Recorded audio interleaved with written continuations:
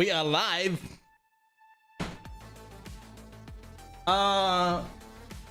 Nosuka Niels, thank you so much for the follow on Kick. By the way, guys, we are live on Kick, YouTube, Twitch, Rumble, and TikTok. You're watching XSC or XSE Pro League 2026 FaZe Clan versus TYLOO. So without further ado, let's tune in. Not criticizing him, but I imagine from like a, you know, from a mental point of view, yeah, this like the hardest part in his career would have been right then and there.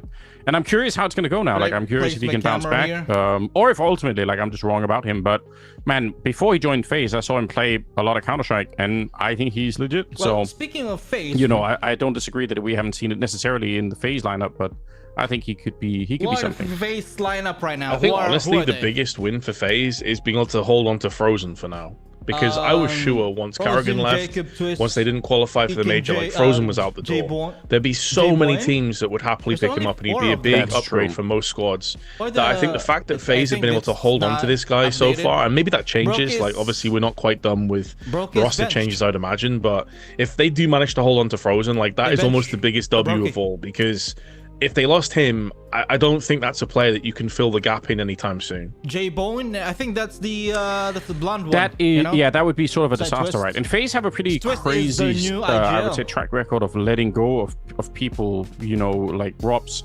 that they shouldn't, right? Where it's like you're not even selling him off. He's just like the contract's just kind of expiring, and that's it. So if something similar happened to Frozen, and he just kind of like, you know, like slinks away and he joins another team, that would be a sort of almost like a malpractice on the side of FaZe, I would say. So yeah, that's a really good point. Like, how many people are there out there like a Frozen that you could in theory sort of pick up? I mean, the other one, I guess he just re-signed his contract with NIP, but Kaspersky is another one of these players. Like, there aren't that many of them that you'd want on a team. So that's NetU, yeah, right? Or yeah, sure. I mean, it's great business. You can hold on to Frozen as well if you're FaZe. Then hopefully, if he does end up, you know, getting poached by another team, you're at least going to make a significant chunk of money from him. Not that you'll be able to fill that void, but I actually said this towards the start of the major as well, that I believe that FaZe needed to go for a younger kind of team. They needed to go for up and comers.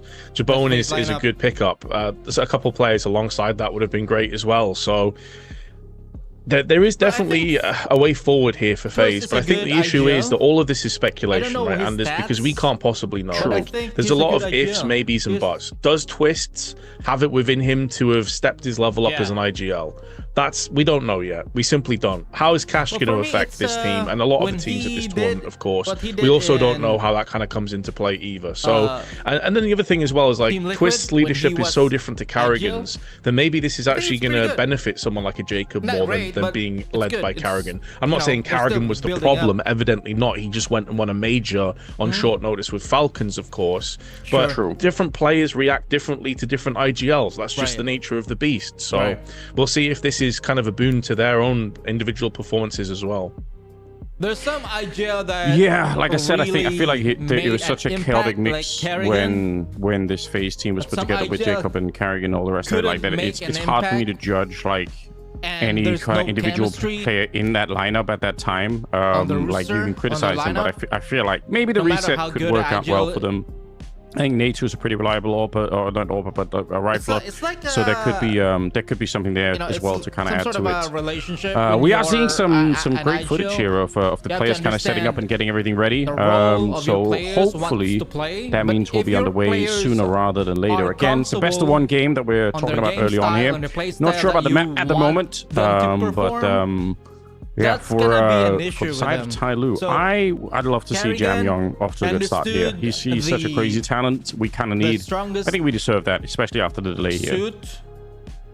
On Falcons. Yes, sir. And you have to, like, obviously it's not ideal for us and you guys watching at home, but you have to feel for the players, because the players would have been there now for a good probably hour or 2 hours getting ready, expecting to start on time. Yeah, see from G's perspective and the rest of TYLOO right now, they're probably kind of like a little bit, I wouldn't say necessarily like demoralized or depressed or anything, but it's definitely going to deflate you, you know? Like, you're ready, you're there, you're willing and able, you're warming up, and then it's like, oh, there's a delay, now there's another delay. And what we know about G in particular is this guy is like the heart and soul of this TYLOO team when it comes to the energy. This guy is super loud, he is super energetic, he's always making noise, he's always having impact. So if he has a bit of a slow start, maybe that's a way for FaZe to get in as well. Yeah, I mean, in best of ones, it's always, I think, not necessarily a coin flip, but it can be like really, really hard to predict when it comes to who wins the pistol rounds and how that kind of goes from there. So, yeah, quite curious how we see it play out when we get a little bit deeper into it. Over on the B stream, I don't think they are ready to go either, but in case you are curious, that's 3D Max that's going to be playing the new NIP with Note on the lineup there. And for 3D Max, they've got XSE, who he was criticized so hard in Gamer Legion that he had to leave like almost immediately, if you remember.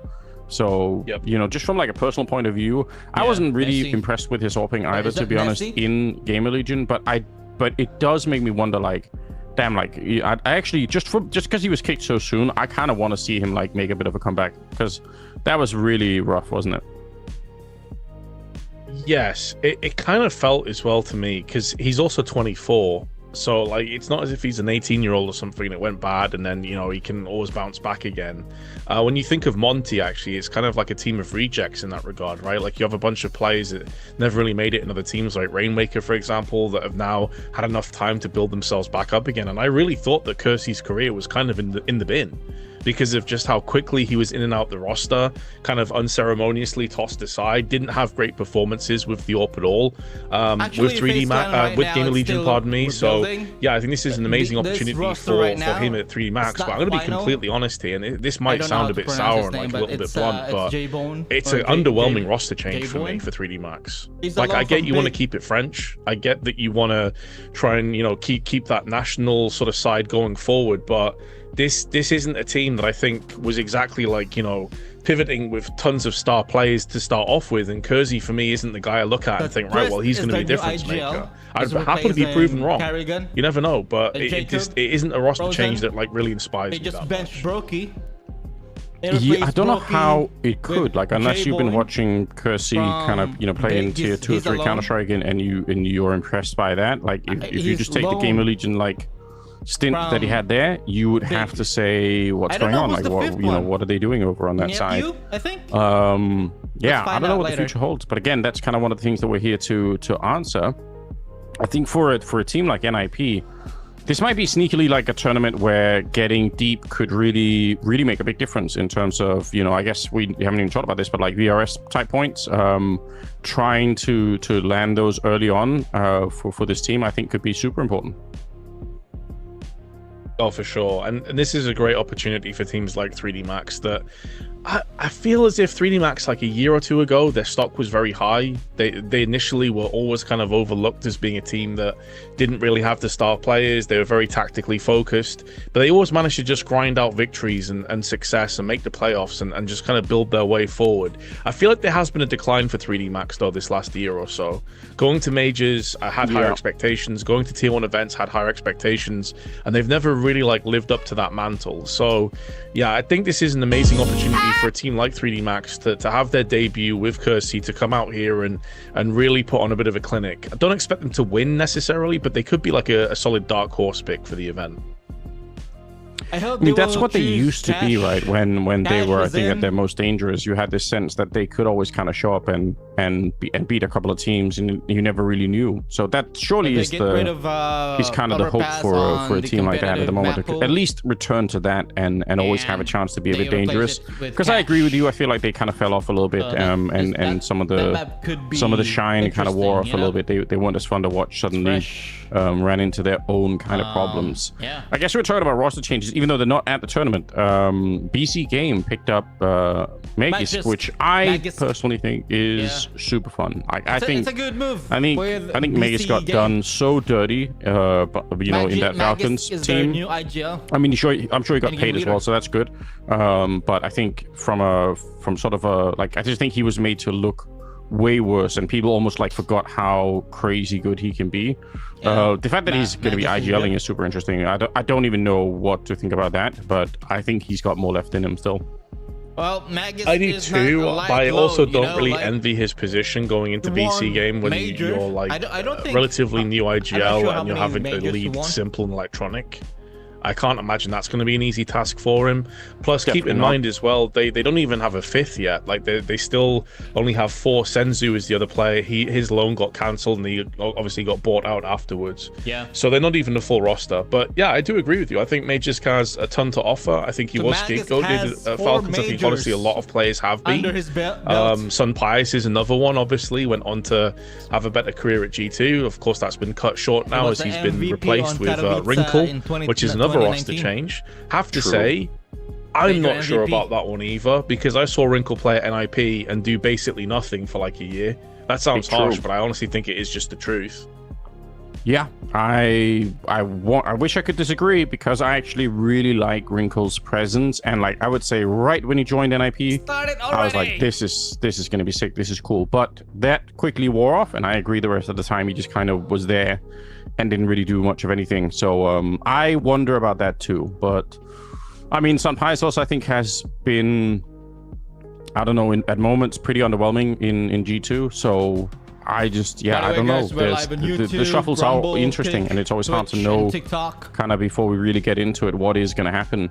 Whatever platform you I guess for BetBoom as well, maybe we're just considering that they were playing the major with Flamus, I believe, and now they've got their lineup back again. So that in itself is kind of weird. Like, so basically, we are almost everywhere. I mean, good, I guess, but also Flamus did look kind of sick. So I don't know the ins and outs of the contract or the buyouts or any of that stuff. Genuinely, if I'm BetBoom, I'm getting Flamus permanently after that performance. That feels like it, yeah. I think he was great with them. And additionally, he offered them something that Siren doesn't. And that is way more clinical and more powerful explosive entry fragging. That's something that I think BetBoom do struggle a little bit with. Zorti's not the most aggressive AWPer, for example. So, they do have a lot of, obviously, firepower with Magnajez, who was amazing at the major. But yeah, I'm a bit underwhelmed now to see Siren back. But man, the pressure is so on Siren, right? Like, you didn't go to the major. They went from the very first stage all the way through to the playoffs. If you come in and you're kind of sucking for the first month or two, there's definitely going to be some questions asked as to your position in the team. So I think the pressure now is directly on Siren. He has to actually, perform here. I think that's an interesting angle, and that's probably something that we're going to sort of pick up on throughout the tournament. And yeah, I agree. Like, the criticism, that the comparison is going to be pretty swift. People are going to be looking at that and saying, okay, well, yeah, get Flamus instead. That might be a little bit better. We didn't really talk too much about Bates, but they're in the tournament too. And I'm never really sure what to think of them. Like, for me, they're just such a strange team. Like, obviously they are really highly ranked, and that we know that they are good. I'm not denying that either, but they seem to be like one of the teams that just has to fight the hardest to kind of to stay and win some of these. I've been told that we are going to go for a quick break before we get into the game. So stay tuned, and we will be back in a couple of seconds with the game. Round 1 would be Parivision against Alliance, 3D Max versus NIP, Bait versus MIBR, Monty versus Team Nemesis, 9Z versus Eyeballers, BetBoom versus Sinners, FaZe Clan versus TYLOO, Big versus Lin Vision Gaming, and Alliance versus Parivision. Yeah, it's there's only 1, 2, 3, 4, 5, 6, 7, 8 teams for round 1. Actually, no, not 8 teams. I mean, there's 8 matches in round 1. That's what I meant to say. 8 matches in round 1. Those are the matches. There's gonna be round 5. So basically, best 3 out. Oh no, BO5. So you have to win 3 matches out of 5 rounds. You have to win, 5 matches versus for 3 matches for 5 rounds. That's what I meant to say. Little can't explain shit. That's gonna be on July 1. So okay, July 1. Wait, how many matches are there?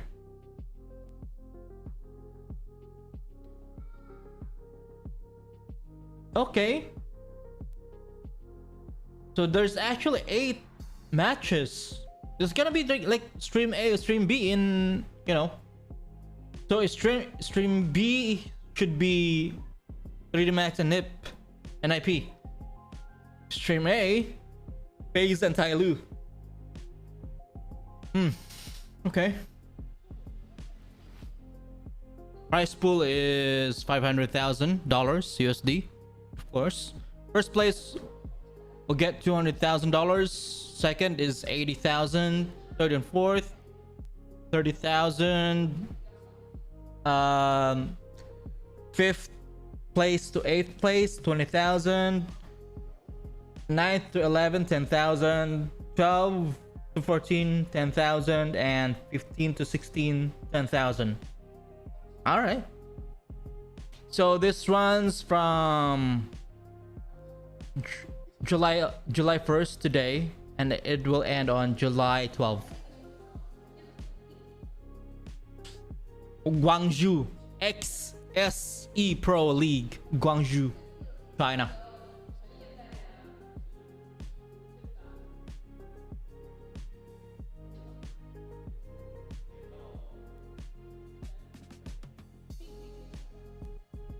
I don't know what's next on FAZE. Blast Bounty Summer Qualifier. So 32 teams online.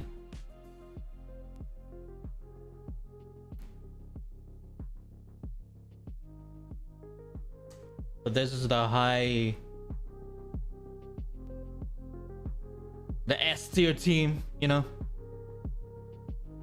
Vitality, Falcons, Team Spirit, Mouse, Mongols, Aurora, Gamer Legion, Astralis, Furia, Foot Esports, G2, Magic, Pain Gaming, FaZe Clan, Ninjas in Pajamas, Wildcard, 3D Max, Heroic Alliance, General Mates, Hutu, M80, Sinners, Team Nemesis, Focus, Sharks, Esports, Nuclear Tigress, Nemega Gaming, Eyeballers, Team Liquid, 100 Thieves, and OG.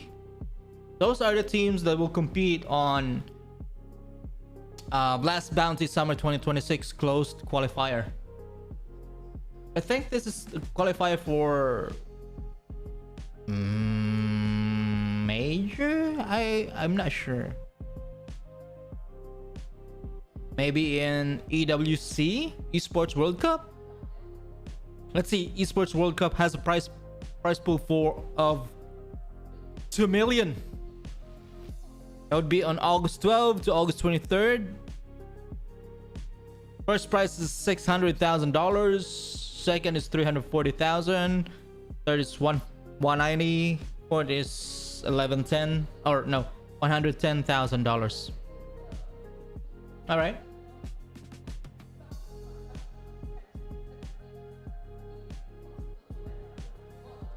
Started already. Come on, man. We're waiting. We are waiting.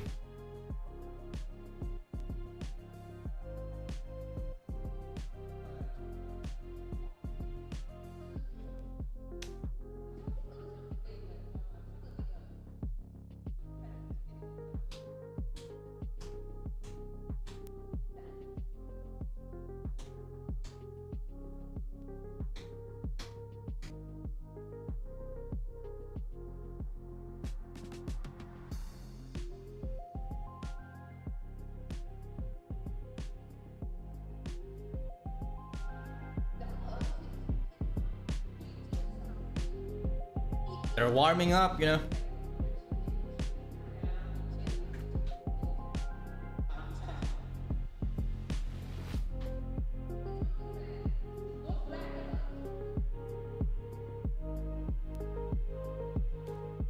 TYLOO.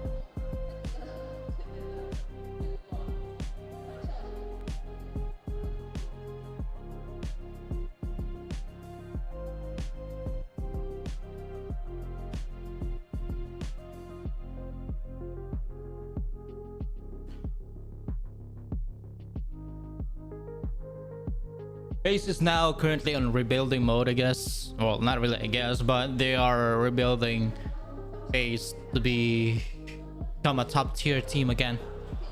Right now, they have this lineup right here. Right now, it's not gonna be 100% permanent lineup because they loaned this guy,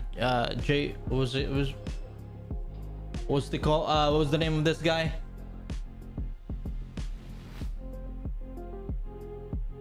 J Bowen from Big. Yeah, so there's Twist, Jacob, Frozen, J Bowen, and then I think this is Nietyu. And then their new in-game leader is Twist, so he's replacing Kerrigan.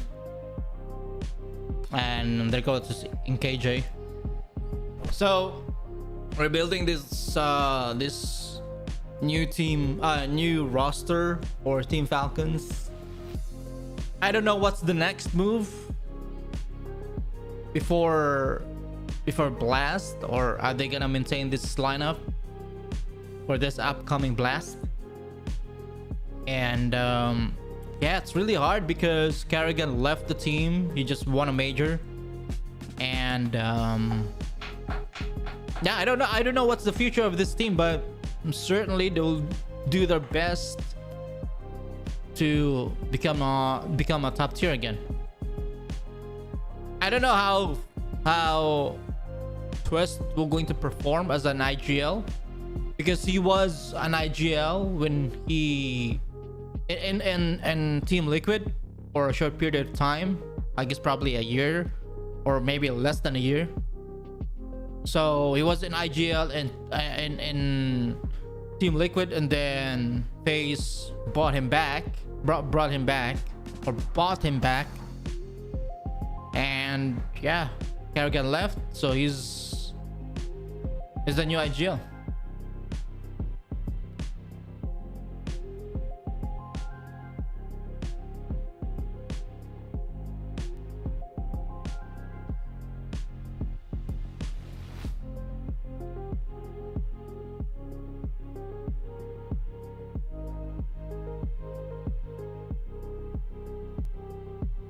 So basically, NKJ is from ENCE. FaZe Clan acquired NKJ from ENCE as a coach and moved Grubby back to an analyst position. Grubby. Ah, okay.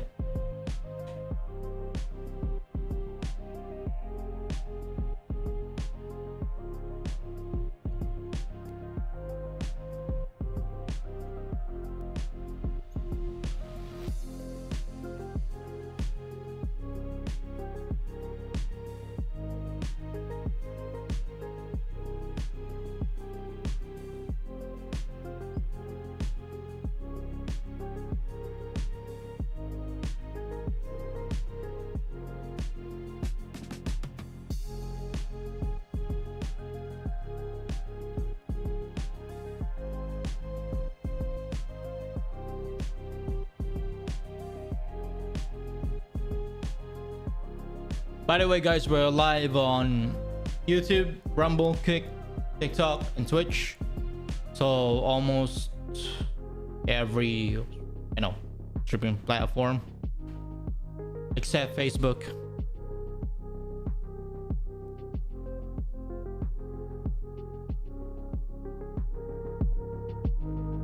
Come on, guys, start it already. We're waiting.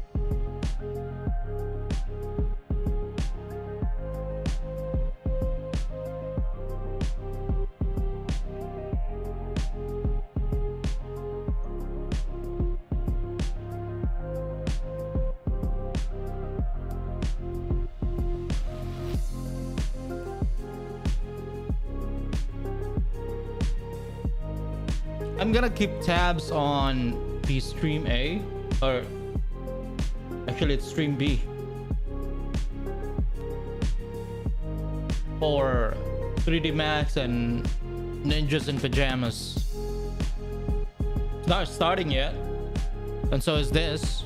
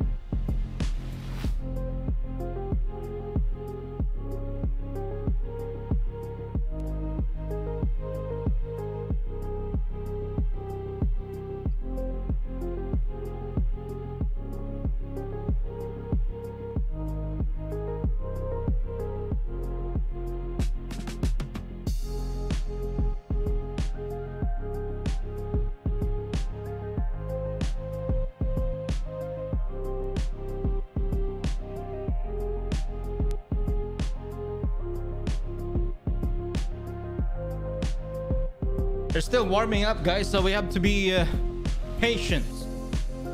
Patience is a virtue and a waste of time. How about that?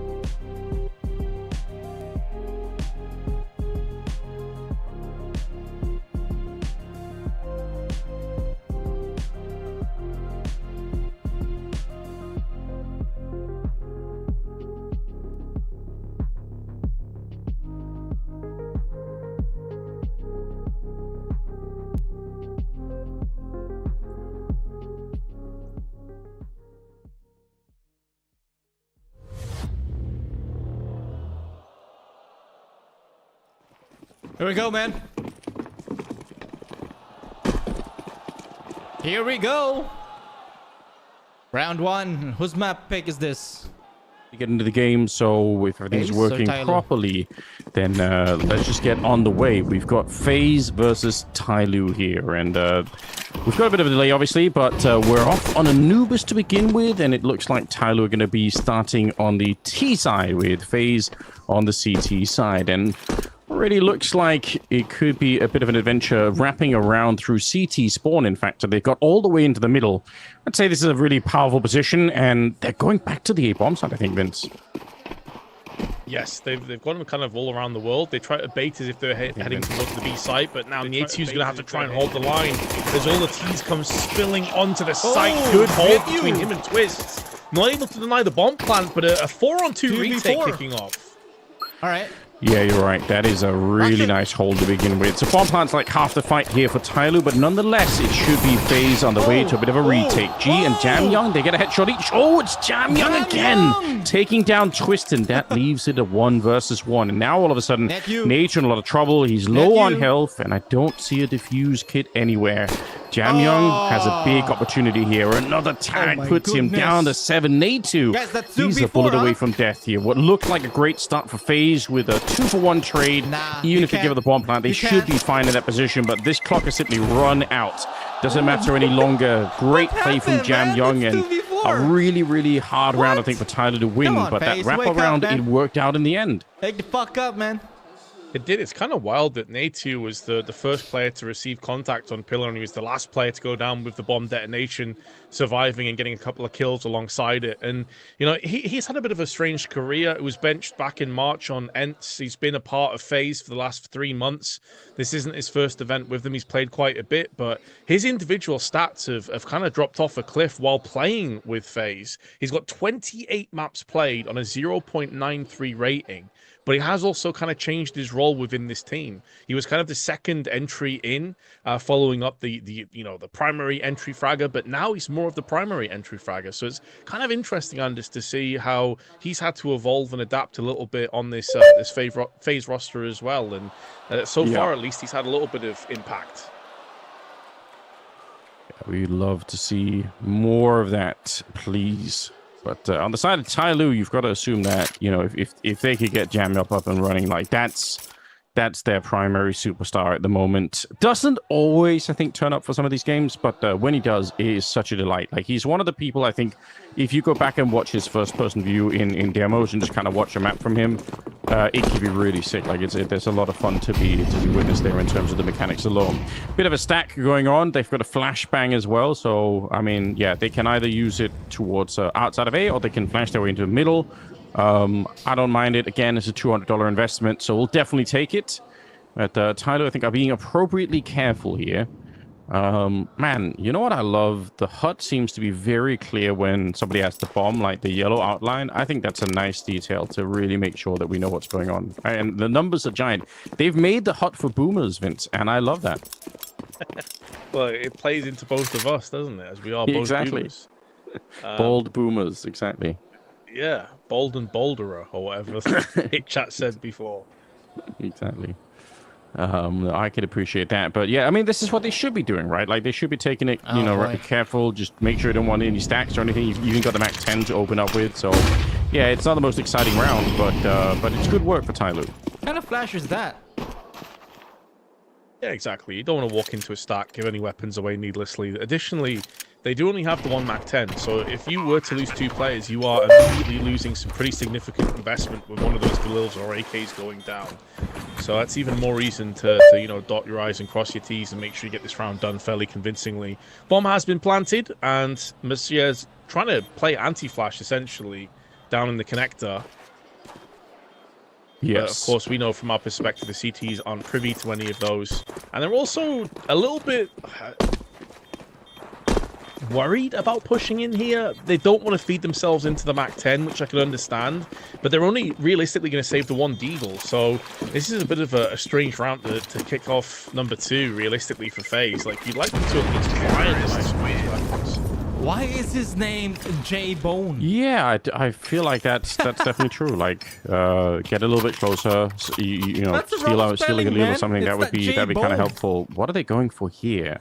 So they, you know, obviously they don't invest into the last round too much. Now they're investing sort of halfway around it into some MP9s. So it's a very interesting choice. I suppose this could catch TYLOO a little bit off guard, because they must have realized there wasn't much equipment in the last round. So is that part of the point here, that you kind of, you know, you essentially try for the surprise buy instead of the third round?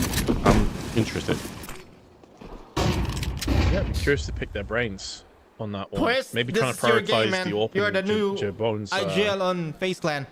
In his hands? I see he's actually down as J-Bone. Yeah, exactly. It's J-Bone. Instead of J-Bowen. Interesting. Is that J-Bone? We'll take it. We know who he is, but you're right. I was laughing at that as well.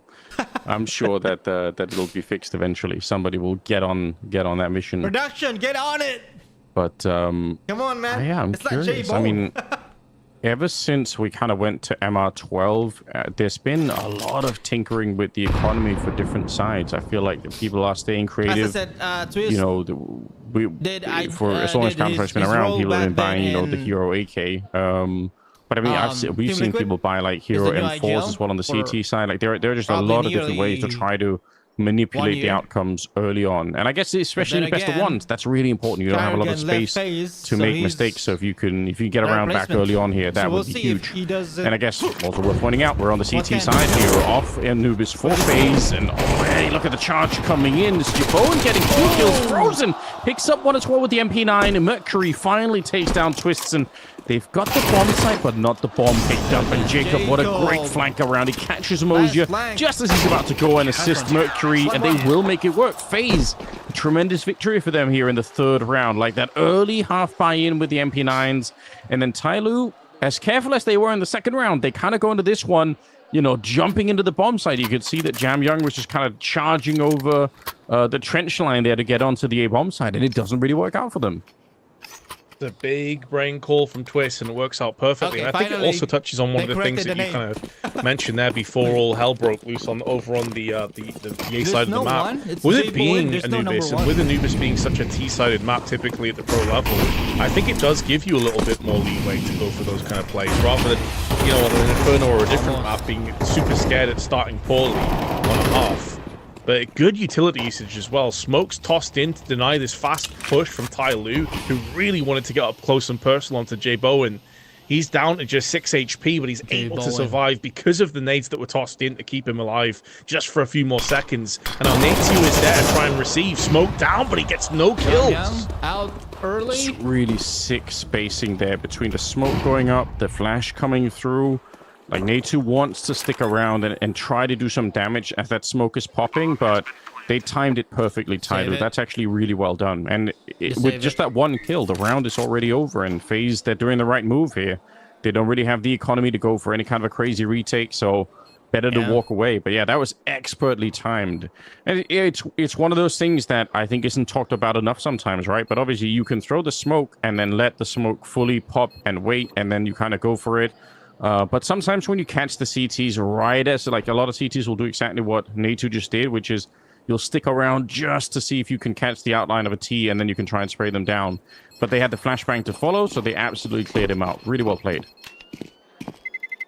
Terrorists trying to figure out where they go from here. Or FaZe, pardon me, where they go from here. As they managed to save 4 of their weapons, so that's at least a nice little boon towards the next round. But G already getting amped up. We saw at the major, he was screaming and shouting so loud every time TYLOO had some success. Also very strong with the AWP in his own right. Better AWPer than J-Bowen. So we'll have to wait and see what happens here as we get into a timeout in round 4. This is a tactical, not a technical. Get on the same page. Yeah, I mean, we'll allow that. In spite of the delays, they can still have some timeouts to talk everything through here. But yeah, I mean, TYLOO are on the more favorite side, and so I guess for FaZe, you know, even if they kind of immediately go back to losing a round, as long as they keep the economy live, like, you can stay motivated for a really long time in, you know, playing the CT side here. So the 3-1 scoreline, honestly, is not so bad. Still kind of early days here for both teams. But Yeah, one of the things I think I really enjoy about this map is that mid position. I enjoyed when the T's get a chance to really abuse it, which they did at pistol round, TYLOO, if you remember. But yeah, more of that stuff I think is what we need from some of these pro teams, because when you can really infiltrate the middle there, I think that's when the map opens up and it becomes a lot more fun to watch. Also, we got that new hole in the wall, and the aggression that comes from it is just what we saw here with Jacob pushing down Nate2 on the other side as Mercury is occupied. So some aggressive moves from FaZe. Again, more of this technology, I would say, on Anubis that's really worth learning. Really a difficult one as well to try and crack out onto the A side, as all these kills have happened so fast. Having a player deficit and not too much utility on Jamyoung in particular is a problem. And to make matters worse, Frozen is going to go looking. This could backfire spectacularly as Zero puts him down. So the advantage they have has quickly been repelled. And this aggression just backfires completely. Yeah, and I think that's not really according to the textbook either, right? You're supposed to make these kind of moves when you are a man down on the CT side. Like, if you're in a 4v3, that's maybe when you want to try and roll the dice a little bit. But the fact that they do it a man up, I would question that. 40 seconds, Twist is now walked through the middle, but there's nobody on the A bomb side. TYLOO going to get a free bomb plant here. Zero is sneaking his way around the back as well. He wanted to be that lurk position, but Twist shuts him down. Bomb now being planted from Jamyoung. And Muzia is up on the Heaven side as well here. And this is going to be tough to retake if you're FaZe. Like, they can quickly get into a crossfire. They could. They also have a 50 grenades on the T side, but it doesn't even matter. Look at the double spray down there. Quick to retake the bomb side. Honestly, I thought that was going to be worse for FaZe. I was worried when they gave away that lead, but yeah, finding Zero and then getting back for a smooth retake will definitely take this one. FaZe, it does cost them a little bit in terms of their economy, which I guess still matters, but they're happy to win it early on. A second round on the board here. And a little bit of back and forth, I think, between the admins and the coach there. So, don't know what they're fighting over.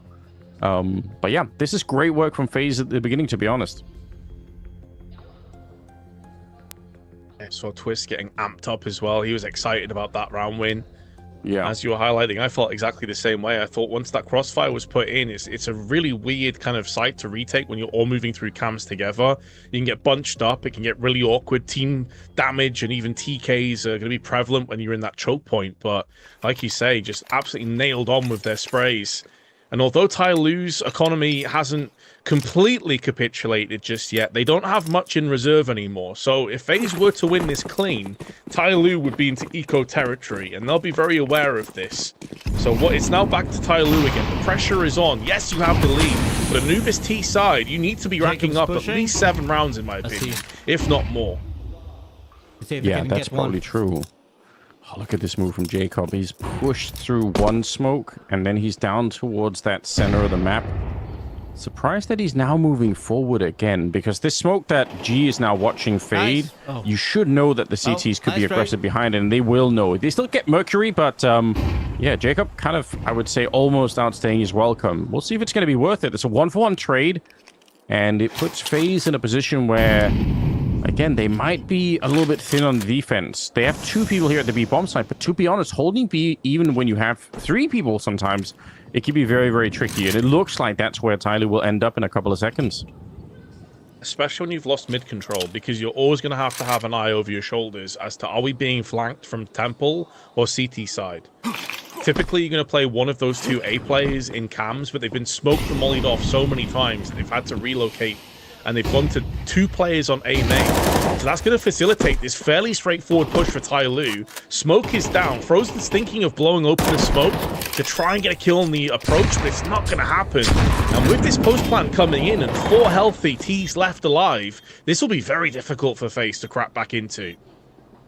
I agree. It almost felt like it was required there for Frozen to do something more. Although, again, it would have been down to just the coin flip on the timing of whether or not he could actually find that hole in the smoke. And I don't know about this. I feel like FaZe need to reconsider retaking this. Like you said, they don't need that many rounds here in the first half, but they got to think about the money as well. 2 of their players are already fairly low on that cash, and the bomb is ticked so far. Yes, they got plenty of defuse kits, but yeah, they're going to start to back on out of there. I think they realized the clock was just too low to really make that happen. So I guess I do admire that they wanted to investigate and see if TYLOO were going to make a mistake there in the early parts of the retake, but they really didn't. So good job once again on the Chinese side of things here. Pretty respectable work that's being put in here in the first couple of rounds for them, and I think you nailed it though. Once you lose mid control there, you could see that the B defense falls back because they're worried about middle, and then they just can't do anything to that A defense, unfortunately, or the B defense. So yeah, rough times for FaZe. They will still have enough to buy, though, and they do have 2 AKs still, so it's not the end of the world here, but yeah, if they hadn't escaped with the last 3 members, that would have been a bit of a disaster. Yeah, I think it's also two-pronged. It's not just the fact they lost middle, so you have to be cognizant of being pushed from behind, but keep in mind that Frozen had already tried to play aggressively outside of B main earlier in this half, and Zero killed him. So they already knew that that was a possibility. That's another way of bypassing some of that mid presence, is to take control of B main on the CT side, push round mid yourself, and get that intel as fast as you possibly can. But that, I think, is why Frozen had that moment of uncertainty. You saw him pull the grenade out, decided against it, wanted to wait for the cavalry to arrive. The problem is it never really did in time. And so that's why you are in this very awkward position. We've had another tech issue, unfortunately. So fingers crossed we'll be back onto the server soon, as it is 4-2 in favor of TYLOO right now on home soil, of course. And we had a bit of a conversation earlier, Anders, as to whether we thought either of the Chinese teams representing their country in China, of course, could go the distance. The other one being Linvision Gaming, who are going to be playing later on today. I think I'm more likely to go with TYLOO to go further in this event than Linvision, after a very, very poor major performance from Linvision in particular. Yeah, that is my feeling too. The Linvision, I would say, chemistry is so crazy. Like, they do so many wild things, and obviously they shoot unbelievably hard. Like, I think that's just been true for really both Chinese teams. So I still love watching Linvision. It's super fun, but it could also be very frustrating because they are really a team that I almost say are like experts at throwing away advantages, and that's kind of frustrating to watch. But I still do enjoy it. Like, they have, I think, a lot of aura, as the kids say, in that sense. And again, like, mechanically they're super talented. So maybe there is a chance they could bring it back. Like, I've seen them play better Counter-Strike at the at the Austin Major and even following it, but it seemed like they lost whatever formula that was, and I don't know why that happened. It's actually a bit of a mystery to me still. So yeah, my bet would be on TYLOO to do better and to do more, and I think it'd be a great victory. I did get a quick update, a big message from Banks himself, who's actually down there. He's stage host. If you guys didn't see, he's on stream. He says there's 3,000 people so far. It's completely sold out down there in Guangzhou. So that's awesome.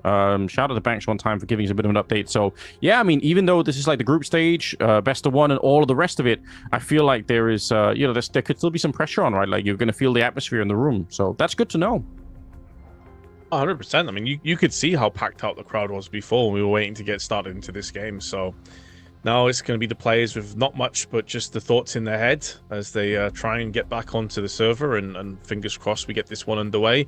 I mean, the reason why I'm a bit down on Linvision overall as a team, I guess we can expand on that as we are waiting to get live again, is they got eliminated in stage 1.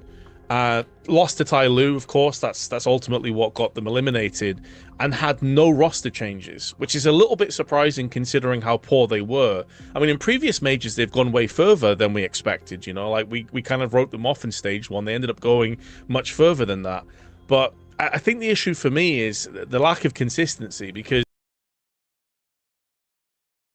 you look at a player like Starry, very, very good in his own right, typically top fragging, a bit of a beast. Zaka can be really good with the AWP as well, but it's feast or famine for those guys, it feels like. Like, they're either turning on the server and they're just like bulldozing their opposition with momentum, or they're kind of just getting cracked themselves and it's just over. So yeah, I need to see more from Linvision and what they've got up their sleeve. Yeah, I think that's sort of my feeling too. Like, never boring, but inconsistent. Which I guess that's one of the hardest things to find as a team. Like, they're not the only ones that are struggling with that kind of a thing. So, yeah, we'll catch up with them a little bit later on. They're going to be playing big in a couple of hours again in the best of one. They're all best of ones today. just so you are aware of it. Day one here as we are ironing out like all the problems that you know, that sometimes happen when you put up a LAN. But yeah, I must say the stage looks kind of sick, and you know, we've got a long tournament ahead of us, right? I think it's like 12 days in total. There are a couple of break days before we get to like the playoffs, but yeah, this is a great opportunity for a lot of teams to, you know, to farm some VRS points, maybe especially because, like, you know, some of the strong teams are not necessarily here. So there's an opportunity right now as we get into round number 7. Yes, sir. 4-2 for TYLOO, as they did just win the last round, and they've put a little bit of damper on FaZe. He did manage to save multiple weapons, so J-Bone is going to have that AWP again. He's not really had any impact with it so far, though, and there's only the 2 kills on the board. So he'll be hoping to change that around as he's occupying himself in middle. That smoke is starting to clear, though. They're surely going to be pushing. They have to, right? There's 3 in middle. There's nobody on A defending. So the CTs have to push this. It's not even a question. They made his choice up, and Jam Young was almost ready. Surprised he didn't get the flick on the Twist, who instead gets a double. And G has taken down Twist afterwards. So I would say a big roll of the dice here for FaZe to try and do this. But they really wanted to I would say even the fact that they smoked the middle to begin with when they had the AWP there, that's already a bit curious, because normally you don't want to be smoking off your own AWP, but then they turned that into an aggressive move, and now Jabone's going to be taking down 0, so suddenly it swung back in the favor of FaZe. If they can win this round, Vince, I think they're on to something really great. The money started a little bit questionable there on the T side as well, so FaZe have got a great opportunity right now. It felt like such a sketchy start to the round. Like Twist really going for a bit of a desperation play. Could have easily backfired. But here we stand, TYLOO just running towards the B site. Molotov is going to afford them the luxury of this plant. So once again, successfully getting the bomb on the deck. Fast rotations coming through from Frozen. He's Molotoved off as well. So FaZe are going to be wasting a little bit of time here, waiting for the rest of the troops to arrive. J-Bone has a good angle. If he goes for this wide swing, it should be a kill going towards FaZe. But Messiah is keeping himself alive. They still have to push into his crosshair. Headshot on point. And now J-Bone pulls out the USP and just about gets the frag. Still comes through with the AWP. And G wasn't even looking to connect her. I'm so confused. He literally heard his teammate die in that very position. J-Bone. It seemed like G was more of the mindset that he was going to run away, which I guess I can understand that, but that is a risk if they're getting too close. What a scary retake coming in. Also because if you're the rifle peeking in before J-Bone there, the fact that you end up in a position where if you die, then suddenly the AWP has to swing, like that's just very, very uncomfortable. But it kind of worked out in the end anyway. Like I'm surprised that FaZe managed to retake it after kind of getting bogged down towards the connector part of the map. So 3-4 now. Round number 8 is coming up. There was a bomb plant, and that's just enough to put a little bit of a buy on the board here for TYLOO, but they must win this round. If they lose this one on the Chinese side, I think things are rapidly going to collapse for them on this map. We were talking before about how their economy is still hanging by a thread. Oh, they're coming. They're coming. So, smoke it. This is maybe the moment where that is actively Jam Young. Smoke just plumes in the face of Frozen as he's about to go for that peek. And so a bit of a stalemate, but already TYLOO have taken quite a lot of map control over middle. Yeah, and they're going to walk away with it. Although, look at FaZe. They're actually investigating. They're flashing their way through their own smoke to re-clear middle. So this is kind of expert timing for FaZe, to be honest. The fact that they've checked out the middle already, and now they know that TYLOO have walked away, so they should be ready for this. That's, I think, why they get the timing on the smoke going down here at the B main position so well, because they knew that no one was in middle any longer. Now they're going to try and blow it open and run their way through, but backup should be coming. Jacob, I don't know about that. I feel like you have the advantage in having the advanced information. This, I think, should have been more of a retake attempt for FaZe instead of trying to fight it. Frozen is dead as well. I feel like they had so much information here, FaZe, that they didn't need to be as panicked. Even if you allow the bomb to go down, it's not the end of the world. Ah, man, they're saving again. And what makes this even more powerful for TYLOO is that, as we were talking about, the economy was in such a weird position that FaZe are far from fully established themselves. You've got Twist at 800, Jacob 0, Frozen under 1.5k. They just run and gun it with the Tech 9. They hurt J-Bone as well, firing the AWP in the smoke. and somehow J-Bone is able to keep himself alive and escape. But I do agree, it's like you have to make a decision. You either vacate the premises and you give up the bomb for a retake, or you stand your ground and you fully fight for it. And FaZe kind of did neither, and they pay the price for it. Yeah, I mean, like, again, the timing to re-clear the middle just seemed like it was... Yeah, it couldn't have been better. I mean, it's one of the challenges, I think, sometimes of playing the CT side is kind of taking the risk and going in to discover where are the Ts actually, and they couldn't have done it faster than they did. But then that needs to be a call afterwards to say, okay, we definitely know they're not coming middle now, so whether you want to rotate to defend A or B is a follow-up question, but I don't understand the part where now they definitely know it's going to be a B hit. Like, they've seen the smokes coming down, they know everything. The round can't rely on Jacob coming through that smoke and trying to get flashed in. That part just, I think that's putting so much of the round on like that one strange move. I would even have said, because I think they were already pushing through the middle from the A-bomb side, so they could have been in connector pretty quickly to retake. And if you got like 3 CTs in connector, and you got the other 2 on the other side, which was, I think, Frozen and Jacob there, I think that would have been quite a good crunch to try and stop. And you know the Ts aren't going to have any grenades because they just don't have the money. And they didn't. Like, it would have been a hard, I think, round to hold at the B-bomb side there for TYLOO if FaZe would have been a little bit more patient. Well, I think we have our old friend the tech issue has popped up. Nice. Yeah, I said to them... talking to each other. If we could have a tech timeout, then Vince and I can talk a little bit more. I appreciate that. I called it in. I thought I didn't have enough time on the microphone. I wanted more. You know, that's how we do. This game is full of technical pause, you know, we can blame me if you guys want. It's all good. But yeah, you said you thought they need something like 7 rounds in the first half here for the side of TYLOO to feel somewhat safe. It's not impossible, but I mean it's getting kind of scary already, I feel like. Yeah, I'd say probably a minimum of 7 rounds. I will say though that again, we were discussing this earlier, but Twist's leadership with Liquid was very rough on the T side of almost every map. And so I don't know, obviously, like how things have been turning around in that regard when it comes to this team, especially with this full 5-man roster.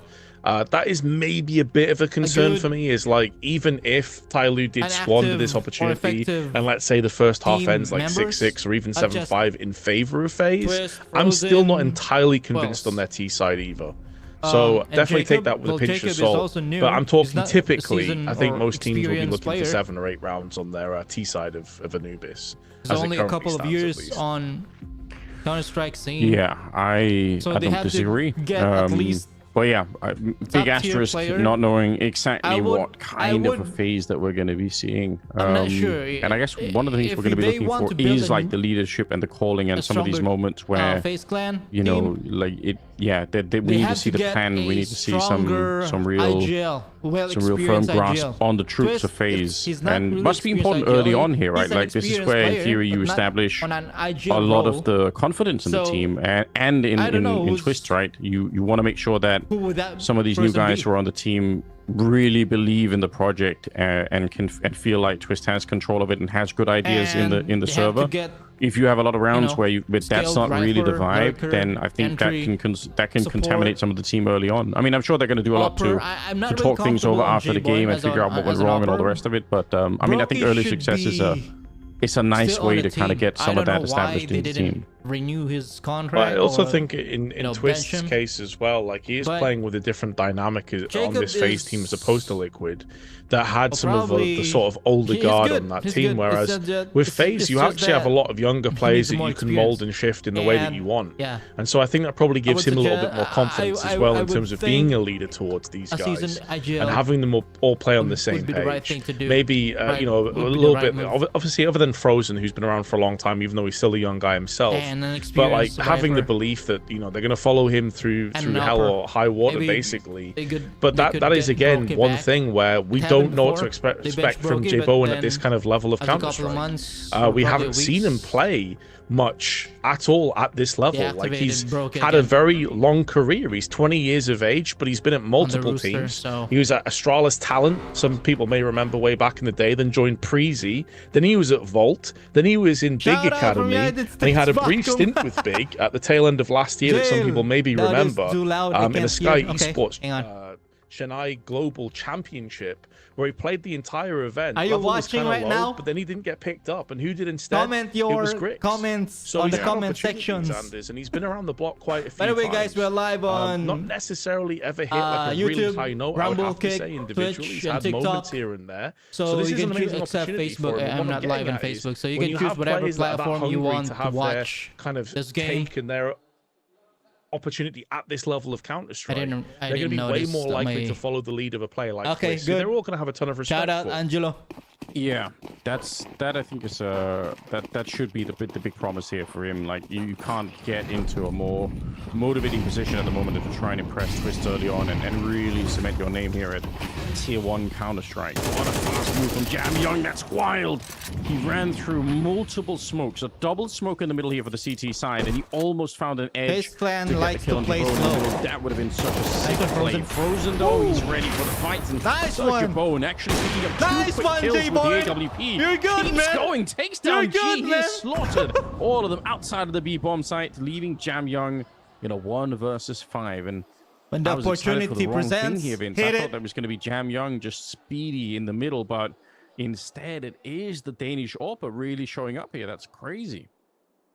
It's such good news as well TYLOO for wants FaZe, to because got typically most FaZe of their off rounds guard on this because half have been high FaZe progression. wants to play You're thinking slow. of that double mid push through the smoke. And then you're they thinking of rush playing B. aggressive throughout an A main, going for that weird MP9 buy in the second and third round. That's like, a big being mistake. able to actually have faith in your upper to stand his ground and deliver 3 kills and effectively win the round by himself. That is such a huge confidence builder for the rest of his team. And that's going to do the world of good for them going forward on the CT side.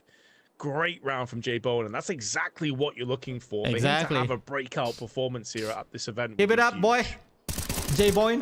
Yeah, I really nice one. Would be, some of those kills look very, very Get rid of that well. AK, boy. Didn't look like he was scared to re-challenge it. So, I think for TYLOO, I mean, I think a lot of that round was constructed around the idea that Jam Young would have got that kill, and if he had, you could see that the rest of the TYLOO team were ready to jump in middle, or not in middle, in the B bomb side, right? So that would have been like the timing between those two events would have been sick if you could sort of imagine an alternate universe where Jam Young actually finds the opening there. I think that Next, thank you so much for the roast on TikTok. I like the speed change. Like, it's a very cool idea for TYLOO. Thank you so much, they cousin. Just didn't get the first part of it done, and then they ran into the appreciate it. So here we go, round number 10. Scoreline is 5-4.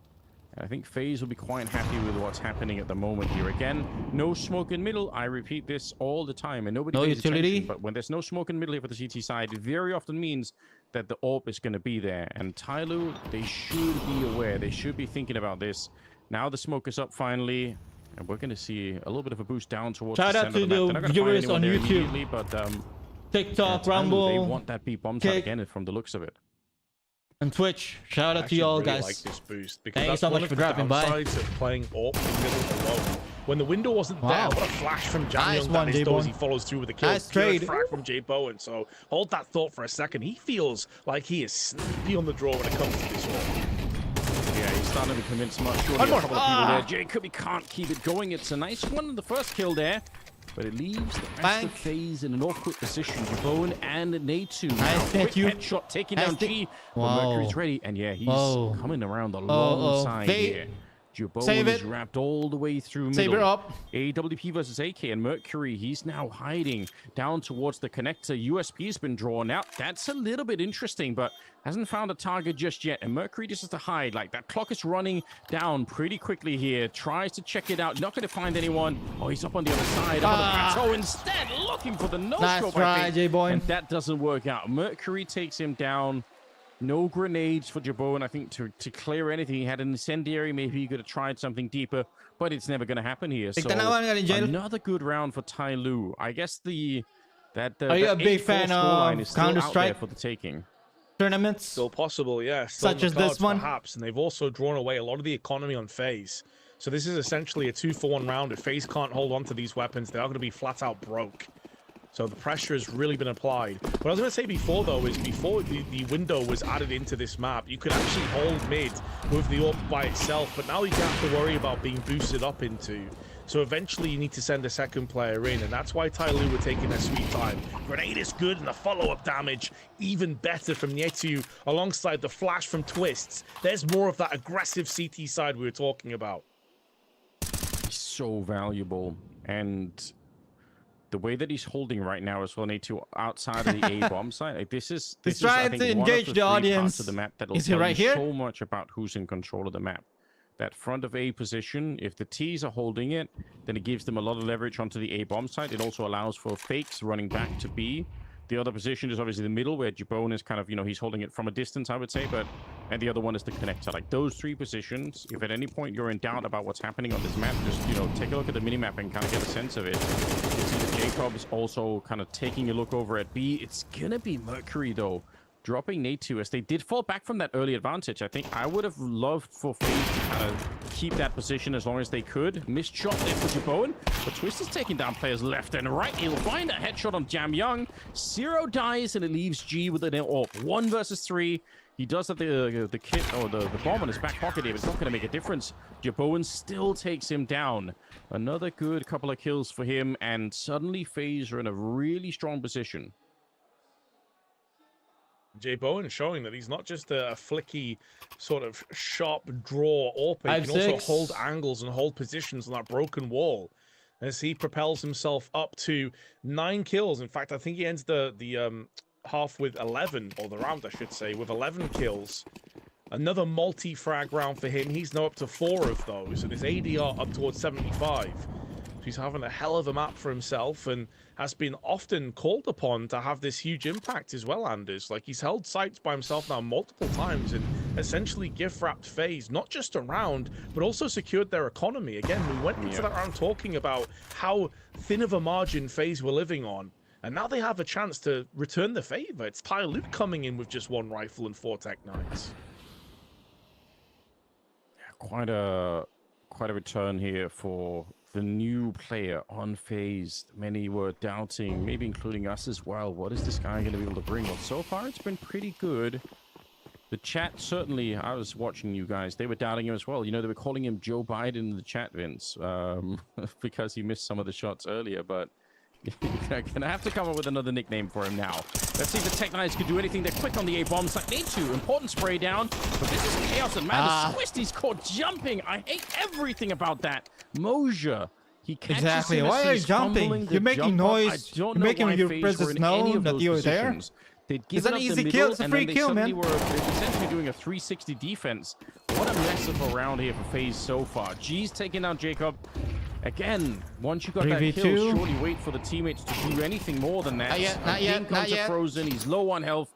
And boy. TYLOO somehow look like they're going to be finding that 7th round in spite of not having a lot to go into this one with. So, honestly, pretty respectable work. Twist, like, this is still a very, what are you doing, map, my man? I do think this A defense kind of fell short.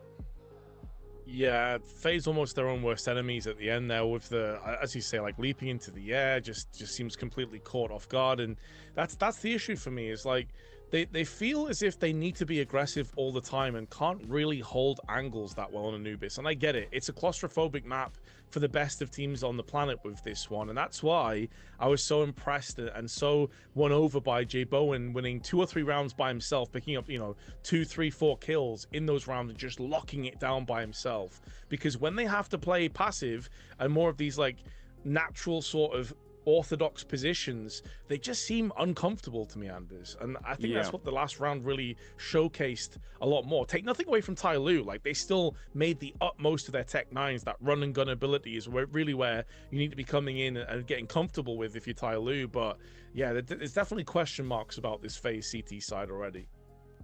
I think so. Like, and I would even say like the basic understanding. Like we literally just had the sort of walkthrough, right? You must have some presence either in connector or middle or that front of A position out where the beans are. But they sort of gave up all of it, and not even for any good reason. They actually could have held at least one of those positions. And yeah, that's I think it's pretty disappointing to see. You could see both for Nate2 and Twist in that last moment. It's not like they had some sort of coordinated defense where you're holding an angle or there's any kind of a thought through it. They just kind of get caught. Who would be a great IGL in FaZe Clan? And he's got memes on it. With that, I don't even understand. But I think there's several people that can fill up. Let's go. The rooster for now. I don't even see what that is. It's so bright. Probably Thompson. It is like the screen brightness is too high. It's burned out Snappy. on this one. But like you said, it is sold out. Apparently 3,000 people are here to watch early in the day. So that's really, really awesome. So Kickstand right now is... If there's one thing you absolutely will is inactive, going so they should probably get him if they can afford him. But I'm pretty sure FaZe Clan can afford Kickstand. Like they definitely or Tabson or LXB if they really want to get a high tier IGL. One of the great sort of awesome experiences. They can afford it, but the question is, something like this, would they? And I think everyone would they dare has tried it. It's kind of is that Twist? Yeah, been through something similar. So yeah, that is Twist. Very, very fun from the IEM Cologne Major. Yeah, they're enjoying themselves at the moment. Countdown says about 19 seconds getting so yeah, into this one. What do you say, Vince? Do you think they got LXB, Snappy, to finish what they started? Tabson. Those are the main IGL that I have can my concerns about Twists. Made an impact on. I don't want to harp on it too much and sound like a broken record, but what I saw on Liquid was shambolic at times. But you got to give him the benefit of the doubt. It's been a while since then. Sure, he came back into FaZe as kind of like a quote-unquote star rifler to go alongside Frozen. So how much time has he had to invest in his leadership? Only time's going to tell on that one. I would suggest definitely to move forward with the 7-5 lead and to replace get the job done here. Plus, Jay Bowen, a lot of his kills were static kills. Probably some Pius, right? Because Jay Bowen is just alone. This is a fast hit, flashes, and then just rushing straight into the site. Oh boy! With those oh boy! Yeah, another set of you shall not pass. 0, and you're right. We didn't have to wait long. You shall not pass, boy. Behind it. I don't hate it for the side of FaZe there, like a little bit of a timeout where everything calms down and you just try to hit it really is inactive right now, so basically he's a free agent. Tremendously hard to hold, but when you can get some Pius, that makes all the difference. So and Jay Bowen work here coming out of the side of TYLOO. Maybe hat trick. Well, puts them at 8-5, and ultimate. Ultimate is bench also. Of a bomb plant, so ultimate is also inactive. So it's either Senpais or ultimate. You said you thought they could do it, TYLOO. I mean, that's a great step in the right direction. New upper. Yeah, I mean, like let's also be. That's honest, my insight. Like, it's a bit top heavy, maybe in the conversations we've had about FaZe because they're maybe more famous players, and you've got players like Frozen and Twist on the squad. This TYLOO roster is filled to the brim with a ton of talent. Like Jam Young, great rifler. G, we've already talked about. I don't know if Netthew is can also rifle on top of that. And Zero, even a though maybe player he had a bit on of FaZe a Clan? Is he major, lone? there is a ton of player? hype behind this guy, and for good reason. So yeah, this TYLOO team can definitely. I mean, they could potentially win this event. Probably not in the category of the favorites, but they could get it done. There's no reason they couldn't. So. I don't think that's a crazy prediction, to be honest. Yeah. We'll have to see how it all plays out, but I wouldn't be completely surprised. There were definitely points last year when TYLOO looked like they were finally kind of making everything work. They had Jam Young playing an all-time high. There was so much going on. Like G is a spectacular character in his own rights. Like the team was really coming together. I don't see why they couldn't return to that kind of a form here. We got 35 seconds left, and I guess that's not really a concern at all for TYLOO. They're far back. This is one of those few rounds where I would say not holding any of the 3 positions we talked about earlier doesn't really matter here. We know that they're not going to have that much to work with. So, reasonable jog. They trade 3 for 1. Now it's a little more annoying. Frozen gets another kill here. The bomb gets planted as well. So, honestly, great job for FaZe. Way more than you could have expected. And yeah, maybe a slight disappointing here for TYLOO. It's not the end of the world, but just a little bit annoying having to give up this much in a round that you definitely are going to win. Yeah, giving up a bit too much, but also knowing that FaZe will be coming into this next round with a really, really solid purchase. So this is where we're going to see more of what Twists has up his sleeve. You've got the bomb planted. That's nice, juicy bonus. What can you get it done now with the rifles? Because you're going to need to start bringing TYLOO back down to size. They have a formidable lead already poached up at a 9-5, 8-5, pardon me, score at this point. So still here? Yeah, that is. Oh, it was 9-5. I don't know why I doubted myself, Anders. I'm getting too old. Well, it's all good. If you make a mistake, it's not like the people in chat are going to be laughing at you. They would never do that. So no, they're very reasonable people, of course. They are notoriously. You're right. You are exactly right. They are reasonable people. So we don't have to worry about that at all. 9-5. Yeah, that's why I try never to do math or anything else. No kind of sayings. Every time I start like a saying on the stream, I always think, no. Don't do that. There's almost like 100% chance that it'll be screwed up somewhere along the way. Moja is doing the thing that I was talking about. Like, he's controlling this front position, and it makes a huge difference. They've given up most of the middle here, TYLOO, but that's okay. As long as they are trying to sort of have a little bit of leverage towards connector or this front of A spot, which currently is still being attempted. Flash coming through, though, from the FaZe side, and Natu, not a bad attempt there. He does eat a grenade for it, but he's kind of won the battle for this kind of a control. So the question is for TYLOO, what's the next step? And it looks like they might try and reclaim connector on the other side of the map. We'll see how this plays out. They're trying to sell Mercury's A push. So they swap out the A control for instead trying to have this. So not a bad idea for Mercury. I do like this. Oh, Mason, once that smoke right in front of you, Mercury. Barrel of his gun is going to right in front of you. Oh my god! Give his position away, and it will allow that fast rotation to come in. But the snapshots from Zero on point as he picks up 2. The downside for him, though, is his team has lost control over A. Albeit Jam Young close in cams, moving down, anticipates the plant position, but can't connect the shots. That was very fast from Zero. Kind of keeps them in the round. Now, unfortunately, though, for TYLOO, the bomb is planted, ticking away slowly but surely. They do not have a kit. There's one, well, there's 2 on the map, but they're really far away. So nice I one, think this is Frozen. going to have to be a 10-second defuse or no defuse at all. It's more likely at this stage. Jam Young almost getting shot at the back. It's going to be the face instead. A nice work from Twists and for FaZe, I mean, honestly, this is another great round in their favor here. It looked like TYLOO were about to make it back. I thought for a second that they would. But, man, this is on. We had to wait a long time for this match to start, but now that we're here, it seems very competitive. I think with FaZe winning this round, they could be right back in this game. Is Asian scene finally catching up to Europe? It's been fired up significantly, and this is also where that previous round you were talking about, with the post plant and losing the extra 2 players, comes back to haunt TYLOO. Nope. If they got that one done quickly, they'd be able to fully invest at this point, or at least they'd have a really solid sort of half buy coming in. Instead, you've got G on the AWP and everyone else on USPs. So FaZe, for all intents and purposes, should be Asian team still can compete with the Europe team. Going horribly wrong. And I'll notice there's not really any great deal of impact or presence being shown over on the A main side. Probably 3-4 years from now. Been playing with that smoke, as you said, up close and personal. You know, so FaZe CSE now going to start to have a quick look, scout forward, always changing, and find out that this site is completely bereft of any CTs. Comfortable plant will be following, and more than likely the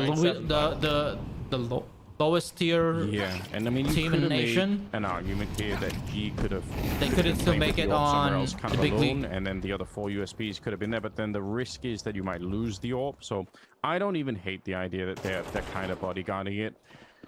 Hilarious Molotov that fails there, but apart from that, nothing spectacular going on in the round. We got the bomb planted, and as you said, they're going to investigate and find an empty bomb site. So, yeah, hopefully they can save the AWP. That's really the only goal for the round here for the TYLOO side of things. But that does put FaZe up to 7.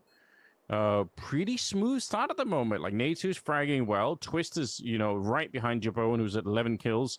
So the whole squad seems to be activated. I mean, yeah, this is a pretty decent start, pretty respectable start for FaZe. I would say, again, we don't know too much about how this team is going to be playing out. Like, a lot of question marks, maybe a lot of criticism too for the current lineup. Just on paper alone, I think a lot of people have sort of said they're not really sure where this is going to be going. But I must say the early look is at least fun to watch. Yeah, I think the doubts are completely fair as well. I don't think that it's unreasonable or it's too harsh to have your doubts about this FaZe team. I mean, some of it is kind of like residue baggage left over. Which rooster move has been the biggest surprise of 2026? Carrigan. Consistently kind of disappointed. But I think a lot of those doubts and concerns and queries move on Falcons to levy at this got everyone by surprise because there's no really like twists and the rest there's of the no rumors or to show that they have there's no rumors that Carrigan or Falcons will like this, even though it's a new roster, even though Nietu is still there's none of that. It just happened or picked up officially from the end. So I saw this interview with James Banks, the naysayers wrong, and with Carrigan. Coming back from a deficit Carrigan has only 7 days to decide if he wants to join Team Falcons because he just signed Yeah, for sure. A huge contract in FAZE 4 months ago before joining Falcons.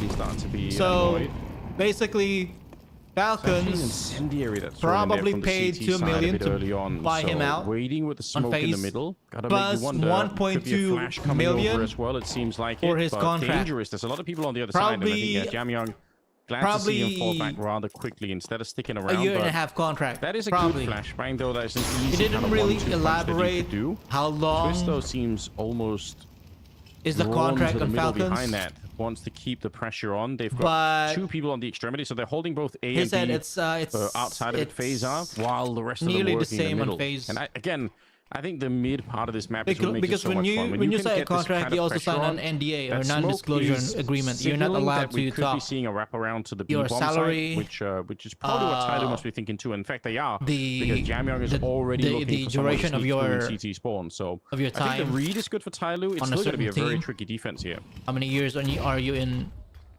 on a certain team? You're not allowed to talk about that in public. Caught in 2 minds and go for an over rotation. They currently have it's a non-disclosure agreement. You have to sign it. Still got eyes on the middle though. So Carrigan, that's the best and surprising move on 2026. Try and play some mind games at this point. Mercury though's not falling for it. He can hear footsteps as well over on the main side. They have a very good read of the situation, but they're looking for those rotations. Pick off the stragglers. Mercury, meanwhile, no flash preceding the peak. They still get the entry frags.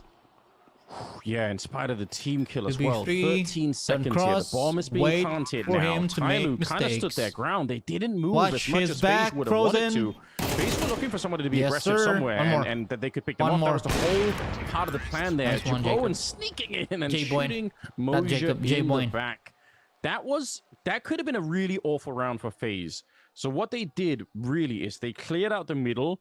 They signaled that they were going to go for a little bit of a faster B split. I still believe FAZE can get just wait. They wait outside of A and B, and they had I don't know if this I think the Jabot waiting in the middle. BO3? So they had 3 different positions where all they were doing was expecting aggression out of TYLOO. They were hoping that someone would rotate too quickly, and then they would have caught them off guard. When that doesn't happen, they have very little time to actually go for the B execute, and that's why that was kind of a scary round. But honestly, it worked out pretty well.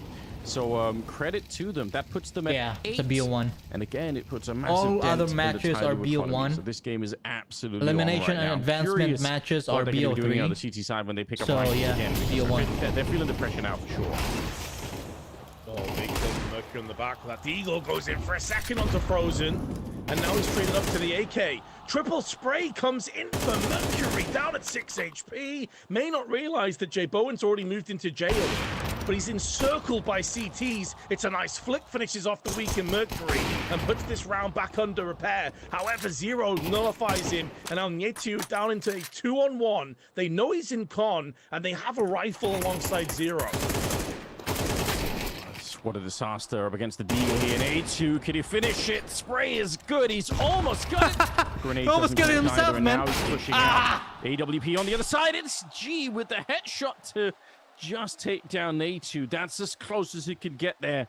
You have utilities. Use it. For TYLOO. Off the back 2 flashes and a nade. A round they should have had no business winning. That is so sick. I mean, Mercury, take a bow. He's been consistently a monster for TYLOO on this half. And he just goes in one more time. It was looking like maybe Nietu could get the kill after that first up shot misses down on connector. But after a dismal CT side, TYLOO bounced back with a bang, and it's Mercury landing his 15th kill. 2 Ds, 1 AK, and now it's FAZE sweating. That is just so exciting. Jabot even did kind of display a little bit here, but we'll hold the thought there. Mercury's traded out. Jamyang gets Nietu towards the middle of the map, but that's a quick bomb plant here. So testing that B defense once again, and a big pace change coming in here for FAZE, right? Suddenly they're right through at the beginning of the round. Why are you pushing? You're carrying out. He's pushed up into Moja, and we'll take him down. Didn't expect Zero to also be there, so he kind of got shot at the back running away, but it says something about his confidence. Oh my god! He's not afraid to take the fight. It will be TYLOO, though, with a retake, as the rest of FAZE just couldn't really handle it here. What are you doing? TYLOO, and again, it's a best of 1 match here, so... You're not supposed to do that, man. You're carrying enough. You're an offer. You have to... kind of you have to guard an angle. I've got to say, I admire the courage to go for that kind of a play. Maybe the call was that the wraparound players were coming in fast. He wasn't anticipating 2 players. Oppa shouldn't do that. You just hold an angle, wait for them to make mistakes, and then kill them. Like, you have to stay alive as long as you can to have impact going into those last, 2v2, 1v1 scenarios. Running out and getting a kill for your life in return just isn't worth it, actually. Exactly. That's what I'm saying, so man. It ends up backfiring pretty horribly. Again, we don't know what the comms are like. We don't know what the general vibe of the team is in terms of you should hold an angle. That's your role, man. I do appreciate the aggression, but this time around, it actually cost his team dearly. Yeah, I mean, I would say that if he goes for that kind of a play, that signals to me that they've probably had the conversation that he's playing like very sort of off the leash at the moment, which that could even be like a fair test for Twist early on to say, let's see what this guy can do if we just kind of don't control him as much and he can kind of call his own number a little bit. I don't disagree with what you said though, but I mean, I think it's true, right? Like, that's one of those moments where your off is not a rapid rifle. Maybe needed him a little bit longer. It's a bolt action rifle. Everything else. But yeah, he's not lacking in confidence, and all things being equal, I take that for an AWP player. Like, I think it's sick to have that kind of. What's going on? Very hard to hold on. So this round is kind of nothing, and it always was going to be. They just didn't really have the money for it here. So what are you doing, Chris? FaZe are going to be fighting to try and get this one into OT. Keep them momentum going, man. Yeah, we'll see if it's going to be possible. But they're looking happy Control right your now. players. In fairness, G is always looking pretty happy. What the fuck is that? Bouncing around, man. It's that play from Mercury. Like, before Mercury gets that triple and essentially just turns the tide of this game, this looked like FaZe were going to come back and win it. Nah, I don't think so. Wins. They were bullying TYLOO, who just couldn't get a stranglehold on any of these rounds. Even in that previous round, by the way, before that triple, TYLOO probably should have won it because they pushed through a smoke without any flashes, and Mercury kind of whiffed his spray. He only got 1 kill. That was it. So definitely could understand if the vibes weren't looking too great, but now TYLOO in front of a packed home crowd feeling themselves, and they have 4 chances to put this map to bed and secure that 1-0. Yeah, they are loving it right now. They did a reasonable job in the first half. Maybe not too overpowering, but they did a good job. Second half here, suddenly spurred on by the double deal kill over at the B bomb site. They're ready to go. AWP on G once again in the middle, and FaZe did notice that there's no smoke. I think they are aware that something could be up here. Flashes around the corner, a Molotov to try and clear this out. They will burn out Jam Young. That's wild to see. Gigo hiding in the back. Oh my god! He's taking down Twist as well. A really quick double kill. The bomb is on the ground in here. This is a bit of a disaster at the moment. Frozen trying to get closer, but the flashbang could not have been better. G sets up Mojo for that one. Nice try. Might have only been the double for G, but we'll give him some credit for the kill on the third one as well.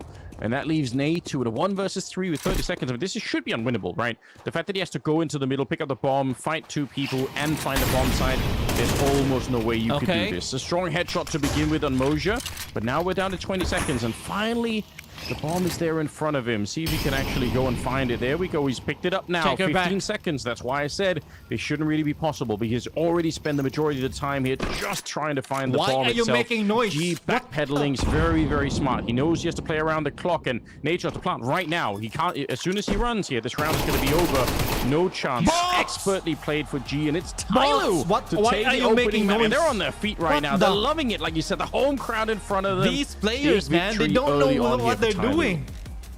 We should be silent. Victory, and they were under heavy duress for large parts of this game. You know, they did win both pistol rounds. That's always going to give you a nice boon. Play the puzzle game. It's teams a puzzle that win both pistols are way more likely, like 60%, if you make noise, they will know than their opposition. But there were moments there where it looked like FaZe were going to take them to their limits, but I think some of those old problems started to rear their head again. Some questionable calls on the T side from Twists. Jay Bowen, though, I think the eye test, pretty good.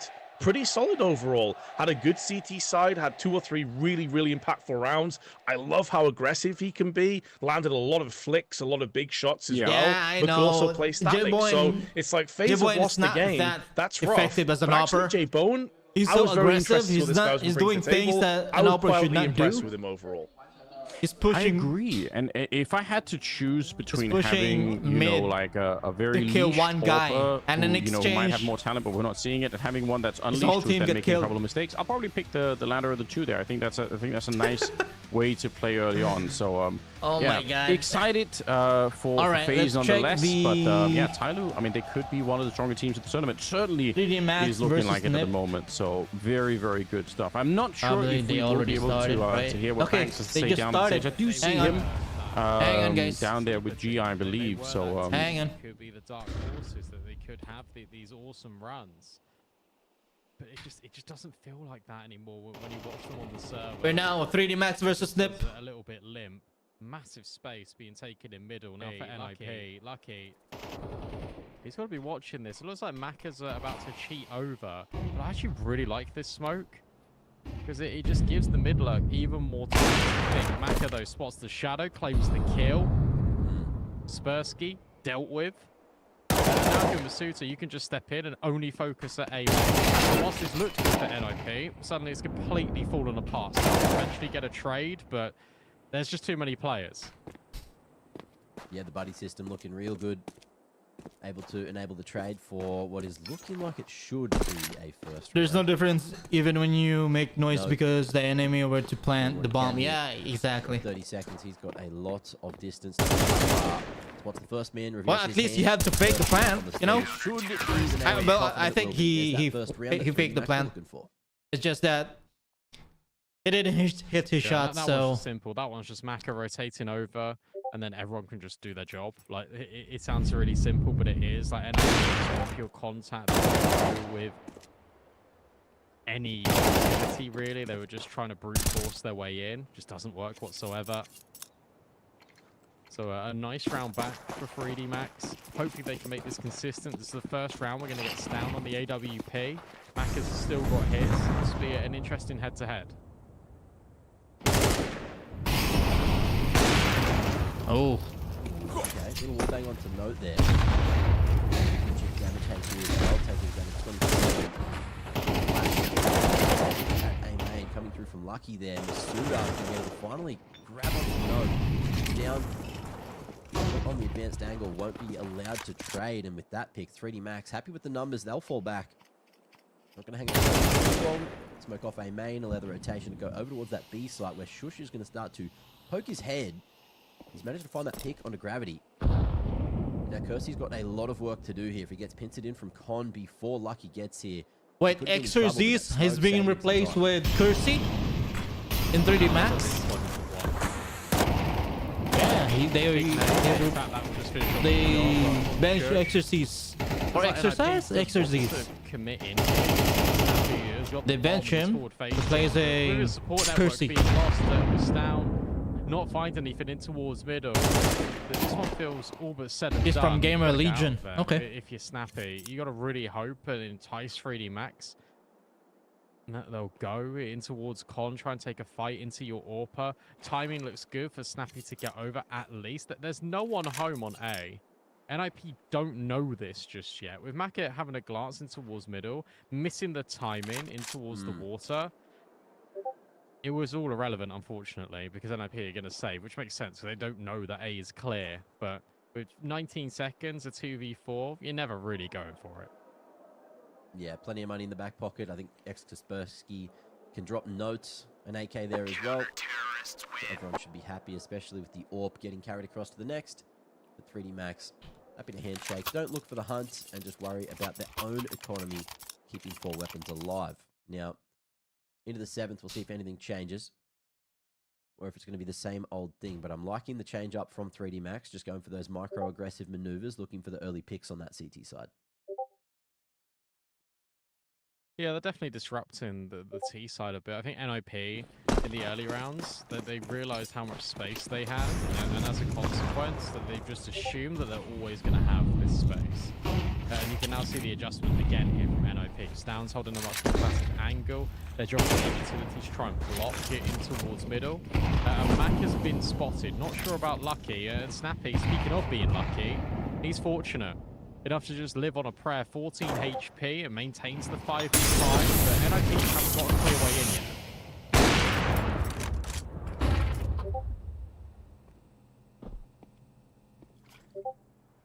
Ooh, reroute back to mid for Nip.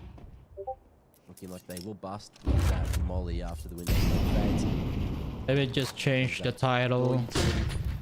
They've left the area. They've left the scene. That two-man setup. Keeping on. Oh, lovely little wallbang. Okay. Kaspersky not as safe as he thought. Just going for the jump peak there. And with that pick, I thought we'd see them drop back. MztrDale as well going to be able to snatch another away. So that pincer towards A is not happening now with 40 seconds in the 3v5. Nip are going very far backwards. What is that beeping sound? He's going forwards. He's looking to risk this one. Knife out. Just in time. Spots that C4. Tush. But with 20 on the clock, I think it's just going to be the save again.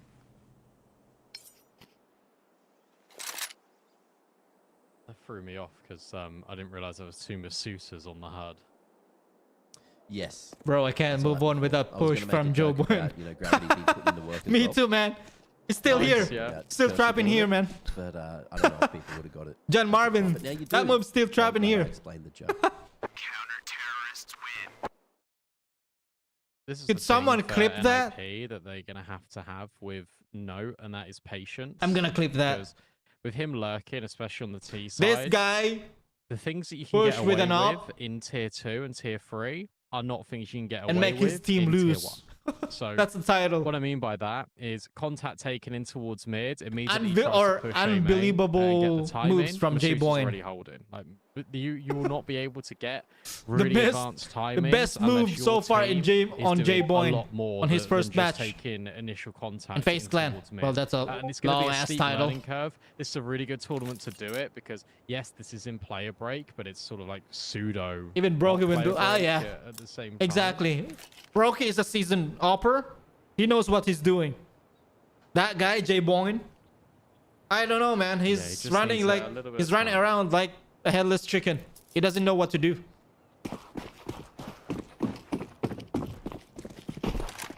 That's gonna be a meeting later with coach in KJ. Let's see. Can you explain to me what are you doing here, J Boyne? Because they are fully grouped up towards B. Boom. Nice one. Flash. Repeat.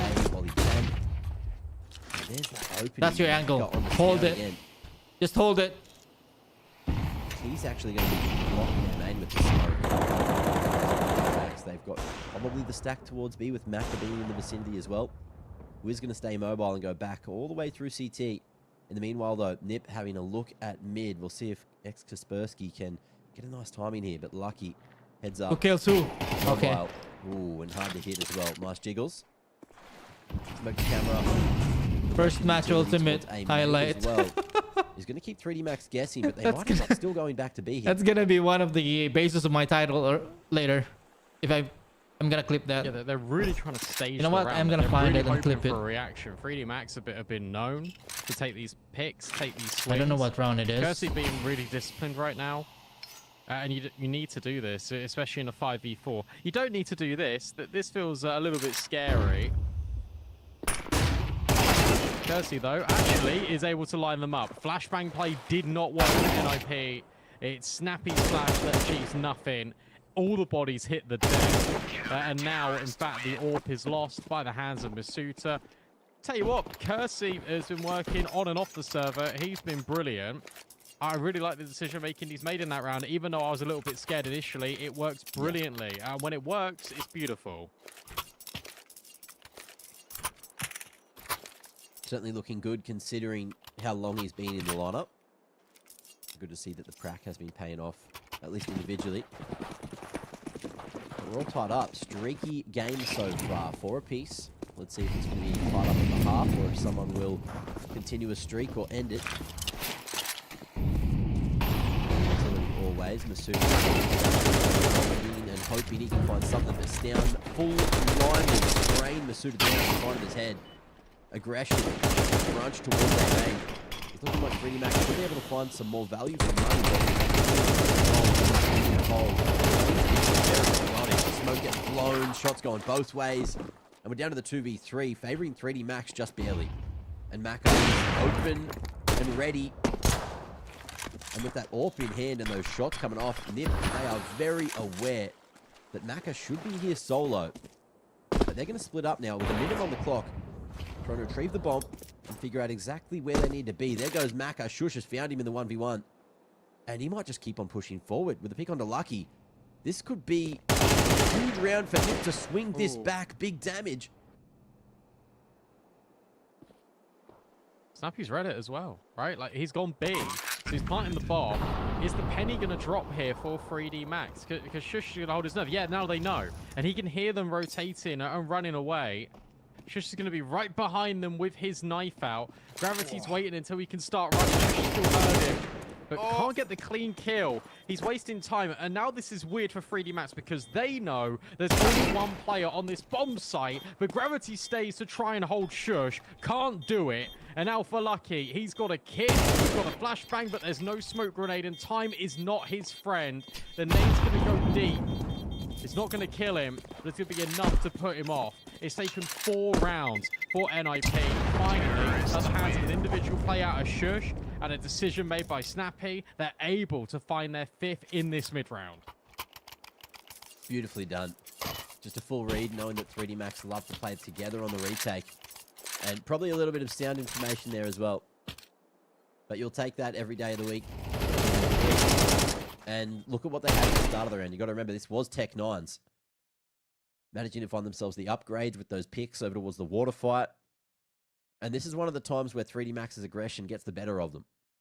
They can't fully get that water control. They try and force the point, and they just lose too many members early. But still try to make it happen anyway. And that one, losing up against Pistols, can certainly come back to bite them, because that is a bit of a financial swing back towards Nip. The money is still there for 3D Max. I believe someone's still got 5 figures in the bank, but someone with only 3. So they need to share the love and share that financial load going into the final rounds of the half.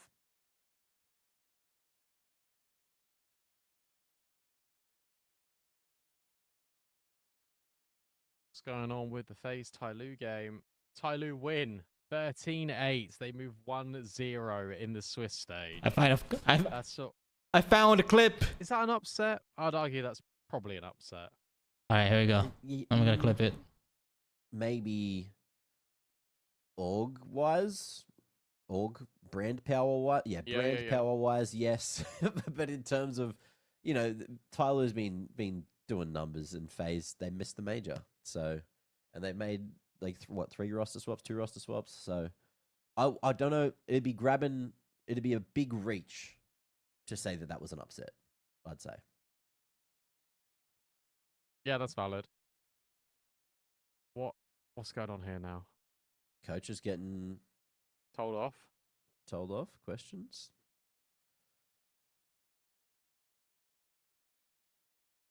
Don't know.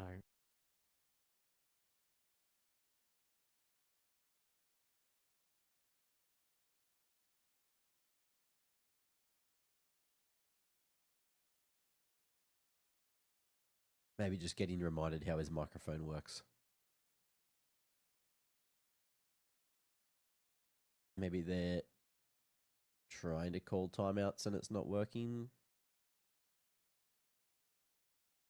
There is visual confusion being displayed on the stream right now. They're good. They're happy. Thumbs I'm up. still looking for a title on that J-Boy and push with his AWP. Which is nice. Can someone help me out, guys? I mean, I'd Chat. be happy too, especially after Shush gets that ridiculous lurk. J-Boy.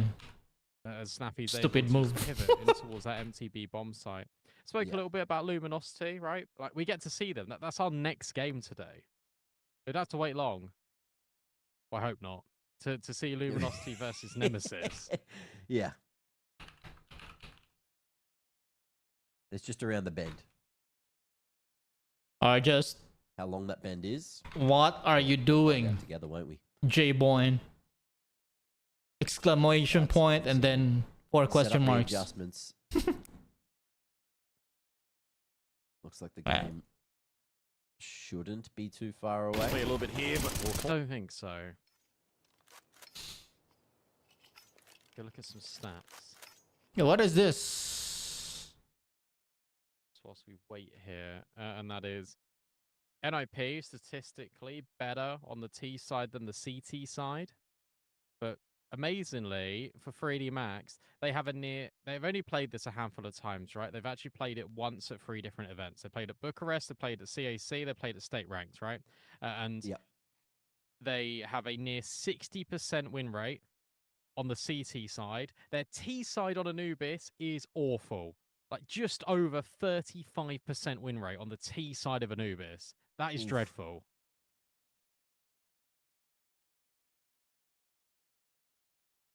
Do we expect that to change today? You'd hope so. I think Kersey is definitely. Oh, his headset's come off. See that? It's actually come apart. Okay, he's fixed it. Yeah, Kersey's looking pretty good. So maybe you just need that little bit of firepower, a little bit of entry prowess. Potentially that could work. True. I don't know. I don't know what to expect, to be honest. I mean, I remember watching 3D Max at CAC for when they played MIBR in their upper bracket quarterfinal game. They were losing 11-1 on the T side, and they were able to come back, make it look competitive. That game ended 13-9 in favor of MIBR, but considering you were up 11-1. Yeah. Really want to be finishing a good job. I think I remember that one. Yeah, this time Lucky going to be the first to draw blood. Shush managed to get that one out. Horrible day, however, 3 minutes. Misuta Themselves in through that smoke, which is definitely going to come back to bite them. Masuda, huge hold with the 2-piece, and it's just up to Stown here to try and find a 5th with an AWP in hand. 1v5. Literally everything that could be against him is against him right now. And it's looking good for 3D Max to find themselves that 5th round and keep it close towards the end of the half. What are these jazz hands from 3D Max? Start the pictures. It's quite fun. They're just pointing. They're just letting them know. This is our round. Yeah, I think what's interesting is for NIP, they always try and do this a couple of times in a half, especially coming out of a pause like this, that they try and go for a pace change. They try and make it work. It didn't work whatsoever. And I feel like that's just because they rushed the smoke, right? I feel like they weren't ready to go as a unit. You're half in, you're half out, and that means your trade space is going to be very good. See it back here. Concrete utility. Everyone's just having a gunfight. Yeah. And everyone just gets lost in the source. That's a little bit sloppy for my liking for NIP, but I guess that's the structure of CS that they like to play sometimes. When it works, it's brilliant. Praise them. And then when it looks like that, it doesn't feel amazing, you know? Yeah, definitely gives them something to work on. But maybe with, you know, the slight player restructure, there are a few things still loose. Can NIP finally return to Tier 1 contention? A little bit. I think so. Interesting. I don't know who's the look at that timing. Is there Lucky. IGL right now? Is it Snappy? Towards water. Yeah, it's Snappy. Yeah, I think so. Tonight with that, go for the full bust on A. Masuda swinging and no, it's a stand-in, so you have to have done up against the pistols, but it's the AK of Stown to take the name. A permanent. Go down to this 3v4. Effective team member. Easy pick from Lucky. Coming in on the and then side. That depends on how they It's site they need to worry about. establish a system. Here for Nip. They have to have a system and deliver and Yeah. deliver. Because Will try. if you have a system, everyone can abide on that system. What the Maka? Maka takes him out with So the yeah, 5 seconds. everyone can The secondary getting the job done. and putting 3 everyone Max in a can position abide to with take that the majority of onto rounds that here in the first system, half. and then once Yeah, but I'll they tell you what, know that is the all system over or the place, I think, familiarize from the both teams. I think effectiveness Shush of the and Shush system, will- then yeah, I was gonna say Shush is down, but they can Shush be. does really well. They can be. In this situation to pick and choose his like I angles. said, the scenario on CS2 pick and choose or his in angles, Counter-Strike, to then try it and make things it's happen. forever And then changing. what you've got instead, You know? is that Stown Top thinks that he can tier, swing off the back of that contact, like doesn't work whatsoever, and then Shush is left Vitality. but Shush is given like few years ample ago, opportunity to Vitality is win not that number one round play, because number one Maka team. is like no scoping, quick scoping through the A smoke. year trying to take ago, the no, attention actually away, 2 years and then ago, he loses his Vitality is rifle. not the Like, number one that team. gets so dangerously You know? close for that being out of hand for 3D So Max, that depends where on how they again, you lose that round. how they work, It's just messy. It's just so how they scrappy and all practice. over the place. They develop their system, the callouts. Sometimes mess is best, especially when it comes to Everyone's Counter-Strike in copying Asia. a game plan. Some puggy fun. It's up to them different to styles. copy and improve it. And look, all the players as well. I don't know how long they've been in China. That's but why the when you Flying East is hear never fun. the interviews on a player or their comms, That being said, final round. They're of the naming half. Let's see what we do. certain Everyone, lineups, Maka again. the other That's going to be his 5th opening players. for the half. Man has been So put on a basically show they're with the giving that, for example, like Where a to from here? an 8 Ned lineup. Good control. They're But naming it they with can find the Maka. Had taken off the with another equalizer player there. that This person established holds his or ground. I don't know. Well, the situation is about to phase. Yeah, And establish Ned that Flash lineup, main Still lineup with or the whatever. aggression, however, Snappy, the pathing crazy on the headshot.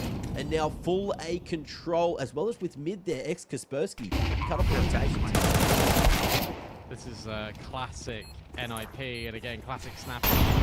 First time we'll just rush even harder. Which No, organization is Gravity building for will the greet him, future better? Instant headshot. Yeah, Everyone's probably running out of ammo. Falcons. Stan will lock it in. On to Falcons is not Kersey. kidding And when it NIP comes will walk to, over 6 rounds. So they were 4-0 up. you know, they've been able to getting a equalize trophies at or least, getting and they've wins. stopped somewhat of the momentum here for 3D Max. Job They done? are- Falcons Question are mark? It's not a bad backed half by whatsoever. Saudis.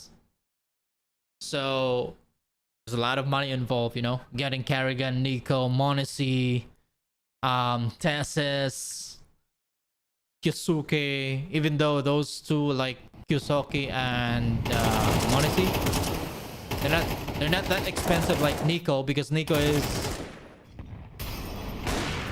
has been here. He's been in the CS scene for more than a decade. Unlike Kyusuke and Monesi. Monesi is only like what, 3 years in the CS scenario, CS team. Kyusuke is only a year. Yeah.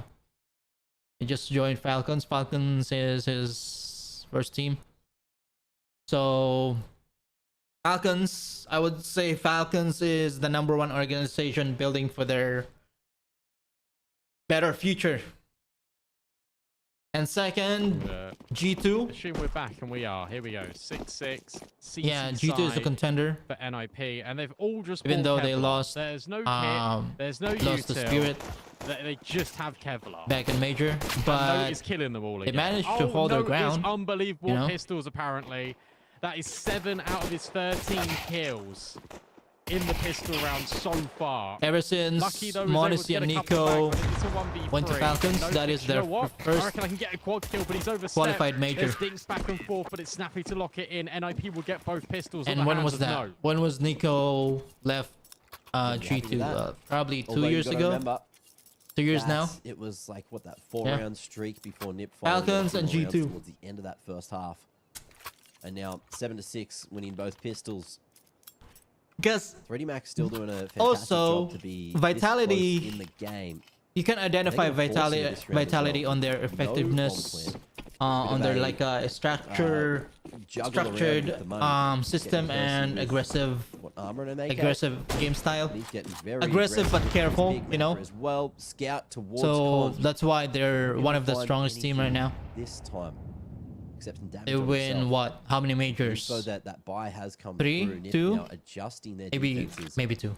Trying to I don't group know. up I'm and not play more keeping passive, track safer on positions. major wins. Great timing on that smoke block at 8. especially when Rob's joined Vitality, man.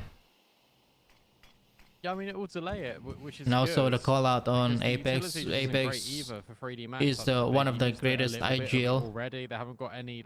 I call them disruption nades. Like they haven't got any mollies. They haven't really got any nades to flush out. It's just that position. No, if retake the space, this is really nice. If Karrigan has a better player, only reveal one player as well in note. Karrigan's the guy that was on A getting all the pistol kills anyway. Karrigan could rival here Apex when it comes to IGL. Whatsoever. It's just that Karrigan doesn't really have back and phase. He doesn't really have double con setup. He has a system, but it's not that.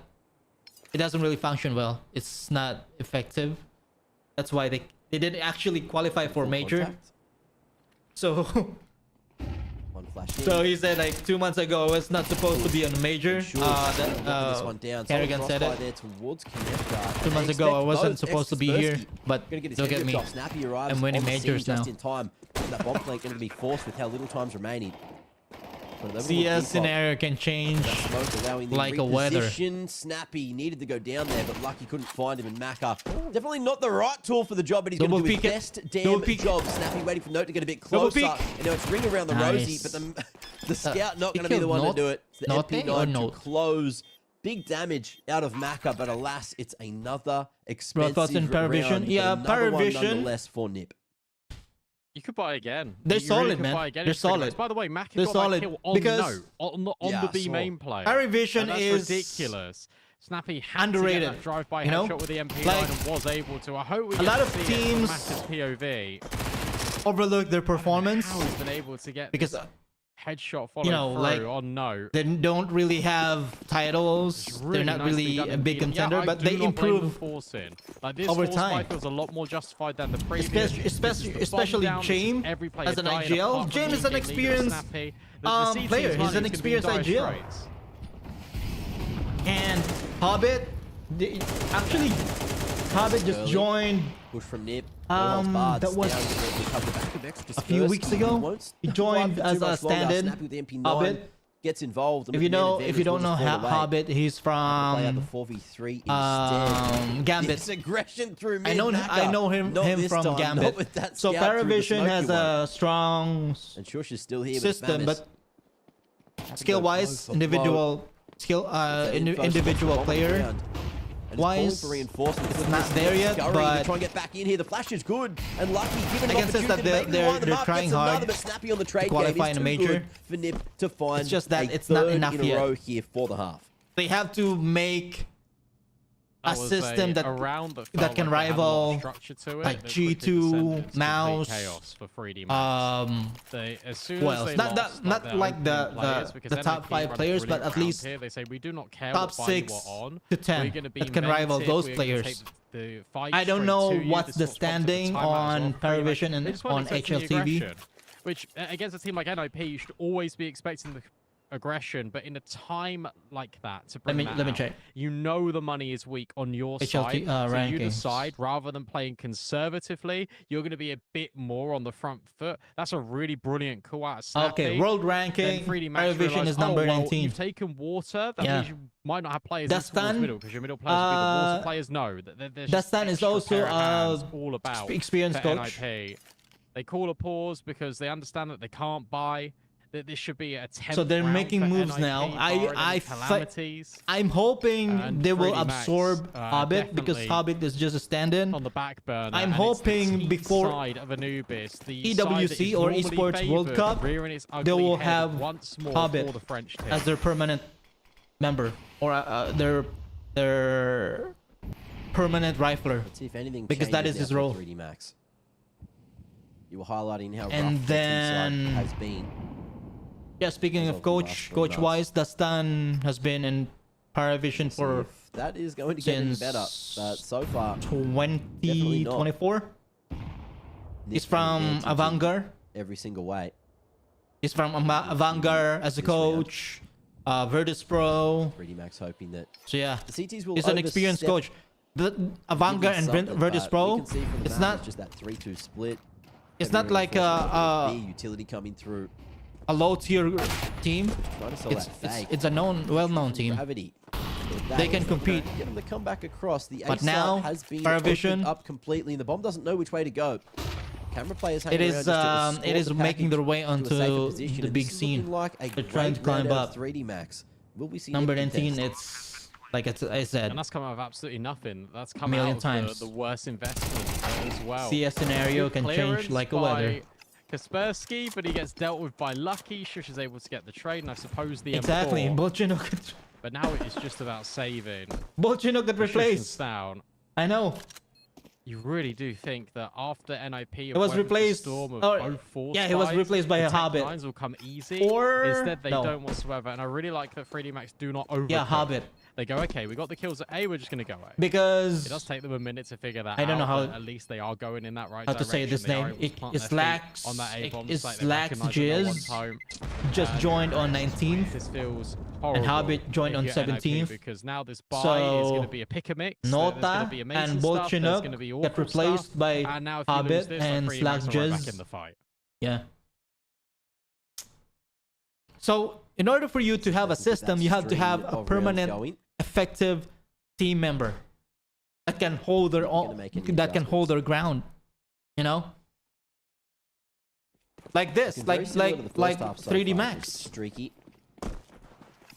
Gravity, Maka. Well, Percy is new, but Big swing round here. Important one for both teams. maybe he can Try and solidify their position. he can absorb the system of Maka because Maka is the IGL. Comes all this So, utility that over depends. mid. Looking like We'll a see. faster approach. 20 seconds. And Gravity is taking his head straight into camera. Damage onto Snappy.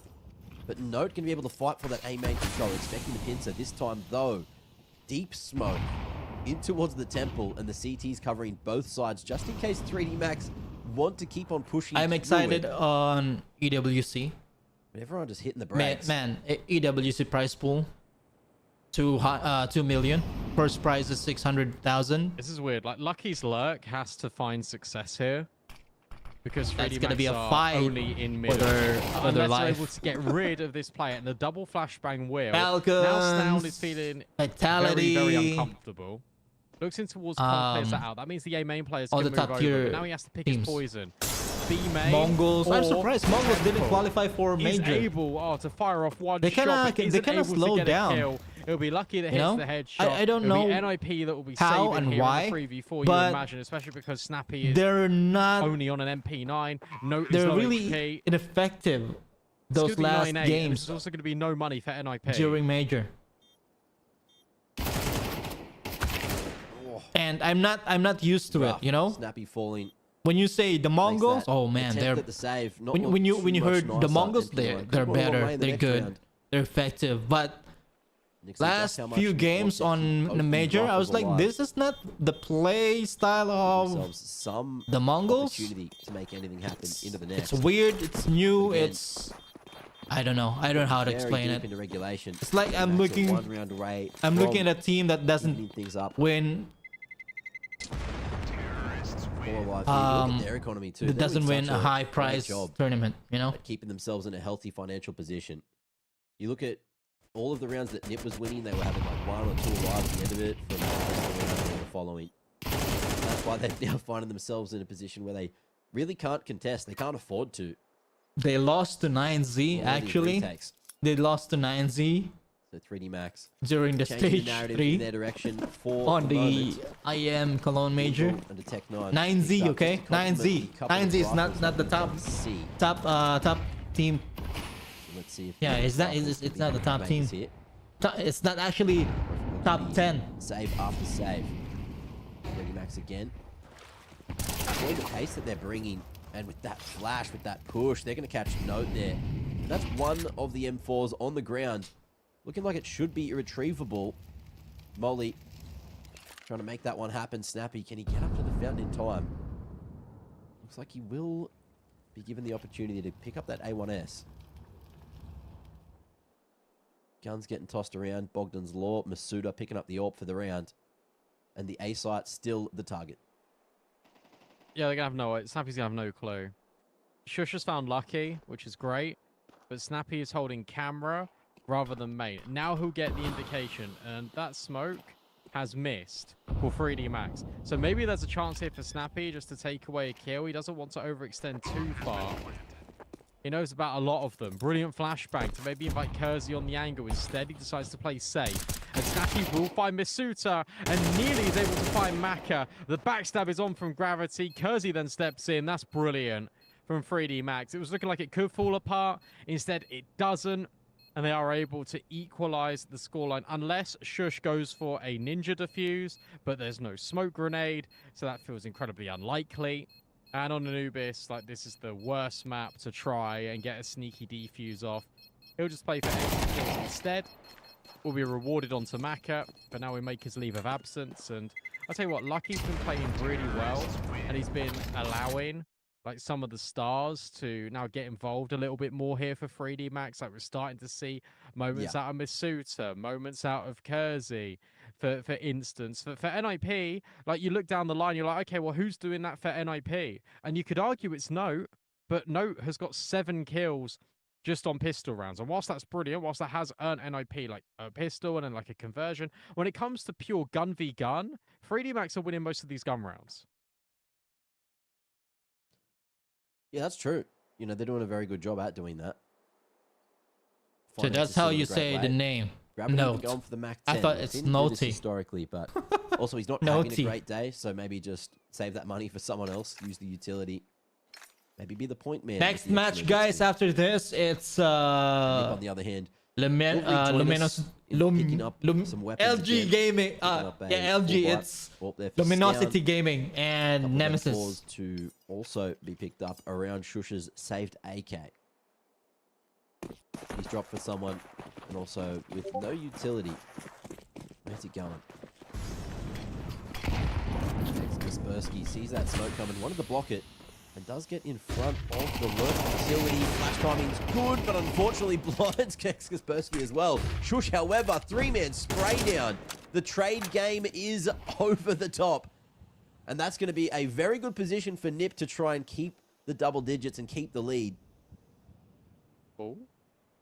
Masu's got good timing here. The issue is that him and Maka are just so separated. And also, he's lost his life to Note. So a much better round out of NIP, as you say, like, really good trading coming forward. Shush is now just showing all of his experience and has really stepped up to help out NIP against 3D Max. They needed that hero. We were screaming out for one. We finally get one in the form of Shush. Maka, this is either going to be one of the best clutches ever, or it's going to be a save for 50 seconds. And I think I know where it's going. It's the clutch, right? You know, it's one of those situations where he gives it a crack. Although I believe they heard that scope. Obviously the AK. 16 in the magazine. Only needs 4 to make this one work. It's gonna dry peek this angle. See? Contact and it's gonna dry peek it. Shush gonna be making it happen. 4 huge kills for that round. Doing a lot of the individual work now. 19 and 10 for Nip. And putting them 1 round up. Still maintaining that lead. Guys, once again, we're live on Twitch, Kick, TikTok, and that means that they're gonna be Rumble, and YouTube. So it's up to you where you want to go to watch this. Yeah, NIP never like taking the easy road. XSE they always sort of lose the rounds that are vital in terms of to be a 1 game, guys. Best of 1. Best of 1. Emphatically. Only 1 match. And they'll just try and prove to you that they're definitely a team not to be messing with. So basically, I really like this team. Like, I do like NIP. 5 rounds. You have to 3D Max to bounce back. You have to win. It's really complicated. 3 rounds out of 5 for you to like who you want to do well. So I'm glad that it's close. For you to be able to go to semifinals or quarterfinals. Not been up to scratch on Anubis. I mean, he hasn't really played the map. Quarterfinals is a playoff. And semifinals and grand finals. There's no struggling. In grand finals, there's no battle for 3rd place. To bounce back. So too with Gravity. So, unlike the other past tournament that Persky or on single digits. You have to battle for 3rd place. And Kersey going to be able to pick up both those names. However, there's a 3rd man here this time. He was a rifler the whole time. Yeah, it's a great question. Maybe he's just been unleashed. 3D Max seeing his true potential. Wait. And Shushi. Wait. Nico. I'll aim. But Gravity takes him out. And now it's a 2v4. Snappy's still here towards A. And Kaspersky a long way away from the action. Angle no good there. Snappy can't make it work for himself. And Kaspersky is thinking about it. No kit. No smoke. Just tucked away. Over on that short side. Looking to maybe find an exit or hopefully go uncleared. But 3D Max. They're going to walk into it. Get the gun. Get the gun. And call that he's saving. No? We have a close game. I mean, great openers from Kersey. Gets a triple in the round, but it's the double snapback after Note finds the opener. That is everything. Snappy, that was like looking in a mirror, mate. Like, you're in an off angle. You know that your mid player is also dead, so you know that you're on a timer. You have to go for the most ridiculous spray to try and get a transfer, and you just die instantly. We've all been there. We've all been there. It's unfortunate for him that he was in that angle when Shush died. Because there's no way he could repause. I'm from Asia. Fighting chance. It's nice to also see that this T side has got legs to it, and it's very much like what we were saying just a few moments ago. The gun rounds in totality for 3D Max have been better than the gun rounds for NIP, and NIP have almost been coasting. Their scoreline feels a little bit number one. Yep. Deceiving. You got it right. Both pistols. You got it right. This game's a back and forth, you know? Well, let's see if there's any more deception going down. Let's hope it'll not go to overtime. Rounds going back and forth and back again. Anti-CT pop utility coming through from 3D Max. Long pop. Nice one. Flash to mid. Nice one. Connection. Full blinded. Timing onto Gravity. Oh, shoot. And the bomb's trying to make its way over towards Con. HE dodged. It's a long pop, man. Surviving. And that utility not going to be able to make it a man advantage just yet. Snappy hunting for any information there. Swinging through the window. And it's only Chush here at the moment. Snappy a while away. 4 3D Max members about to smash their way Don't into try peek it, bro. Potentially any Don't opportunity for Nip to maintain you have to jiggle peek. 3D Max, a man advantage. That B-site control. But Snappy making a world of noise here. Coming over towards Con. Has the movement advantage with the MP9. But Masuda has the power. Save. AK in hand. Shoots that little bit harder. And Stown realizing the expense of the AWP. And the potential for it to maybe make miles away. Change in the future. But that'll be 3D Max securing an 11th round. Finally in the lead. They're just really good when it comes to trade spacing. In Major, that is the Falcons' best move on this map. Really good, efficient trades. Long pop. Out of 3D Max. And as I said, one is he always flashing, Kerrigan's always fragging, and so Tessis. Right? Like, but sometimes, Monacy will go into hold long. A kill here or there, and near double doors. Really and then form. After it's either Kerrigan or Tessis will go into flash. Awesome to see. Deep long. Out of and then the new rifler, ex-AWPer. Catch whoever peaks. And for NIP, they are taking big gambles. They're taking big risks of map control. They're leaving players in compromised positions. But the players that are in the compromised positions on site shouldn't be swinging. And instead, Shush is taking, what, like a 1v4 there, essentially? When he should be hiding on site and buying time for Snappy. Or even just playing off the bomb site, and NIP should be full retake.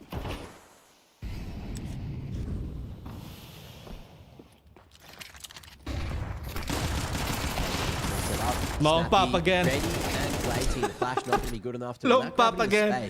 No. Retrievable now. Don't lose. Certainly swing the outcome of the round. You guys never learned, huh? No. Oh, the dig. Doing the good work here to hold on to A. 2 huge picks. Wait. And a bit of extra top change onto Kersey as well. He's down to 55. Nice one. Lucky Nice low. There's that shot from Stown. The AWP getting activated. You know what? Never mind. And an eco Push round it. with that AWP is looking like it will be the answer. The nip Push it. hit right on back. Push it. AWP attention drawn away. Ooh. Shush locking it in. And that is going to be 11 apiece. It's anyone's game still here at XPL. How early did I call that? Guys, comment down below who's your favorite team or player and why. We've seen the That bloody is script before. again. Yeah, it's so. Let's 3D explore Max, it, you know? unfortunately. Mine is I'm Nico. sorry, 3D Favorite Max team right fans, now that is Team such Falcons a classic because 3D of Max Nico. round to lose. And also Monacy. Great shots out of note. 20 Monacy kills in reminds his me debut in the main of roster. Carrick. Simple. Prime Simple. Snappy also will get an entry. And yeah, Stan hasn't had the most amount of kills, but it was nice to see him actually like contribute in a round like that where he needed to, where he's got the premium weapon. Kaspersky's just going on a walk. Like, look at him go. He's already all the way deep in middle, and he knows that they are there too. Yeah, that's going to be a solid position if anyone does peek through the window. However, if they don't full clear water, Kaspersky can definitely make a fast flank happen. If the A split has got 3 max calls, bomb needs to be retrieved in the meanwhile. A main controls there, so's mid. And Nip are going for yet another big gamble over towards this A site. Of course, there's going to be no one coming from Con, not with Kaspersky in this position. And it's a matter of who moves first between him and Masuda. Bomb starting to make its way to B. Shush, not in the vicinity. Playing deep into the temple, worried about a mid to B potential work. But it's Maka to play first over towards A. Kaspersky finally finds that information and sees Masuda interested in What happened? connector. Makes his way back just before the bomb gets to site. And there's just a whole bunch of noise being made to try and draw attention back towards the camera. I have no idea how this round's going to play out. 30 seconds. Smoke about to fade towards B main. Kaspersky standing at default, ready for a 3-man push through, but he's looked away. He's heard something. He's looked for anything, and he has unfortunately potentially lost this round. B site now in the hands of 3D Max. In the meanwhile, action happening towards mid. Maka loses that fight. The numbers favoring Nip. Nice one. Yeah, I guess so. But Are you gonna commit? favoring 3D Max Gravity. If you Come kill on in. Snappy here, like you assume that 3D Max are good to get 12. Come on in. Big nade doesn't do enough damage onto Gravity, and he'll stand his ground. Lucky's here as well. Gravity's actually been able to move away. Now it's just the low HP as Stown and Shush. And time is definitely against them as well. It's brilliant reposition out of Gravity. Save it. He makes that crossfire happen with Save Lucky, it. and in fact, Lucky's going to kill both of them. Kaspersky looks away. There's miscommunication from NIP. And as a consequence, 3D Max, they're going to roll out the red carpet to try and steal Anubis away. Crazy round. No idea how that one was going to play out, but 3D Max make it happen. Just those minute timings. Kaspersky getting robbed as he's looked away from B main. But there you go. That's Counter-Strike. A battle of inches.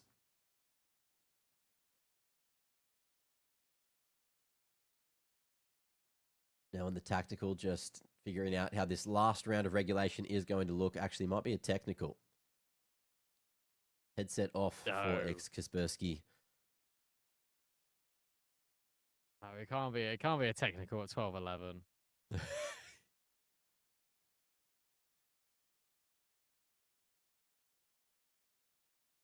Overtime's just there, you know? It's just there.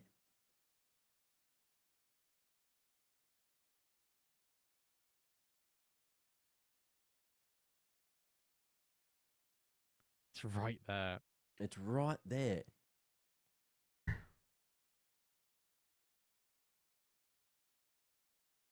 Need to make sure everything's working perfectly.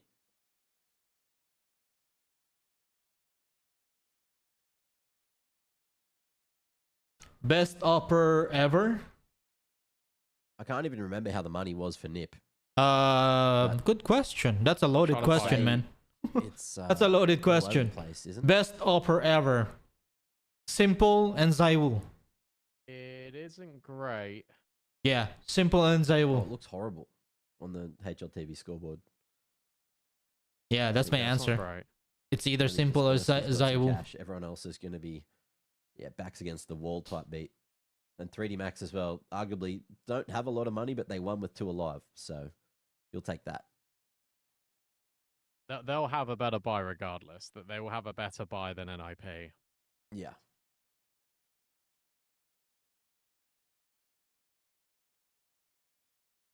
Is he saying that we need a new computer? Surely not. I'm not that good at reading lips. Well, he pointed at something and then like put it back and pointed like down at the desk. But no, okay, our headset's on, off. Oh no, I'm not very good at this either. Ears in. Headset on. Sounds good. Looks good. Are we playing it as it lies? The best tell I've had so far is when Shush puts his chair up. That's when you know we're back in.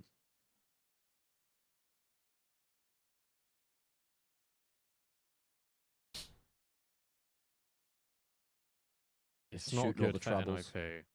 Yeah, no.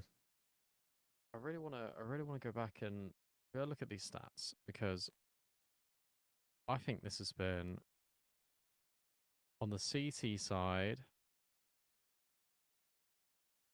1 gun round. They've won a pistol. They won the half buy, and they won a gun round. And then in the first half, they won 1 gun round,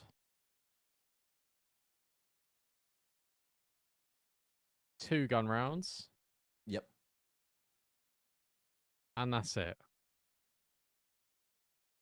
Yeah, that's not a lot of gun rounds. They've won 3 gun rounds the whole game. Actually, yeah, 3 gun rounds the whole game. That's what I'm looking at.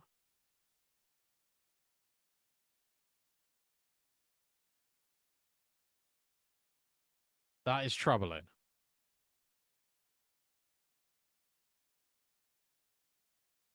Yeah, worrying for sure. Almost as worrying as being back on the player camps for this long. This is looking good. Gravity was sitting up in stance. Water bottles down. Which team has looked stronger in recent tournaments? I would say. What do we think he was saying? I would say Bet Boom. Is the game ready? And little Team Spirit. Even though Team Spirit doesn't have Hallie, they don't have their coach on IEM qualifier, major qualifier. No, you got some but they were still able to pull off some players in quarterfinals. Some fans watching on. Semifinals. We have a Nihao. Yeah. That's always good. They eliminated G2 for how many overtimes is that? 3 overtimes? Make it happen if we could. And I would also say Bet Boom. The first map. Boomage. The leadership of Boomage. Boomage was the IGL back when he was in Navi with Simple and Electronic. And I feel like most teams here do play Simple, Electronic. So it is a possibility. You reckon? Boomage. I don't think we are. I'd like to. And I don't think we'll what's get the other one? But yeah, he was the IGL. Even then. Oh, SDY. Risky pick. Yeah, SDY. He was the IGL back then, and he was the IGL on Bet Boom right now. So Bet Boom's performance on IEM Cologne. He sat up. It's promising. And the timer, it's ticking. Performance promising. You're right for NIP. I didn't think it was going to be this good. I mean, utilities that NIP win 1 round to go to overtime. Let's go. True. And 3D Max get this over the line in reg. Or will we need overtime? Yeah, we need overtime. Just 1 or 2. Just do it. Question. And in comes this aggression. MztrDale going to win that first fight. Big pick for 3D Max. Looking to close it out in regulation. Jappy peeking from the window. There's another pick. MztrDale wants things done and dusted right here, right now. 2 picks for him.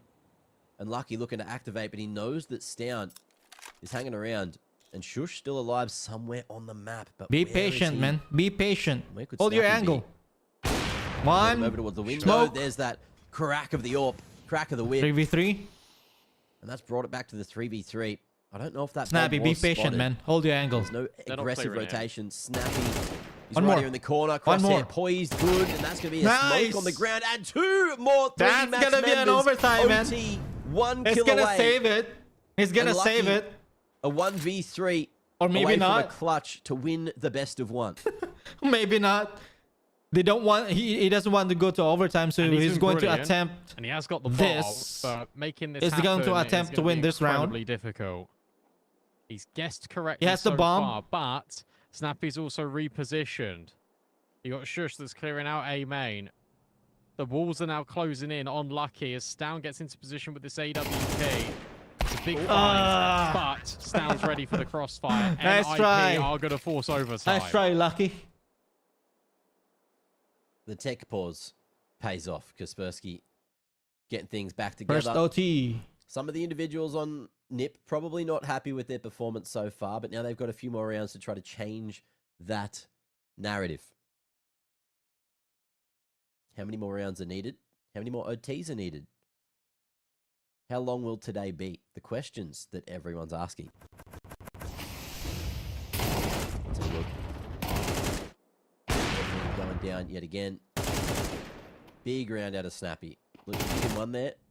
Not necessarily that second, but Jason felt like he could have been a little bit better there for 3D Max at mid.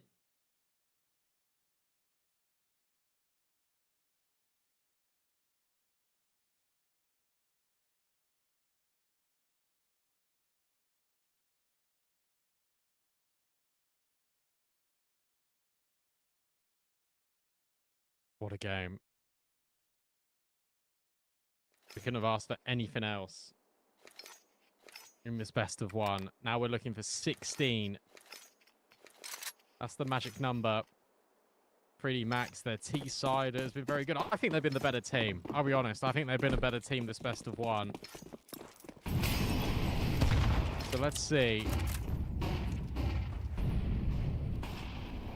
Kaspersky, who's really been struggling in this game, wants to take a fight in towards the water. Doesn't happen. It's down, holding for a boost. We've not really seen this boost in towards middle yet. It's 3D Max just going to a regular default.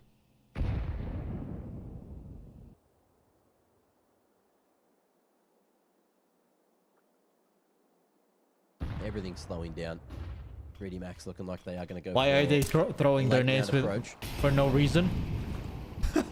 Throwing that. It's not that they're throwing their nades with no reason. It's intentional because you wouldn't know when you throw your nade. You wouldn't know if there's an enemy there or not. Making a play towards B main. You're lucky if you hit or if you damage from Snappy gets another. This an is enemy. For NIP to take the first round of OT. You're unlucky if there's no enemy, so basically you're just wasting your nade, but it's not gonna be a wasted nade. Beautifully done. Because again, and that's gonna be the bomb. especially with those angles, it will be perfect round out of NIP, not losing a single especially member. with those angles. For example, you throw your nade on response, right? waters, win the round. on mid, Get it into throw it on overtime, waters, and then you immediately outside double follow doors. through. 5 alive. When you that has to rattle 3D Max just a little bit. It's NIP already putting pen to paper instinctual, you know. Justification as to why Your overtime was instinct forced. tells you that there's gonna be an enemy on this time, on this place, so I'm gonna throw my nade.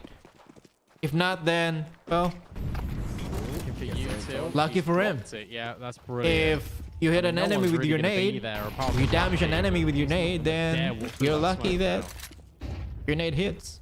Simple as that.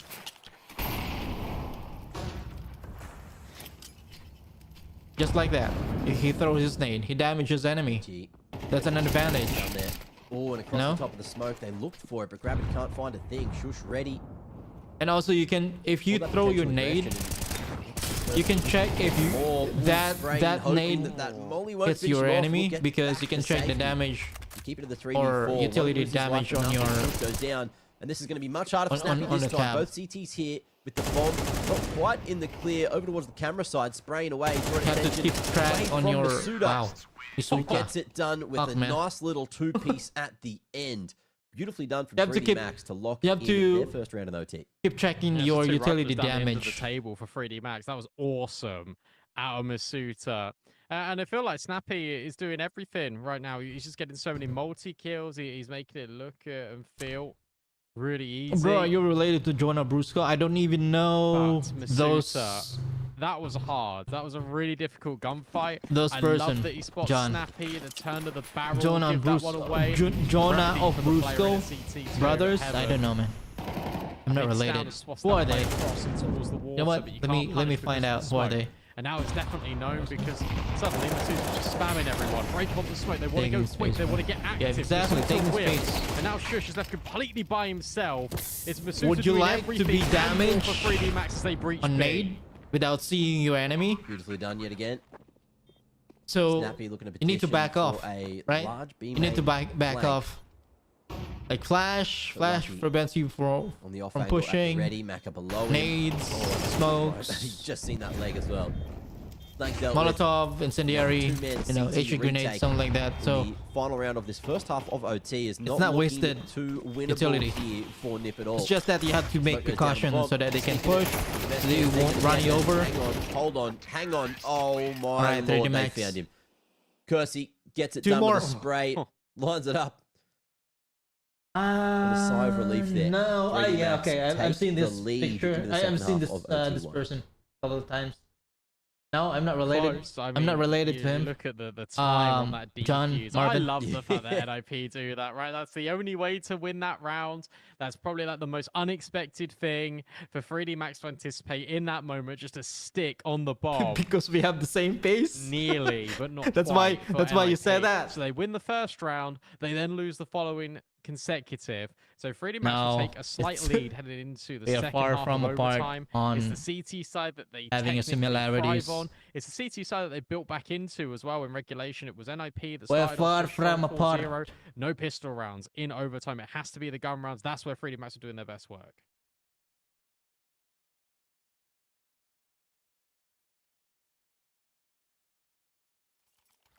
Let's see if they're ready for the side change.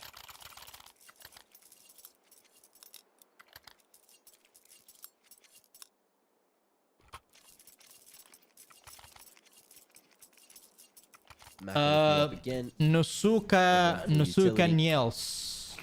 Thank you so much for following me on Kick. Thank you. Now that's down. Some nice shots with that all. Michael, Kiss,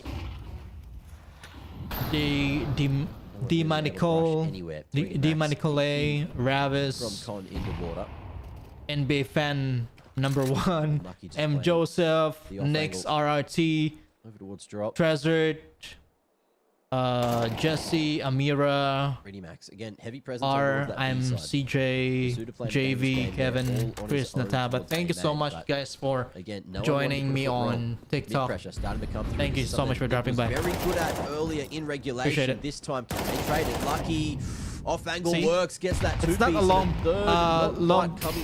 pop, but it's down. Just throwing this. They're able to manage the push and mid. And no answer found yet. It's right here. Someone's gonna push. Away back in. Slow fade at a main. Masuda actually pre-fires that position. Snappy not able to find a thing, and this is looking clean yet. He barely sees the enemy, but it's easy for him. He was able to get it.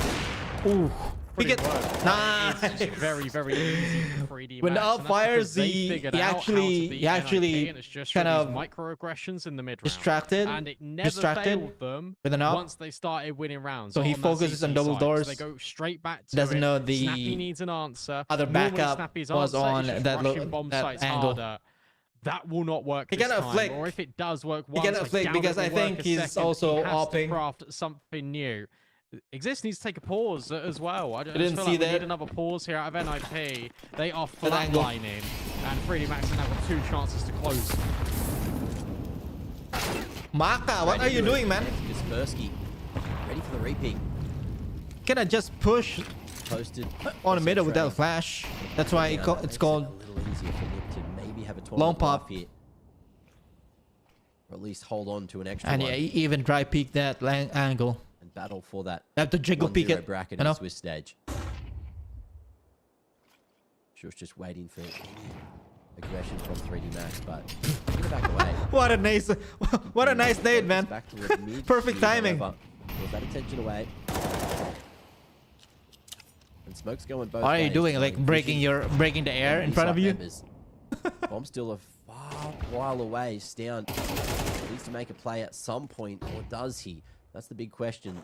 Bomb's still gravitating back towards the Why do they B-side. crouch when they shoot? Of course, you have to make yourself smaller. Damn good for Nip. Smoke when you crouch, your character looks small. There's no problems there. Because there's also no Masuda in a lot of players will going to aim on your head. Go for it. It's gonna be a one tap, no matter except AWP or sniper. Unfortunately, so as a rifler, if you're Masuda, they're going to much better round here aim at your head.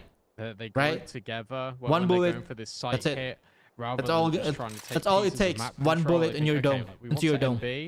What are the steps appropriate so, to get there? And it's taking control towards connector, it's taking control towards when you crouch and they're aiming in your head on your head, entry pathing coming forward. You have to adjust their crosshair. And it's nice that we get Stown and make yourself a smaller target. These guys have so you won't die easily. Absent. It's been flashes. That's why they crouch. Flurries from Shush. It's been Snappy trying his best to steer that's the ship reason. in the right direction. That's the reason why they crouch. Finally, we get the two players, the two players that you normally expect a lot more from, actually delivering right when NIP need them. They did it once. Can they do it again? Can they force more rounds?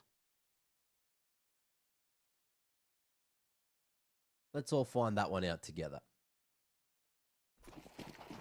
Last chance. And 3D Max, they are looking to close. Gravity crossing some util around. It's over to Jail. And this time Nip going all in towards B. Everyone here.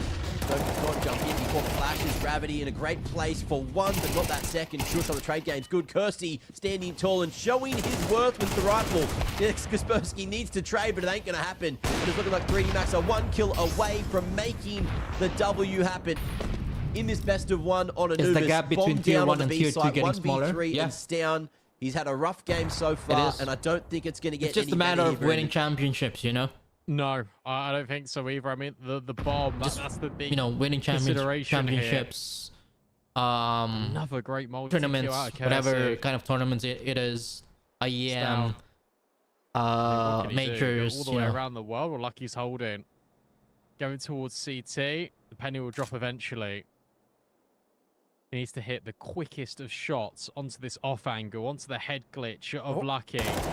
And it won't come in. GG. Lucky's timing superior. 3D Max wins the gun rounds that are prevailing here in this opening best of one against NIP. They'll progress 1-0 here on Anubis. Nice try, Nip. But look, the good news is that it's a Swiss stage for NIP. The bad news is there's potentially let's check if LG and Nemesis. The other good news, though, is if we're looking at both these slight roster adjustments, not yet. Great. I think Kersey and Note. Not yet. So that's the first. How about 9C and the other thing? Eyeballers. Shush, huge game out of him, 26 and 16. Unfortunate that he couldn't get that win across the line and 3D Max. Not yet. It was more of an effort by committee, but yeah, Lucky also doing some great bloody work there today for the French. Yeah, Lucky really gave, I think, the space for these other players to come online. We had really good rounds on the T side out of Masuta. We had the great holds out of Kersey as well. It's just been really cool to see him adjust, especially because his previous outing, like in tier 1, was rough, like really, really rough. So he steps up, he shows off. Note played well too. That'll do it for our opening best of one of the day here. We've got 3 more. Don't worry, plenty more Counter-Strike still on your screens. It's going to be Luminosity taking on Nemesis right after this break.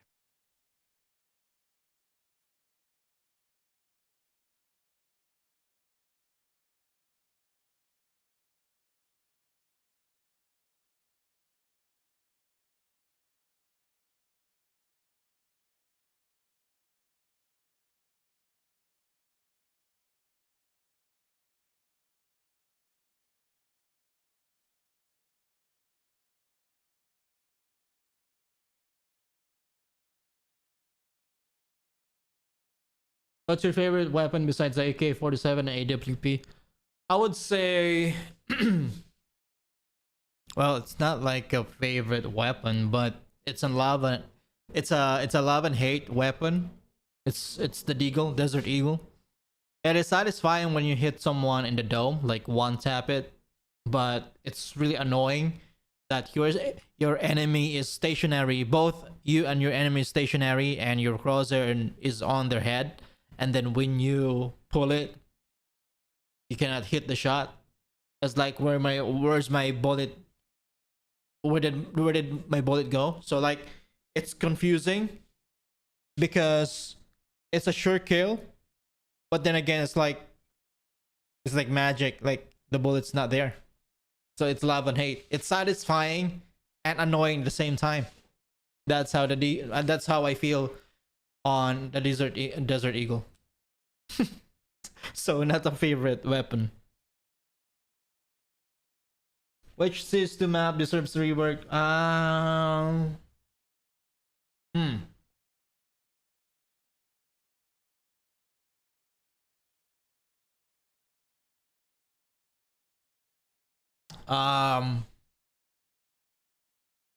I would say probably Dust 2. You know, Dust 2, that is the only map that doesn't have enough update or a lot of changes. Yeah, ever since Counter-Strike 2 has been released, that map, there's some few updates, but not unlike the other map. You know, Dust 2. I think the latest changes on Dust 2, they actually cover from T-spawn. They actually lower, like, I don't know, the buildings, so that you weren't able to see the double doors when you're on your spawn site on T side. They actually lower it. You have to jump down, boost your your teammates, so they will able to pick the target on double doors on lower mid. So yeah, that's 2.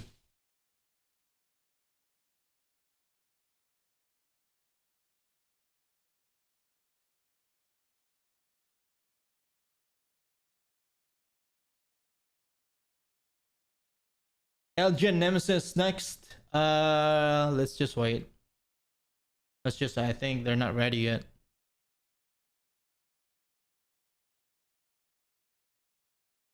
They're on commercial break, I think. I don't know.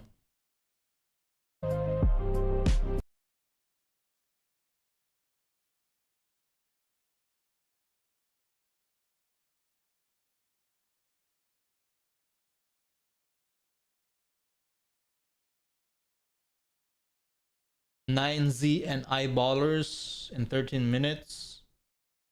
But what about... doesn't say. So upcoming games, or upcoming matches: Luminosity Gaming and Nemesis, and after that, NEMESIS team versus Eyeballers, and then Vision versus Alliance, and then last game will be Boom and Sinners. So there's actually 6 matches today. FAZE Clan and TYLOO, then 3rd Max and NIP, LG and Nemesis, NEMESIS and Eyeballers, Vision Alliance, and Boom and Sinners. So those are the matches for today.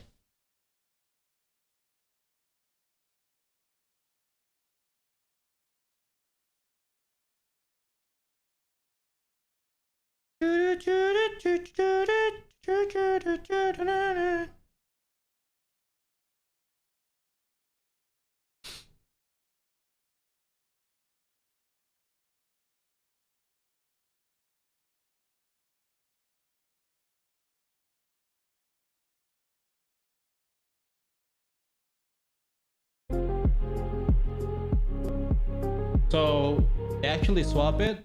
I thought LG and Nemesis next. So 9Z and Eyeballers is on the line. Is up next. 12 minutes and 3 seconds. So yeah. You have to wait patiently, guys. Patience is a virtue and a waste of damn time.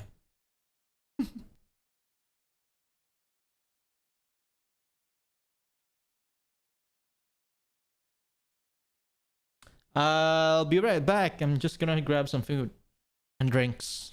Alright, BRB.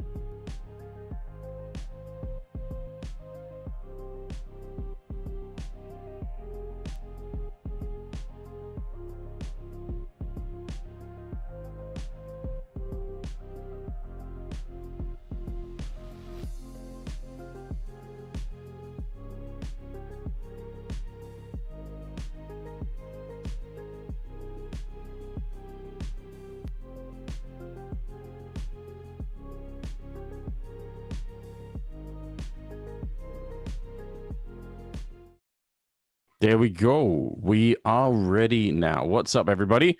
Bit of a delay once again, but we are going to get into the second match of the day. It's 9C versus Eyeballers, and this should be an interesting game. It's, of course, a best of one coming up again. I know people are a little bit upset about the delays, but to distract you, here's an odd fact for you, Vince. We never say the meow in homeowners. There's a meow in there if you look carefully. So something to think about.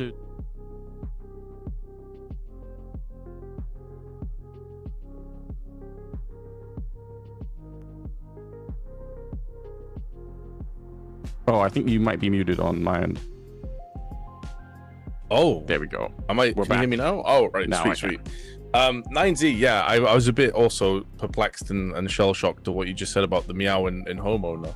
But yeah, they had a really good major, got through to the quarters, only losing to Fury, who obviously got through to the finals. No roster changes, but an incredibly stacked team in terms of talent. Luchov, DGT, Hwaza Peak are like the trifecta of beasts on this team. You could maybe say that Mayan is a bit of a weaker link. His AWPing doesn't really set the world on fire. But to be fair, it kind of works in the structure that Max has set for this team. So I don't even necessarily know if he is a problem overall. But either way, for me, these guys are the favorites coming into this tournament. They're the highest rated. They've had a fantastic major. And they're up against some plucky Swedes, both kind of experience here. Anders, the two of us have casted a lot over the past with JW and Trims, and then some of these kind of younger blood Swedes coming in as well. Yeah, I'm excited to see the Swedish Counter-Strike scene. I think hopefully slowly making its way back, like finding new talent and also keeping some of the old alive here. JW and Max in the head-to-head. I think it's going to be a tough game for the Eyeballers, to be honest. But best of one is probably the best battleground that they're going to have for that reason alone. So you know, that's good to at least that they're going to have, you know, a chance to upset. We've said it before, but on the right map, you win a couple of pistol rounds, and you're pretty much good to go. And some of the Swedes do shoot pretty hard. I mean, it's also interesting to see Crims, you know, leaving Fnatic after such a long time in the organization. Who knows what he could achieve outside of it? I mean, he's been throughout his career like a very, very consistent player, and I think it was time for a new chapter in that anyway. So I am kind of excited about it here. Of course, we do have cash instead of overpass. So doesn't seem like it's going to matter that much necessarily to Eyeballers. Not that they played a ton, but it could be interesting. We all hope that we're going to get a chance to see it at some point today. That'd be really cool. Yeah, I would absolutely love to see that. I think 9Z are definitely affected more by the overpass removal than Eyeballers. It's a map they actually do play quite a lot. You can see there 11 times, have a good win rate on it on top of that. So be interesting to see if maybe they're one of those teams that will go for the early adoption of bringing cash into the pool. And the interesting thing as well is, like, we did see the IGL head-to-head there between Max and JW. Also keep in mind, JW is still AWPing for Eyeballers. He is an AWP IGL for this roster, so that's another thing to kind of put in your sleeve. But I mean, at the same time though, Anders, like, his stats AWP-wise are nothing spectacular, so I don't know if that's necessarily a weakness that's going to get exploited against some teams, but it's not as if he's, like, you know, having the same impact as a Jib Owen that we just saw in Anubis, for example. Yeah, I think that's fair to say. It is a tricky combination of skills to kind of add if you're going to be, you know, both the AWP and the IGL. Sometimes it means you end up playing in certain positions on the map where you don't have as much information as maybe you would if you were, you know, a little bit closer to the front line. But I mean, nonetheless, I feel like last time I saw them, I was pleasantly surprised by Eyeballers in totality. I did actually think Bob XD kind of underperformed last time, which is annoying because I had him picked as one of the guys that I think is a fun player. He's still at the tournament, but over on Alliance instead. I guess for 9C, the pickup of maybe especially the way that Luchov has been playing has been kind of crazy. Like, he's been super good. I don't think he was on a lot of people's radar. Obviously at the major, I would say Mayan as well, whom we've known about for a while longer, I would say, but he also performed really well, certainly way above my expectations. So yeah, this 9C team, just for whatever reason, they're putting it together. They're doing something right. Yeah, I think realistically, when I'm looking at 9Z, you mentioned Luchov there. I mean, he had a couple of phenomenal performances, especially against Paravision, which I suppose you can take that with a pinch of salt because Paravision were awful at the major. But I also think that you kind of have to factor in that DGT, coming from Pain, who was a player that people were really excited about, myself included, it never really got off the ground on Pain. It felt like it never really like fully took off. He was fantastic for 9Z at the major though, really, really strong. And the biggest surprise for me was actually Huaza Peak. He was phenomenal. His entry fragging and opening, space taking was a huge reason why they beat Vitality, which of course they took down Vitality, who ended up, I would say, disappointing at the major overall, not getting as far as people would have expected. Most people thought they'd actually win it. And this was, I think, the first time when we saw, oh, maybe there are some weaknesses in this Vitality squad. And Huazo Peak in particular was one of those guys that was leading the charge. So I expect him to have a ton more impact here at this event, especially as we don't have any of the top 5 heavy hitting teams here. This is where I think 9Z really should get very, very comfortable. Okay, that's something to look forward to. I think this is going to be it's going to be an interesting match where we'll get to see again if 9Z can continue on the promise that they, I think, inspired with the Cologne major. And then for eyeballers, it's such an opportunity. Like I said, if you're an underdog team here, if you can steal some VRS points, if you can get a little bit further up, that's going to be really cool. So great opportunity to do this. See the team still kind of setting up and everything. I did try to check in with the chat in the meantime, and I managed to catch a comment, guy saying L Anders L Danish flat country. So I don't know why I'm being wrecked in the chat for some reason, but he's not wrong. Denmark is ridiculously flat. It's pretty uninspiring, to be honest, for that alone. So yeah, I'll take the L. I mean, when you're right, you're right. You know, what can you do? You just have to hold it. Yeah. Unfortunate. I can't say the same about England. It's pretty hilly and mountainous here. So get wrecked again, Anders. Yeah, you've got that going for you. That's definitely true, especially up north where you live, right? Like the further north you get, the more wild it's going to be. Very true. Sweden as well, known for quite a few mountains and all the rest of it. It's a beautiful country, nature-wise, Sweden. If you haven't gone, go check it out. I definitely would recommend. 10 out of 10 on that front. But in terms of the game here, I guess we should say as well, there is a B stream that's also happening. I think they finished that other game, and it was 3D Max in overtime, just barely clinching away from NIP. I got a wild way to get started. They were also playing Anubis in the best of one. We're hoping that we're going to get Zcash at some point. But as you pointed out earlier in the day, though, like a lot of the times when a new map comes in, we just kind of only, like, everyone bans it. Nobody really wants to be the one to pick into it. So yeah, I don't know, this kind of tournament though, I feel like they would invite it. Like, why not do it early on? Like, it's a great testing ground to see if you can get some early experience on the map in a professional setting.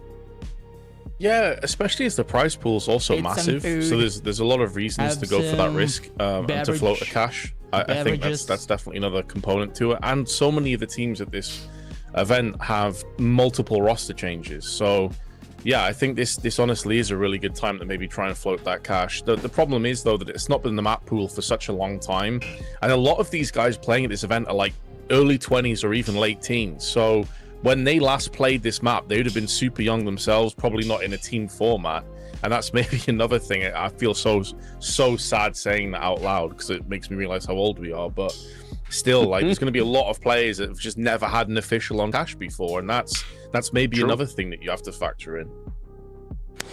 Yeah, I mean, that's absolutely the case, and it makes you wonder, how are those people going to fit into it? Like, how are they going to feel about the map? I mean, I think it will be recognizable. It's such a recognizable Counter-Strike sort of themed map, like the way that its layout is, the architecture of the map, that you probably, like, if you could adjust to playing Ancient when it came out, like, you can adjust to playing Cash. There's just no question about it.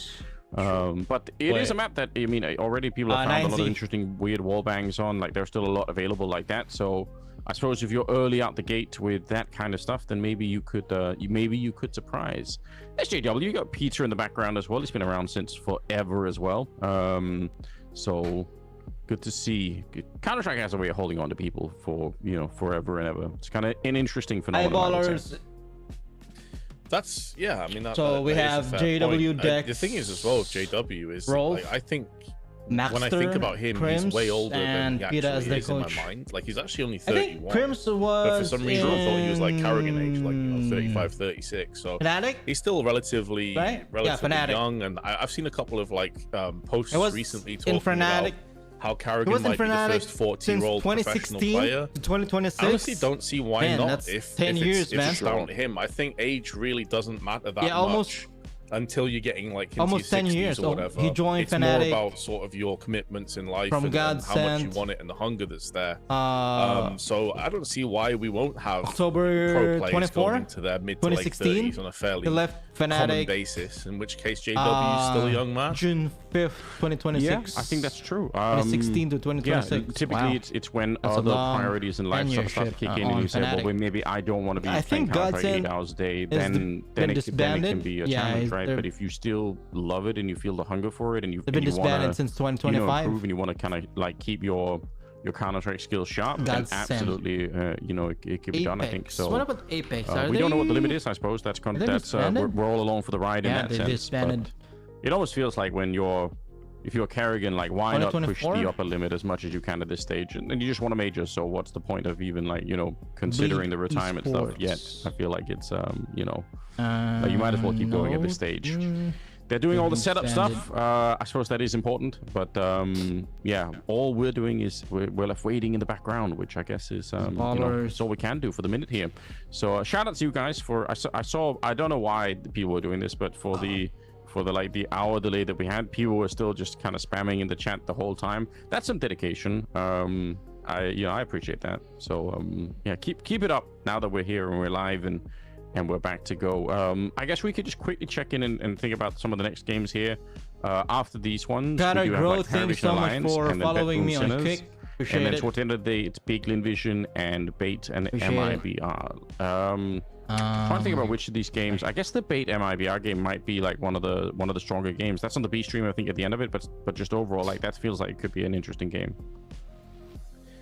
Yeah, MIBR have themselves NQZ now, who is a phenomenal talent. I actually think he's probably the hottest prospect over in the South American region overall. AWP or not, I know a lot of people are very big on Insani. I understand why. I think he's had a couple of, I don't want to say bad events that have disappointed me, but definitely not living up to maybe the mark that we expected from him. But I also feel kind of bad for Klim, to be honest, as well, Anders, because I think Klim did a really good job for MIBR at the major, and now his future's kind of uncertain with G2 picking up Wrinkle. There's a lot of teams that I'm sure would be interested in Klim, so I hope he does get a good team, because I think the guy deserves it. But NQZ is a great pickup regardless. I think this MIBR team is looking very strong with him. They really should be, yeah. Yeah, you're right about Klim too. I don't know where he ends up, but I do agree with your overall sentiment that he deserves like a shot at doing something more. Like it was fun to see him. He's a fun AWPer, so maybe there will be somewhere out there. I'm seeing some confusion here on the Swedish side of things as they are setting up, but yeah, when we have any kind of news, we will for sure dish it out to you guys as soon as we possibly can. I don't. Have you yourself, Vince? Have you had any chance to play any Cash since it's come out? Like, how do you feel about it? Yes, I've played quite a bit of it. I've actually been on a massive CS grind lately on FAZE and stuff. I think it's good. Yeah, I definitely. It's way more comparable to the old Cash. We had that other Cash came in that was like bright green and had that weird sort of hole in the middle window portion as well, which I wasn't the biggest fan of. This new Cash is basically the same as old Cash. It's just spruced up with some better visuals and maybe a little bit clearer to see. It's got some really cool like atmospherics as well. When you're in the T-spawn, you can hear like the reactors moving around and stuff in the background as like a little point. But I mean, the map is essentially the same as it was back in the classic days, so it plays very well. Okay, I appreciate that. Yeah, I think the visuals have to be pretty calm in a game like Counter-Strike. Like, even though it's tempting to make more sort of stunning maps, I think very often it ends up falling like on the wrong side, and it just becomes a bit confusing. So yeah, I mean, I ran around quite a bit just kind of looking for interesting gimmicks and tricks and stuff like that. So I spent a little bit of time on that, and yeah, I think there are some opportunities, but I don't know. They've also removed a couple of things that I just didn't like. Like there used to be sort of almost like a sunroof over the, where the vent goes from mid towards the B-bomb side, I guess. like that part used to have sort of a sunroof over it where you could actually flash over it, and now it's just like solid concrete. So like there's nothing you could do, which I think takes away like one way of getting in through the vent from middle there. But that's like maybe like a niche kind of complaint to have. I still think the map's great. So yeah, I think one thing though that is going to be interesting to see how the pros kind of occupy Cache is obviously back in the day when Cache was around, you didn't have the volumetric smokes. You didn't have the ability to blow up in smokes with HEs and things of that nature, and Molotovs also just fundamentally work differently. So I think on sites like A, for example, where you can smoke off main, that's going to be a really interesting kind of fight as to whether teams want to blow up in the smoke and go for a wide swing with a flash or something like that. I think that's definitely something that you'll see teams going for. Plus also, on top of that, like mid control is going to always be a huge part of Cache, and those smokes and mollies going down is going to be really interesting to see how sweaty and nerdy the teams can get early on when it comes to their utility. So I think it's definitely something to watch out for as well, and how it will actually play slightly different to how old school Cache was, even though they're fundamentally the same map. Yeah. Quite fun to see, but we'll find out more in a couple of seconds. I think I've been told that we are going to go for a little bit of a break as the teams are setting everything up. So once that is over and done with, we will return with more.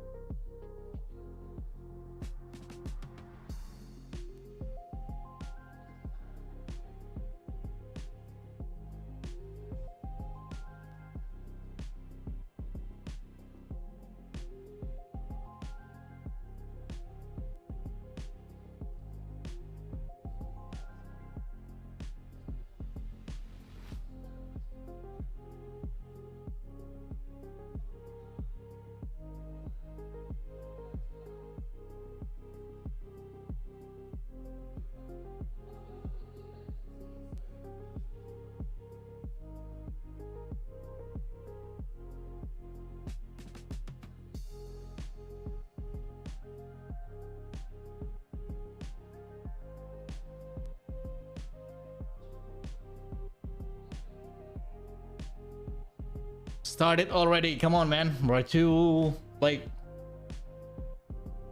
way fucking late, man.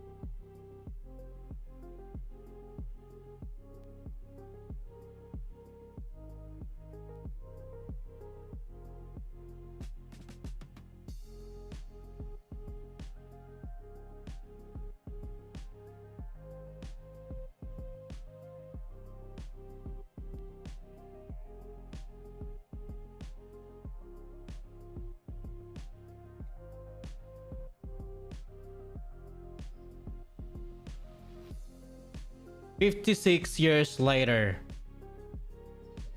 And still, the match hasn't started yet. Oh boy. Oh no. Oh no.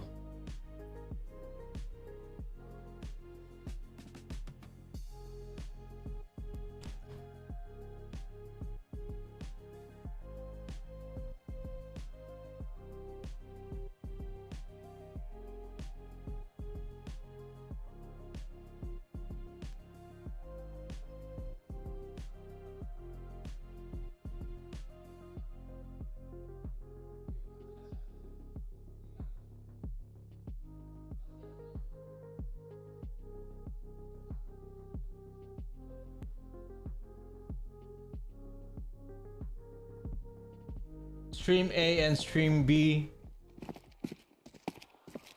Wait, they already started? Alright, here we go.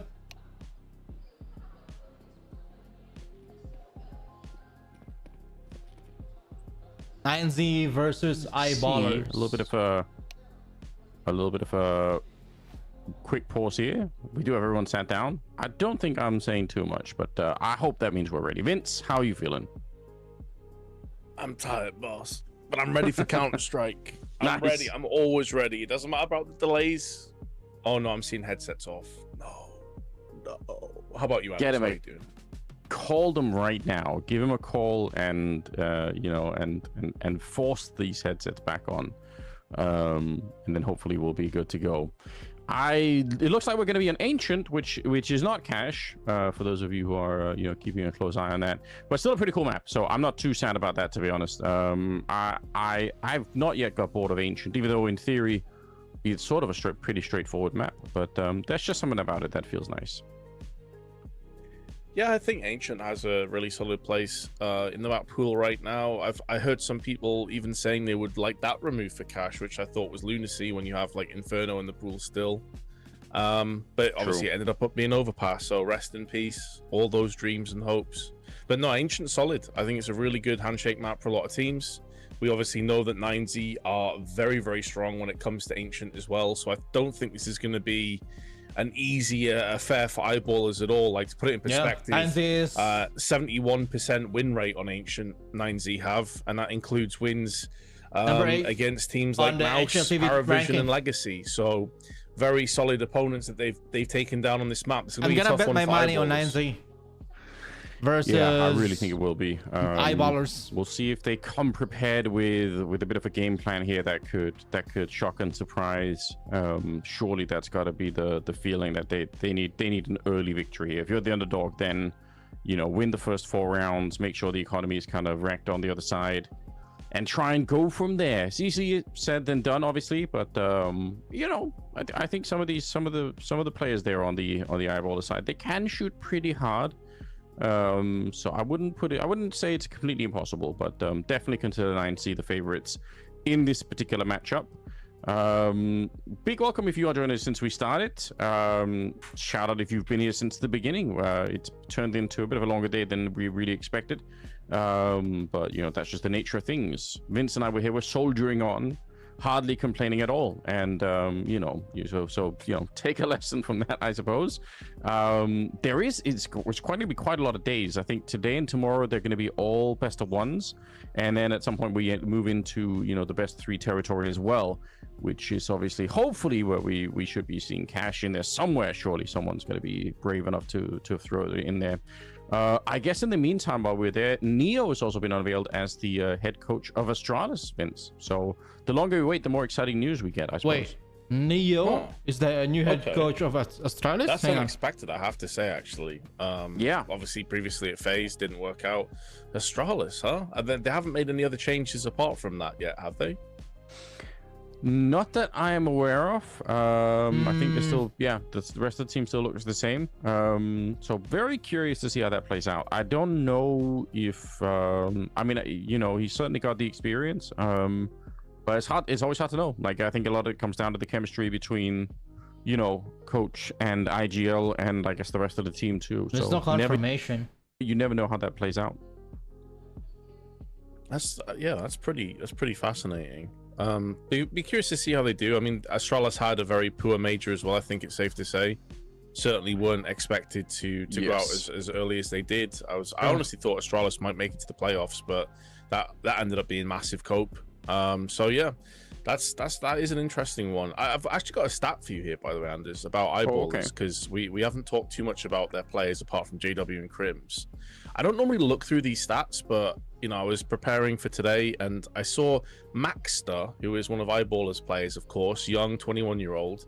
He has a clutching rating on HLTV of 94 out of 100. That is incredibly high. Like, there's very few players even in the 90s. Yeah, that's crazy. I think also, I mean, part of the probably reason, and this is always something to think about, right, is what's the level of the opponents. But I mean, I don't want to take too much away from Maxter, because I kind of do rate him pretty highly. Like, I think the last time that we saw Eyeballers play, he was one of the players that pretty consistently had good numbers, looked impressive. So maybe he's, you know, the player to watch at the moment. I wouldn't even say that's necessarily wrong. So that's crazy. High clutch rating. Maybe that's what they're going to need for this particular game. I am seeing more headsets come off, and also you're seeing on the screens, not Vince and I, just to be sure, but some of the local Chinese hosts. Banks is in there somewhere, so if you look in the background, it's not impossible that you can catch him. He's our guy on site, you know, making sure things are running as well as they can down there. So yeah, I've been messing a little bit back and forth with him. And yeah, it's an interesting challenge when you know you're sort of, you know, you're working a local event like this, and he's sort of a little bit, he's like a one-man, you know, operation down there. So yeah, he's keeping it going. Yeah, he's like a liaising officer over on the Chinese soil there to make sure everything's going as planned. Which today's been a bit rough, but you know, first day jitters. I'm sure things will iron themselves out as the event goes on. As Anders said, it's best of ones today and tomorrow, so technically the shorter days are today and tomorrow, and then we start to get into some of the heftier days where best of threes and obviously elimination and progression games will all be best of threes. Also in the group stage, we have a best of 5 grand finals as well, by the way, which is nice. Cool. So I would hope if we haven't seen Cash by then, maybe in the best of 5 we've got a chance to see it. Fingers crossed. That's what we want. Yeah, I don't know exactly what the nature of the nature of the delay series. I think I heard that that, you know, some of it was down to like player kind of setup problems of one sort or another. So hopefully that is something that they are, you know, at least gonna have a conversation about towards the end of the day and kind of say, okay, like what do we need for the next day to kind of make sure everything is set up properly and everything else. Because as far as I'm aware, it's not like we're lacking the internet or there's some other thing that's going wrong on that front. I think it's just like you know, getting everyone ready to actually play on the server. I don't know if it's the configs or something else that's going on, but whatever it is, something should hopefully improve over time. Can't promise anything, don't want to promise anything too crazy. People are saying we're waiting only because Anders wants to keep talking. Well, you know, we're getting an opportunity to do that for sure. So at least there's that. Also, I mean, in other news, right, Luminosity is back after like a decade or something of being out of Counter-Strike. So that's really interesting, right? And like they've kind of got the core of Monty, it seems. So lots of exciting news. Like, this is the season for it. I don't know if I'm ready to make a list of what I think is the most exciting yet, but it's pretty interesting to see Luminosity kind of return back. I'm kind of happy with that. They actually ran through Counter-Strike. I think the last time Luminosity played was like before 2020, 2019. As an org, like, it's been a very, very long time.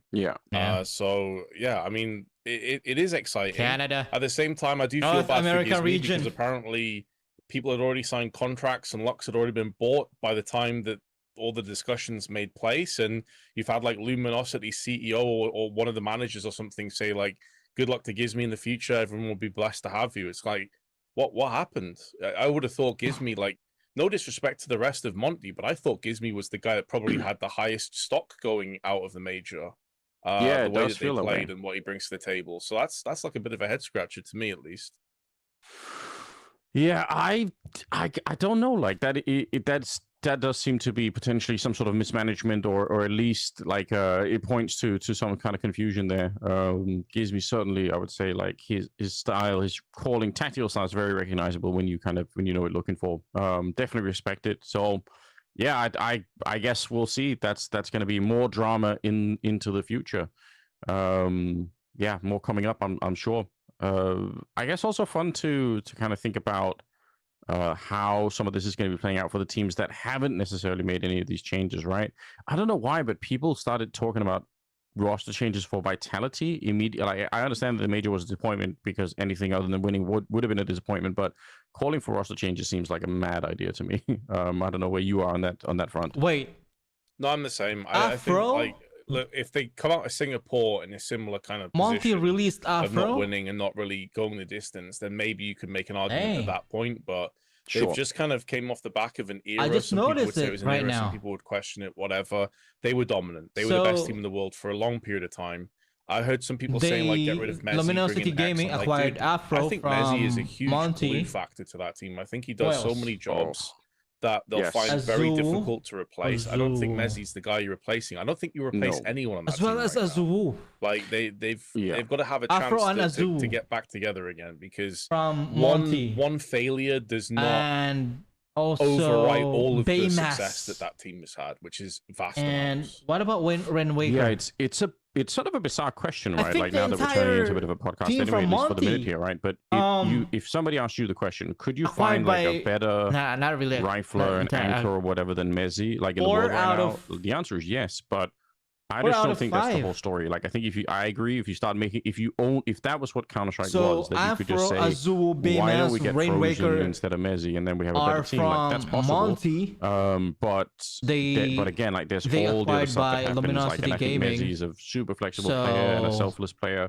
And sometimes even if you think you're making an upgrade in terms of firepower, you could end up in a position where Legacy you've massively downgraded like the flexibility in the team, and it creates like a lot of friction. So what happened to it's one of those, like, you don't know what you have till it's gone, right? Did it exit so you could be looking back and saying, man, like, now everything feels a lot more stressful. So I would seriously, I'd be very careful to start to, and I'm sure Vitality probably have a pretty good read on this at the moment. But yeah, it'd take more for me than just one disappointing major. But they still overall, I mean, they still made it far. This is a good. This is a good news. So this is I'm not going to make any changes there at all. Bad news. I guess on the other side of it, right? It's Spirit. Like, what's happening?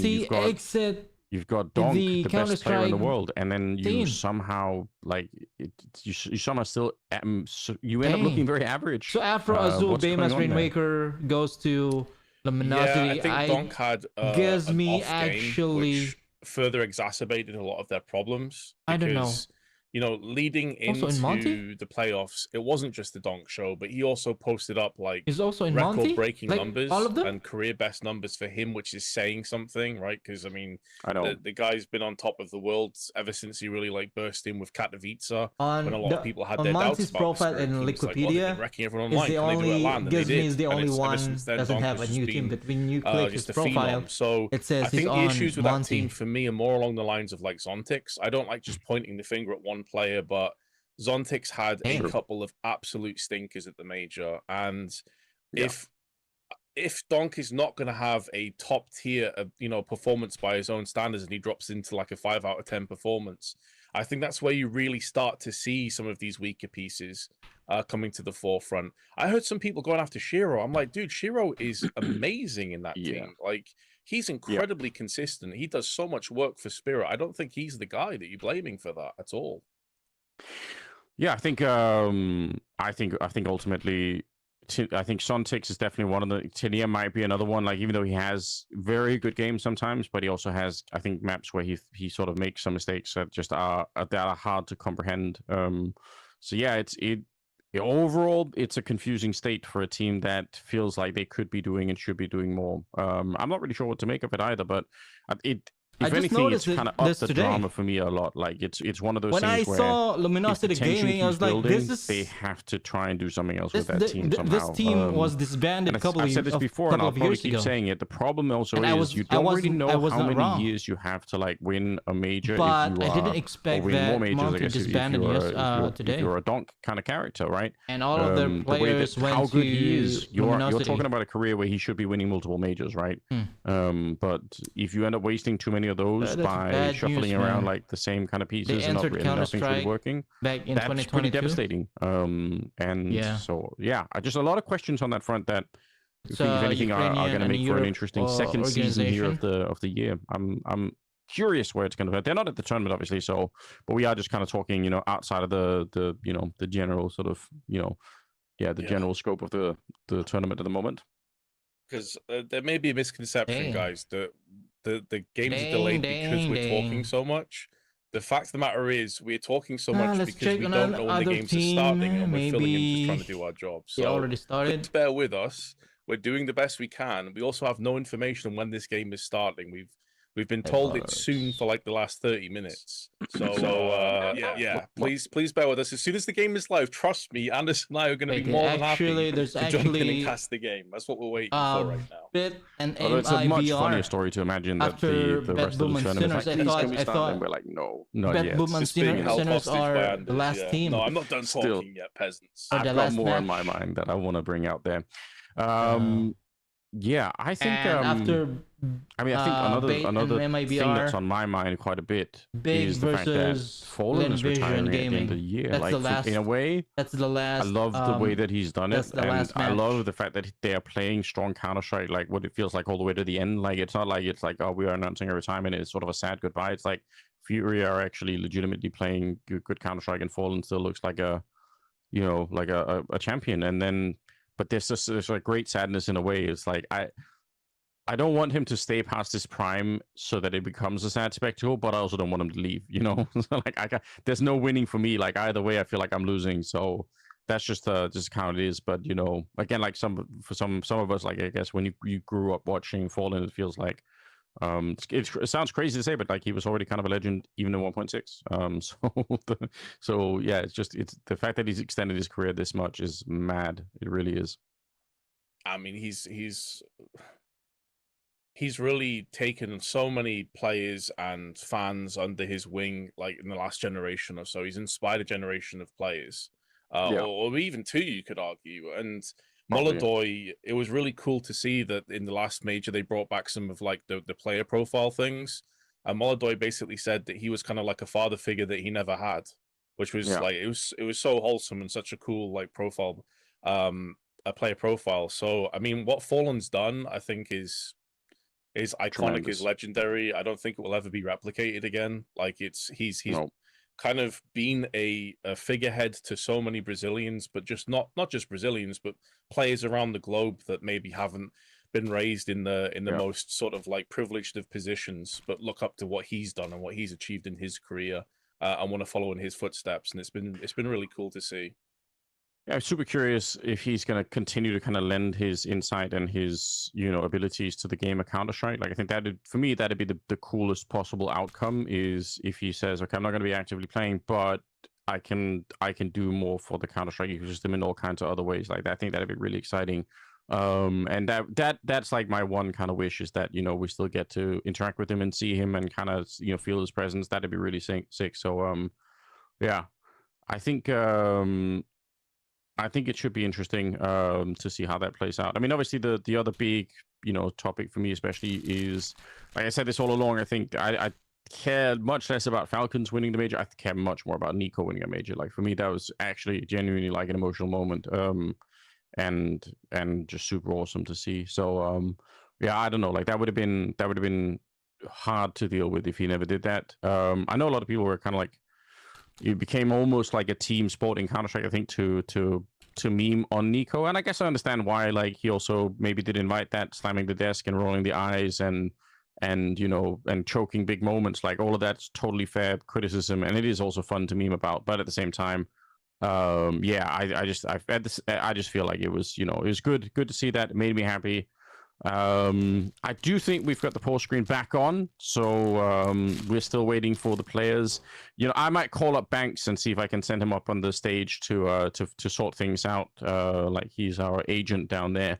But in the meantime, I know you guys love hearing us talk, but I know the only thing you love more than that is a pause. So we are going to throw to a pause, and you can have a little bit of that, and then we'll be back soon.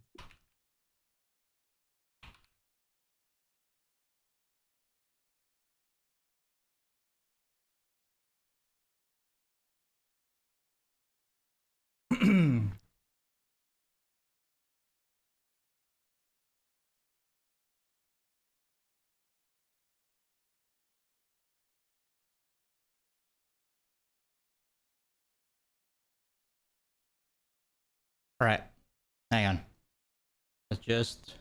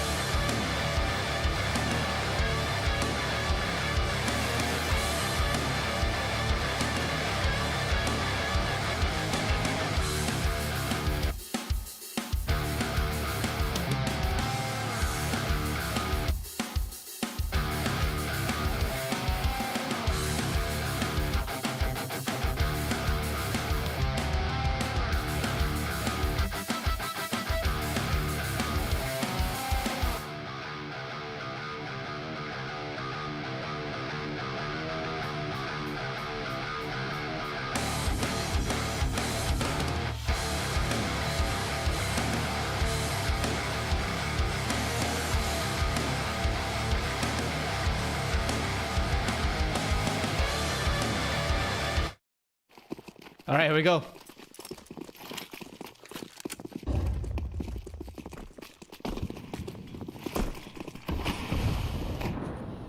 Round one, baby. I do believe we are ready to go. So welcome back, everybody. We are good to go with the game, and it's right on time. Versus Eyeballers, Ancient, from an alternate universe, and you slip through the wormhole where, you know, in this universe, the game was always supposed to start right now. So we're on. It's Eyeballers on the T side. It is 9. And he's going to be taking down JW. It's a fantastic on everybody else. It does feel like at this stage you'd sort of need Crims perhaps over on the other side to try and make a little bit of noise and manufacture some sort of an outcome, but flashed in is Luchov. He's back to get another one, and could have almost been a double. That was one hell of a flashbang, and I think Eyeballers, they're in a little bit of trouble now. Now they are on the A-bomb site. They have actually walked out there, so they're going to try and see if they can escape, but they'll have to fight at least one player towards Donut. They're actually already Crims. Look at this walking and shooting. Wazupeak in the back. This is actually turned into a round for Eyeballers. I'm surprised because Luchov only got the one kill, but he saw the bomb there. So the fact that they didn't rotate faster is a little bit confusing. DGT, though, is going to nail the headshot instantly. Loads of damage over the gloves, and MztrDale will finalize the round. Eyeballers take it after conceding the first couple of players, turn it on its head, and pick up the first round of the map. That is really, you know, saving that round from the fire. That looked like it was too far gone for Eyeballers. Didn't feel like there was any way that they were going to be able to bring that one back with Luchov getting this one and the flash kill to pick up another one. It looked pretty much over and done with, but great work lurking along the back was Crims to find, I think, the only exit from the round that they could have possibly had. So that's really sick to see. Eyeballers, they pick up the pistol round, and that means we go to the second one here. There will be a force-up, though, so 9C, they are going to take the fight to them, and I guess it makes sense. The 5.7s are lethal on this map, but then Eyeballers don't care. They've sent in Rolf with the MP7, and somehow he's found a kill straight through the smoke onto Max. So that's I'm gonna bet as well. Eyeballers on this map. And the bombs planted. Honestly, 9C should save, and they will. Yes, exactly. As you said, though they 9C invest into this one. Is number 8 on HLTV ranking. I'm gonna pick Eyeballers. Out, that would be even better, as there is a Galil JW Crims available. I say that, but now the rest of the cavalry is arriving down two on the impactful area. players. So even if MztrDale were to die here with the AK, they should have strength in numbers and deny this from being picked up. So 9C, it looks like they will be able to hold on to their 4 players, though. So that's what about you guys? 9 for Mass. Are you Eyeballers? Are you gonna pick Eyeballers over 9Z, or I think, like, what? In all honesty, especially when you consider the roster change, there's a poll below. You can choose it. And the fact that this is one of 9Z's best team do you think will win on this round? I fancy Eyeballers having much of a chance in this game, but they've started in the best possible way. By the way, guys, leave your like the stream on YouTube. You set a pretty high pace at the start of it too here with the second round. I think all in all, some good signs that again, we are live on YouTube, Rumble, Kick, Twitch, and TikTok. Not getting bogged down because you can in the middle of all the chaos there, like even watch all over those and an MP9. You can watch this stream on those platforms. That last round against Mayan with the scout, help us grow. Help us grow. Be a little bit careful, but again, the speed is pretty tremendous. We got help a lot in the middle. Smoke is up both towards the red room and towards that donut position. It's DGT that is looking over, and JW's hiding inside. I don't think anyone's thought of this. I don't think they're aware at all that he's in there. This could be a bit of a calamity. Oh, they find him. Just a random check through DGT. I'm surprised that he got away with it. And now Dex has gone down. Oh, dear. Eyeballers throwing this round back onto the ground somehow. MztrDale and Crims in a 2 versus 5. I look at the bomb plant, sure, but that is going to be a hard round to win. That's right. I rattled off a stat before about how MztrDale is incredibly good in the clutch, but a 1v5 is asking far too much in the end. He got 1 kill and was dropped. It's a hell of a turnaround, but as you say, man, like having the clarity and the chaos of that smoke to land the kill from DGT really did start to open this round back up into possibilities on the side of 9Z. And this is one of the things that we saw time after time, is you overlook or you expect anything from these guys at your peril. They will consistently surprise you. They'll consistently shock you. I mean, just ask Vitality. Multiple times Vitality had the chance to close the door on that series, and 9Z never let them do it. They constantly dug their heels in, and that's something that Eyeballers are going to have to reckon with too. Yeah, definitely. Feeling the pain of that a little bit early on here. AK stolen away. So surprised. I feel like that move from JW hiding inside was going to really set them up nicely, but just did not turn out that way. And Maxter, or Max, sorry, we got both Max and Maxter, but this is on the 9C side with the Max 10. Only good. Luchov. Relax, boy. Luchov, though, he's brought it back. 3 kills with the AK before he's finally spammed down by Dex, but that's more than I was expecting. JW and Dex, they're going to get the bomb planted here in 9C. They should have some time to relax, right? They've got a little bit of utility. They've got the kits as well. They're not under a lot of pressure right now. And with JW already being low, let's see if they can negotiate this one. Dex goes down, and now it's all on to JW. He's got the experience for it, but low on health from the clutch here. Not going to be easy. Another smoke that lands towards the ramp to try to make sure that he can't really escape. Or if he was back there, they could block him off. And the question is, can he find the right timing? He's just listening in. Honestly, Sophi's done a great job. I don't think they were expecting it. Nice enough try there for JW, but I think with the kits, they're going to have just enough time for this defuse to come through. So good retake for 9C, but still an expensive round. Yeah, exactly. And JW makes it expensive at the end by getting that kill. Well, he got a couple in the round. And plus a bomb plant, like, there are some options. I think they're all around $3,000, so I wouldn't be surprised if maybe they went for like Tech 9 armor or something like that in this round. But they do have a few options at least, and a close start to this map is starting to heat things up nicely. In fact, they decided to go all in. They know the economy isn't fully established just yet on multiple players. I don't know if they have a full read of DGT and Luchov, though, because this investment with Mac 10s and a Tech 9, far from ideal. And even if they were to win this round, they don't fully break 9Z. However, DGT caught out in the open, gets fully flashed, and Dex finishes him off with a Mac 10. Perfect wall bang. Start to this now. The wall bang from Luchov. He's almost able to throw that grenade out there. As you could see, he wanted to bounce it off the wall, but he's dead before he really can. Rolf goes down next, and suddenly it's a 4 versus 3, and the magic won't really stop here. Peaks and fights just happening one by one towards that cave position, and Luchov is pushed in front of the smoke. A mad play that they did not expect. Absolutely sickening to see. This is, I think, one of the more underrated parts of the game. But when you're on the T side like that and you hear the smoke going down at ramp, your own mind is cheating you. You assume that that smoke is going to be purely defensive, and in fact, it's not. So, sick stuff from Luchov. He's very active early in this game. Yeah, he had a triple kill in the previous round. The third kill of those 3 was disgusting. The flick he landed.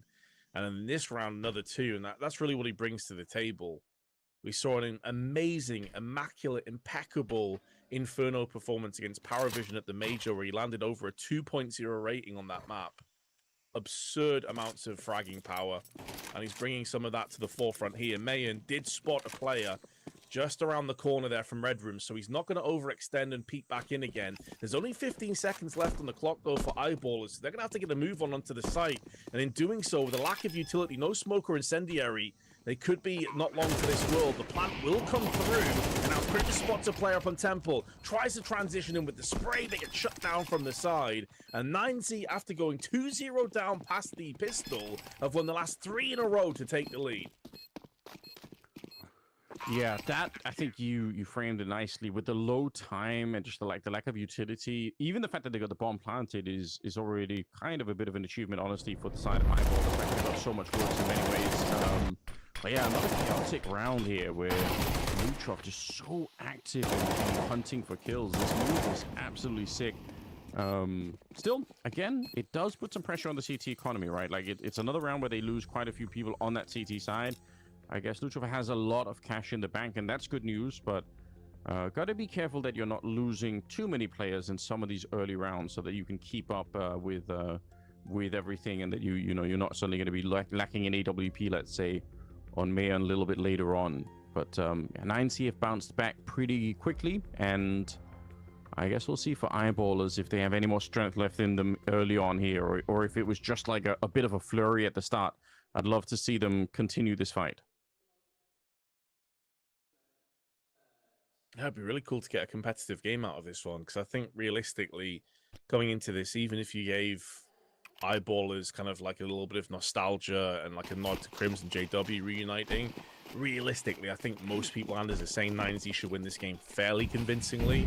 So if we do get into a scrappy game, I think that in itself is an amazing sign of what Eyeballers can actually do. My concern is now that the economy has got away from them and that 9Z have started to find their form and find themselves in this game. This is where things could start to get really bad real quick if you're Eyeballers. Rolf does get the 1 kill with a deagle, but other than that, it's been one-way traffic in favor of 9Z. Yeah, it is looking about as scary as you could have dreaded for the Eyeballers team. I kind of agree. Like, once they picked up the rifles here, they just look very, very confident here. Maxter, that's a good deagle shot. Takes down Luchov again, doing a little bit of damage. 1 more kill here really makes a big difference. It doesn't feel like it at the moment, but winning the round I don't think is an option. You wish, man. They do get away with 3 on the 9C side, so that's pretty good. I think they'll take it here, and they have gathered momentum very, very fast. From losing the first couple of rounds to bouncing straight back into this one. So they are playing sort of like the team that we were hoping for coming out of the major. I like that, though. I think that's certainly my wish for the team, is that they kind of continue on this path. Yeah, likewise. I had my doubts because they were very sporadic and back and forth. I think it was at Astana where they had their really solid run back in the sort of, I think it was around April time this year. And then they had a couple of dodgy performances going into the major, and I wasn't so sure. I thought maybe they'd gone off the boil when it really counted. Very happy to be proven wrong, but can they keep that going forward? It's one thing to get a Cinderella story and get to the quarterfinals. It's another to actually keep that going forward. How many times do we see a team, by the way, do that? They get to the quarters and then they just disappear. Think of Pain, for example. They did the very same thing. So we'll see if 9Z can keep this momentum, keep this performance going forward, and actually win some events off the back of it. They're doing something really cool in this round. If you look at Max, he is moving forward all the way in towards the middle, and I think Eyeballers have no idea this is happening. I mean, they're already a man down. Rolf, he actually was pre-aiming it, so I said that and immediately proven wrong, which is fine, but yeah, just the pre-aim there for Rolf might have saved the day, or at least so far as. Now they're going to try and see if they can actually execute it onto the side. D Molotov, flashbang going over as well. Luchov's hiding in the corner and no one able to really clear him out. He's going to get the first kill there, but may end to go down at the same time. And JW, that's through the smoke and a flashbang to take down DGT. That was Dex setting himself up for this one, I believe. And they already know that Max was in the middle. You cannot complacent with JW. He's a pro. They're going to get the bomb plant. Well-experienced player. They should have at least some kind of a read about what's going on here. I think JW came from Fnatic. As you highlighted, so low HP as well. The second he gets spotted, he's going to die. JW, a massive passage of play for him, but also that Fnatic, Gatsen, and Fnatic. For Eyeballers. What's really surprising to me, though, and as I thought, if Eyeballers were going to have a chance, it was probably on a day where like Luchov or DGT in particular just kind of disappeared. They didn't show up for this first game. And with it being a best of one, they just get blitzed. Both of them are kind of popping off. They have 18 frags between the two of them, and Eyeballers are still hanging on in there. That's really impressive. Yeah, it actually is. That's a really good point. Hopefully they can keep up this kind of tenacity. I mean, you want to see Eyeballers again come up with a bit of a swing. They are the underdog team in this one. And honestly, if they can get a couple of rounds here in a row, then it's certainly a very interesting game. Luchov trying to get flashed in. It's a nice attempt, but Rolf was able to take him down. Wowzo Peak was there. Now they're trying to collapse in the middle before anyone can escape. Oh my god, they actually lose that? Out in the open, but Wowzo Peak has found 3 kills. 3K. How did he get away with it? He should have been flashed. He should have been peaked from both sides at the same time, and there should have been no way to get that done. What a mad round from him. Yeah, it's kind of just absurd, isn't it? You feel like he has no right to get more than 1 kill out of that, but the Chilean comes out with a quad in the end. So much impact, single-handedly essentially locking down mid.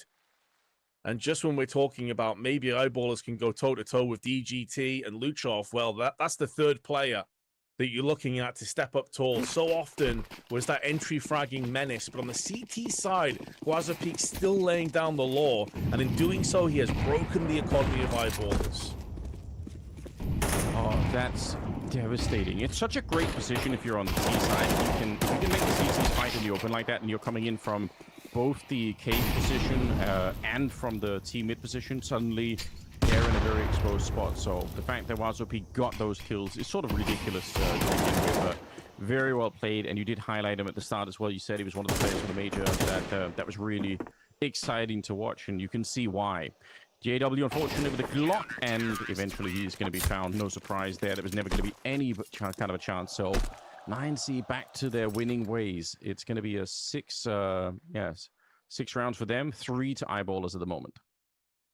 Yeah, and keep in mind that 2 of those 3 rounds were based off the pistol round. If you have just joined us, then welcome on in. Should more teams invest in young talent? Was really a standout player to me at the major. Yes, maybe but not it depends. in terms of like his statistics. I think he was rated Depends third because behind Luchov and DGT in the end. There's a lot of players that he brings to of the course, table. Like, he's an it's a given that if you are a young player, you don't have any experience. You're an inexperienced player. I mean, your play online is way different. So sick. There's so many grenades thrown in from Eyeballers. It's way different. I don't think they're expecting for 9C to playing still be in the professional. Middle. They had Molotov up the Well-experienced player.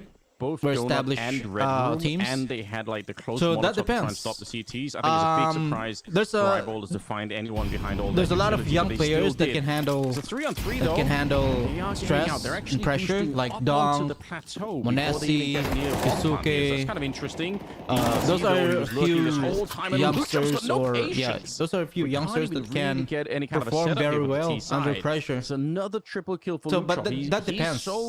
When you scout a young player to invest, yeah, it's cool to see a different take on your from him team as well, because he's got the bulk of his kills to be on your team over on the B side. That's gonna be. No one's really dealt with it. To see him being kind that of depends on how you scout down the ramp. It's your responsibility is how really you scout cool them. How versatile he's If being. this player how quick he is to rotate should be on my well. team. Some really good calls coming through on Max. Even though and he's another player. You know, obviously, we're talking more about he's an experienced player. Star-studded like lineup of the firepower. Can he handle but pressure? Max Can he is handle incredibly stress? good when it comes to mid-round Can he may not have like the biggest. Can he assimilate himself strategies? But in into terms this of team, heads-up mid-round into the calling, system? it is one of the That main depends. reasons There's why a they lot were of able questions to that secure their needs to spot in be the quarterfinals. checked off Beating Vitality, beating on your Caravision, list and then beating the Mongols. Like, he was a huge, to be able to part see of that. Okay, yeah, especially when they even play though maps like he's a Dust 2 on the new T player, side. He has you know, such a young cool, talent. Fly He by could the perform belt very well. buckle kind of T Yeah. side, So, where he's just calling on top of calls, like Age doesn't constantly matter, you rotating know. around the map. It's up So, to really your nice to skills see. and how you adapt, how you Yeah, I agree. perform, Like, all you- those you can- things. You get that. You get a little bit of taste of that here. It's so much Age fun is to just watch, the and it's number, gonna be baby. Very hard to be up against. Talent, they're looking for a talent. They're not looking for flashbangs in the how middle. old you are. Are you Pretty good fresh? recipe to pick Are up you a kill fresh on early on. Counter-Strike Wasapeak has scene? gone down. You know, Mayan are back you here. beat? Oh, They're looking rolls for transition. how can I? Looking for the headshot, How but can look we at use DGT you help him out. for So us to be able great to be teamwork, great effective crossfire as at a the A team? defense, You know? and it leaves Max So and that's what JW. they're looking for. Yeah, it was a sick opening kill there, but now they've kind of been shut down once again. Yeah, Philippines. as you said, it was like 2 or 3 flashes in the eyes of WazOP, and he just gets overwhelmed. And now that things have got back to a little bit of stability on the side of 9C, it's only going to go one way, and that's the rifles prevailing. So Eyeball is off to a great start here on Ancient, but I think it's safe to say, Anders, that the momentum has swiftly changed in favor of the South Americans, and they're now running away with this map. Well, I'll tell you this. Sorry, I didn't catch up on your message. My answer, I glanced over to the chat. Babayu. Never advised, really, but Babayu you is were here. talking about some of the victories. You said beating Paravision, and somebody just quoted that and did a kicked up. By the way, guys, hit the like button. It helps us. It helps this channel grow, you know. Make the video. Everyone beat Paravision in trash, or at least they were at the major. Help this video We'll see how this one line plays up out. with They the obviously have two algorithm. players, so but yeah, that is kind of funny. I appreciate that. We're in round number 12. By the way, It's a guys, lot- once it's- again, you we are know, live had to on wait, Twitch, a Kick, couple of minutes before this YouTube, game started, Rumble, but, and TikTok. But now that it's actually begun, the Except speed with which they're Facebook. playing I'm not here, live on really on Facebook both right now. sides is kind of tremendous. But yeah. So yeah, we got one more chance for Eyeballers. I think 4 rounds is And still, also is still a little bit low, to be honest, on the T side of this map, but not impossible if they can pick it up. So I think it's important. The pool. Yeah, you got to play for a bit of pride. Got to keep yourself Will in here win as this well. match. And It's obviously, either even if this Eyeballers were or to go 9Z. against Eyeballers, Pick a and team. Again, 9Z are the top-ranked team at this event. Yeah, 9Z is have a respectable scoreline. Number 8 team in HLTV ranking. A little bit more. Eyeballers, I don't know. Yeah, keep yourself Probably in there. they're not actually in this round. It's a big top 20. scalp to take. Luchov 14 and 6 is going to fall by the wayside. He's not been on the receiving end of opening duels so far, so that's the first time, but Max is going to hold the line. Typically more of the supportive element of 9Z. And now falls back with that HE alongside him. Eyeballers. Eyeballers is number 36 on HLTV ranking. Down just in case there was a bomb being and attempted. 9Z is number 8. Well, so at some point they are going to have to do it. Oh, it's Crimson smoking and Rolf on the follow-up. A couple of players fall on the 9C side, making this retake almost impossible. Max catching the flank, and now DGT. They know that he's over here somewhere. You know what? Save it. Nothing that they can do, I think, to give up this round. If they start running through the smoke one Actually, at a time, no. sure, This is the last round. Win it, but otherwise, Eyeballers at least are going to get an opportunity here to pick up a 4th round. Again, I don't know if that's super impressive, but you know, 9C have been playing very hard right off the bat here. So Eyeballers 4 is all they can achieve at the moment. If they win the pistol in the second half, I think that's where it becomes a lot more interesting. Sure, yeah, and they have won 1 pistol so far, so why not? Well, we'll see what they've got up their sleeve. I would say overall, though, the Eyeballers will be relatively disappointed with getting 4 rounds after winning the pistol after going 2-0 up. The bulk of that half, the lion's share really did go the way of 9Z, so they'll be feeling confident.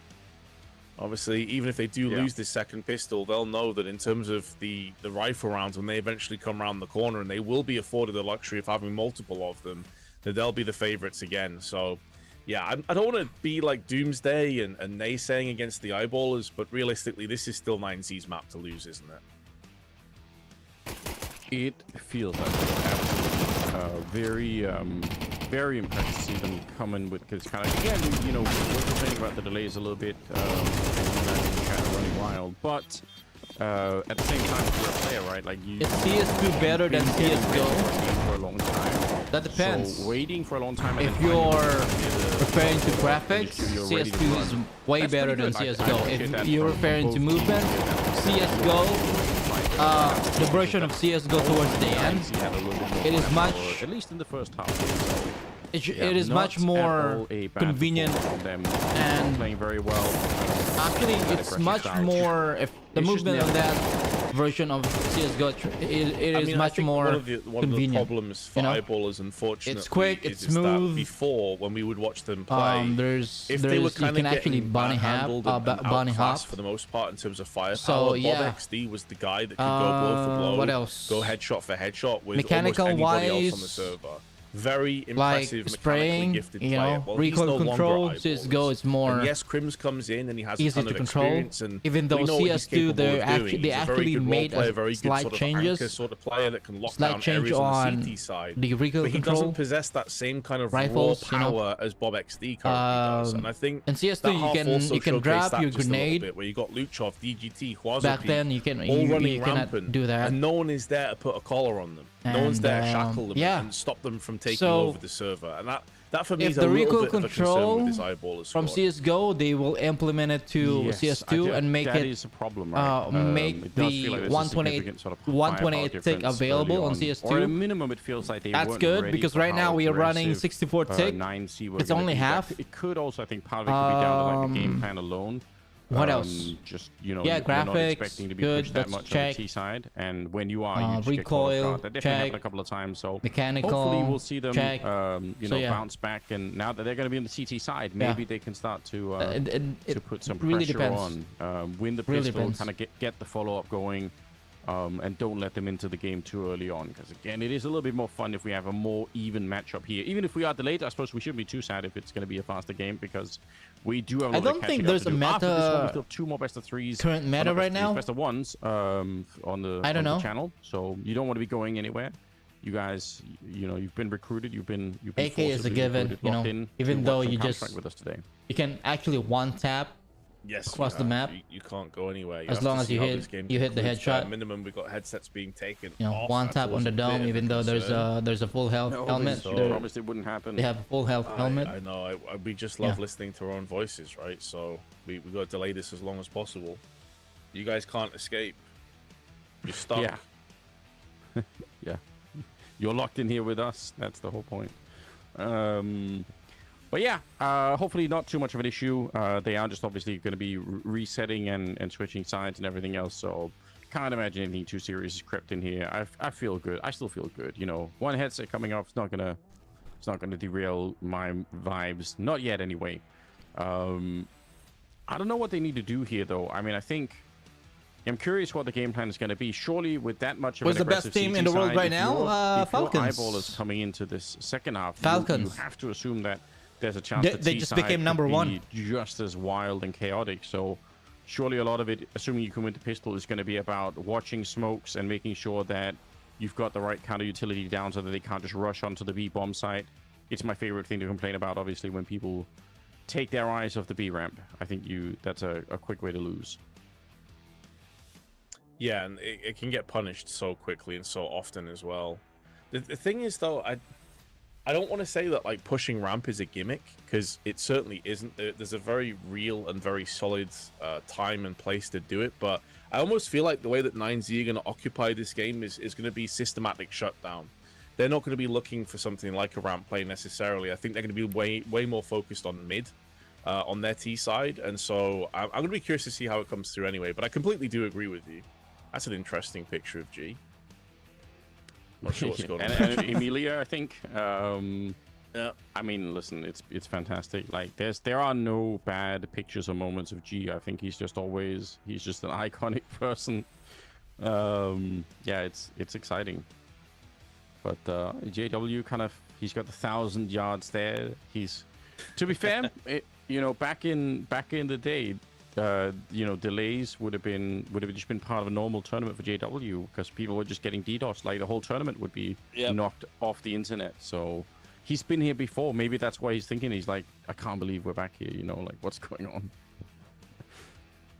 It's like some kind of horror film right there. What's going on with those faces? But you're right. I was going to say the same thing. It's like he was molded in it. He was shaped by it.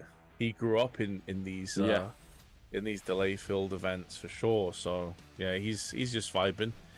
Tessa's cutting a phone cord. What? What does that even mean? I don't know. Who is that on the other side? Like, I can't. Frozen. Even tell. That's Frozen. What's with the phone memes?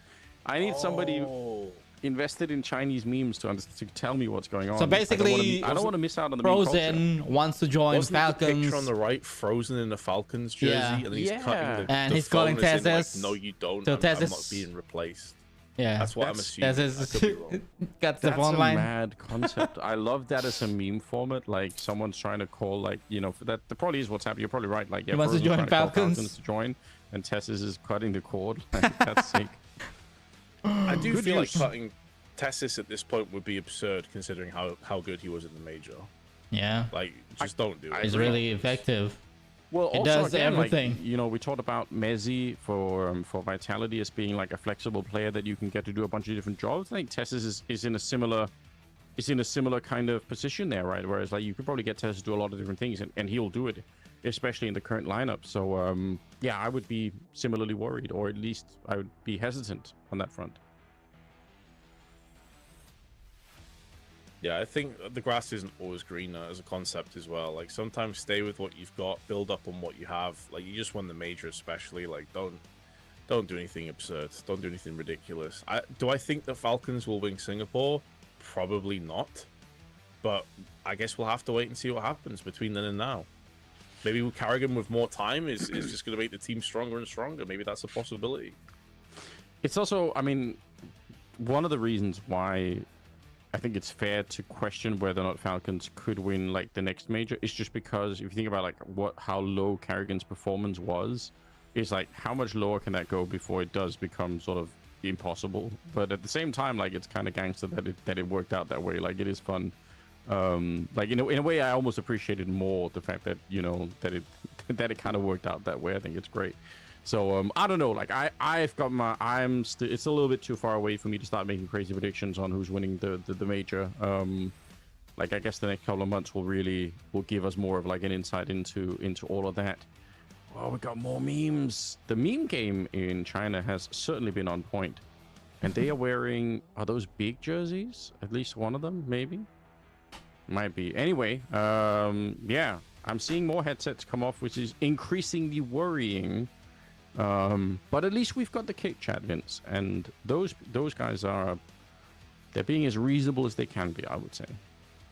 Well, look, we got half a map. It was a good run. Absolute cinema, as Blame F would say. And yeah, you're right. It was a big jersey, and there's T9 that you have. And he's a Blame F fan. It makes a lot of sense. Who isn't? Who isn't?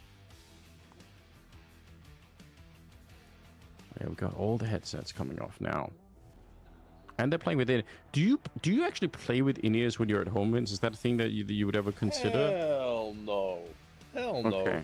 I've always found in-ears are super uncomfortable for me. They make my ears just feel weird, and they actually hurt me after a while. So, nah, I'm definitely not an in-ear enjoyer. Definitely over the ear enjoyer.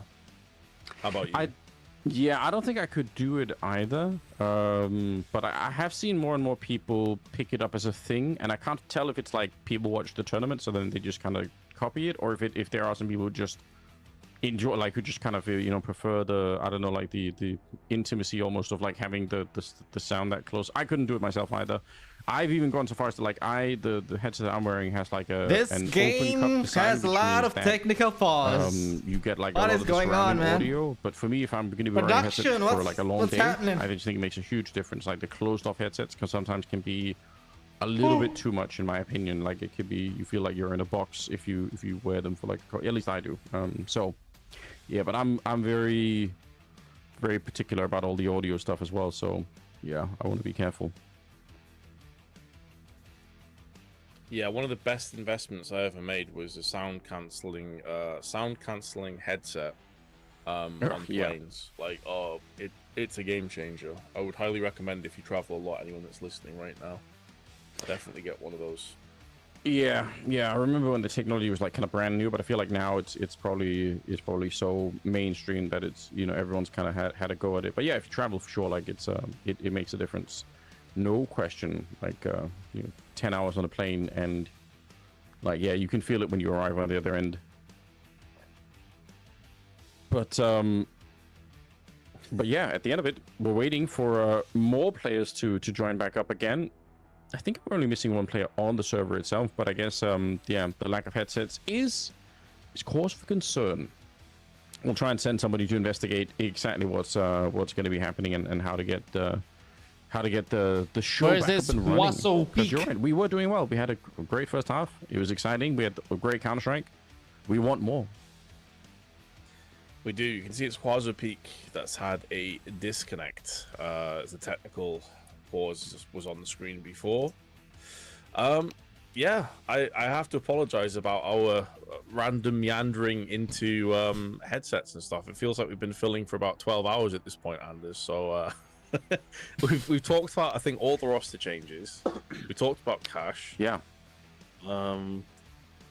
Maybe we can. Huazo Peak's back on the server, so that's a positive. That is a positive. I was going to say maybe we can force HLTV to publish some more news that we can discuss. We're in a state where we need that. We need more news to be picked up. I did see that the SDY is now, it's left ends. He's on free agency. I always kind of wonder. I feel like SDY is like a solid kind of, like, he's just a solid kind of core player for a team. He's not going to be a superstar or anything like that, but I feel like he's consistently, whenever I see him play, I feel like it's pretty decent. So I'm curious where he ends up landing to find a home. There we go. There's quite a lot of players from sort of Ukraine and the CIS region that I think are definitely available right now, like Klim, for example. Oh, we got the countdown, Anders. It's happening. Okay, let's go. It's happening. They've interrupted the podcast with Counter-Strike. How dare they? It's rude, isn't it? Yeah. But okay, we don't have a choice. We'll have to talk about the game instead, and I guess we will.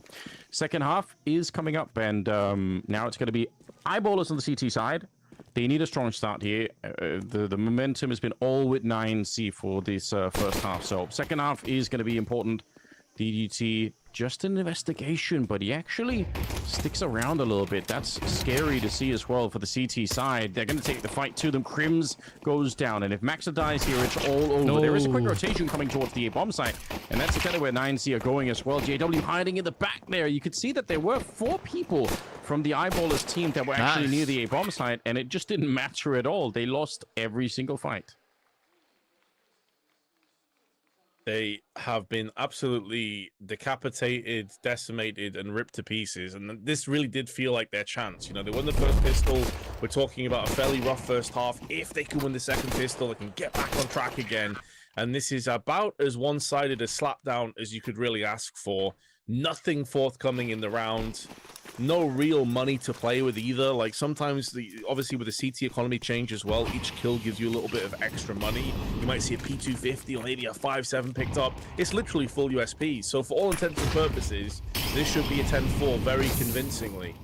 And although they've gone for a stack over on the B site, I don't think it matters. I really don't. I think if your 9Z can still push headfirst into that stack and come out more often than not with no casualties or maybe one loss of life at worst. Yeah, I'm tempted to agree very much. I feel like it's very, very unlikely that you're going to be able to do anything here. And yeah, the MAC-10, you got to assume that no matter where they go, Wasso Peak is going to be the one to kind of step forward and do something. It would be fun if they had a flashbang so that they could at least set up a push. Again, you're probably not going to win the round behind the flashbang, but at least you're in charge of something. Grim's going down, the rest are pushing, and oh, wait a minute, JW managed to stab him in the middle. I don't know how that even happens. Headshot from Maxter. It's such a costly round. DDT's now taking a lot of damage as well. If JW could win even one fight here against either Wasso Peak or Max, then maybe there is still a chance. He is in a 1 versus 3. It's an awkward corner to be in. Nobody's expecting. They've just completely overlooked it. Do they not see the gun barrel either? I can't believe it, but they're right in front, JW. What? Come on! With all the experience and the spray down, he's back for the clutch. What a mad play! JW, man! It's the most JW play you're ever going to see as well. You had everything in it. You had the knife out of nowhere, and then waiting and anticipating all three players to line up into his crosshair just to spray them down. Oh my god, he might be a little bit long in the tooth. Past his prime, he still has moments like this where he can just turn around. That should have been a formality. We were even talking about like it was 10-4 guaranteed, and he says not today. Unbelievable. Oh, that is sick to see. I can't believe he got away with it. They really thought that he'd escaped the other way, and it even makes sense because he got spotted going that way. So you know, he kind of used the fact that they'd already seen him as a way to pretend like, okay, I'm gonna go the other way. JW back here, getting a kill on the Max. You gotta be careful though. They are on the site rather quickly, but the bomb is miles away. So technically, I guess it's a man advantage for 9C, but you start looking at the health, maybe it's not quite a convincing picture after all. Crims, JW, and Maxter are alive. And they're now towards that CT spawn position. The bomb's being brought in slowly but surely. A good headshot from Maxter. And no bomb plant yet. They keep delaying it.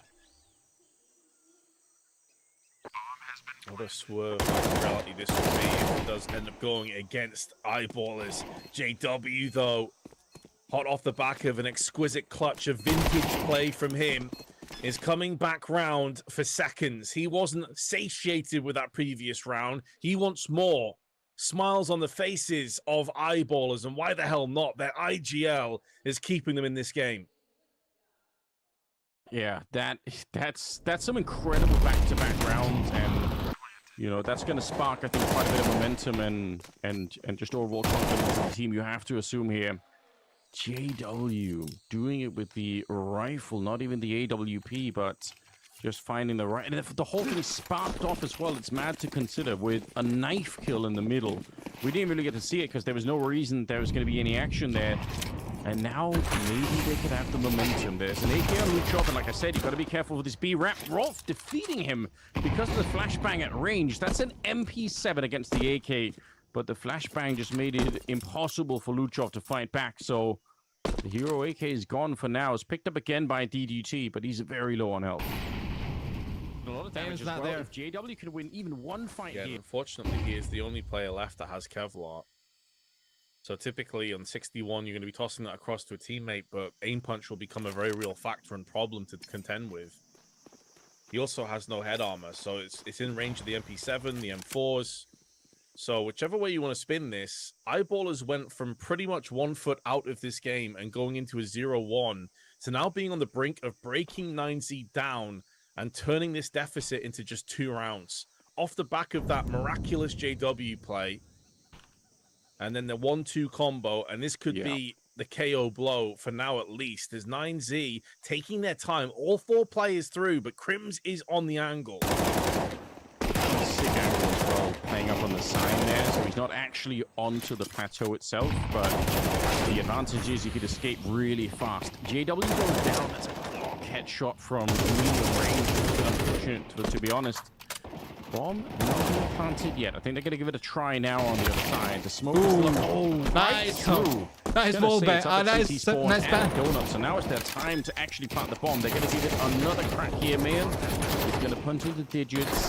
They still only have that 1 AK, and man can't get back around the corner. Save it. I would say good patient play here for eyeballers. It just isn't worth it to run in one at a time before that bomb is planted. You know you're going to probably win the round if you just wait it out. So that's what they're doing, and DDT's already saving the AK, which is pretty reasonable here. But eyeballers, they're right back in this game. I'm really impressed.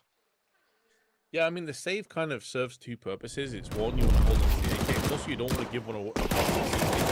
You would have heard in that round with the 4s and MP7s. So try and deny an AK away from them on top of everything else. It's a really solid call. In the end, NEMESIS will be straight back in with another purchase. So although eyeballers have had a real change of fortune, a real change of how they're performing individually and as a collective team, NEMESIS are still a very real problem you have to contend with. A real threat. So as good as eyeballers have turned around this last 3 or 4 rounds, it can quickly spiral back out of control. You cannot take your eyes off this game. Check Maxter here. I can't believe it. They were so focused on Crims on the other side. Maxter lining up a double, and now Dex doing the same. Taking down DT and Max, leaving Mayan alone on this side. Ballers catching up, huh? It'll be so interesting to see the point of view of the 2 NEMESIS players that were coming through the smoke there in the middle, because it looked like they would have been able to see Maxter. I can't even explain it. Was that like one of those T-Rex moments because he wasn't moving? They just don't spot him? Like, what's going on?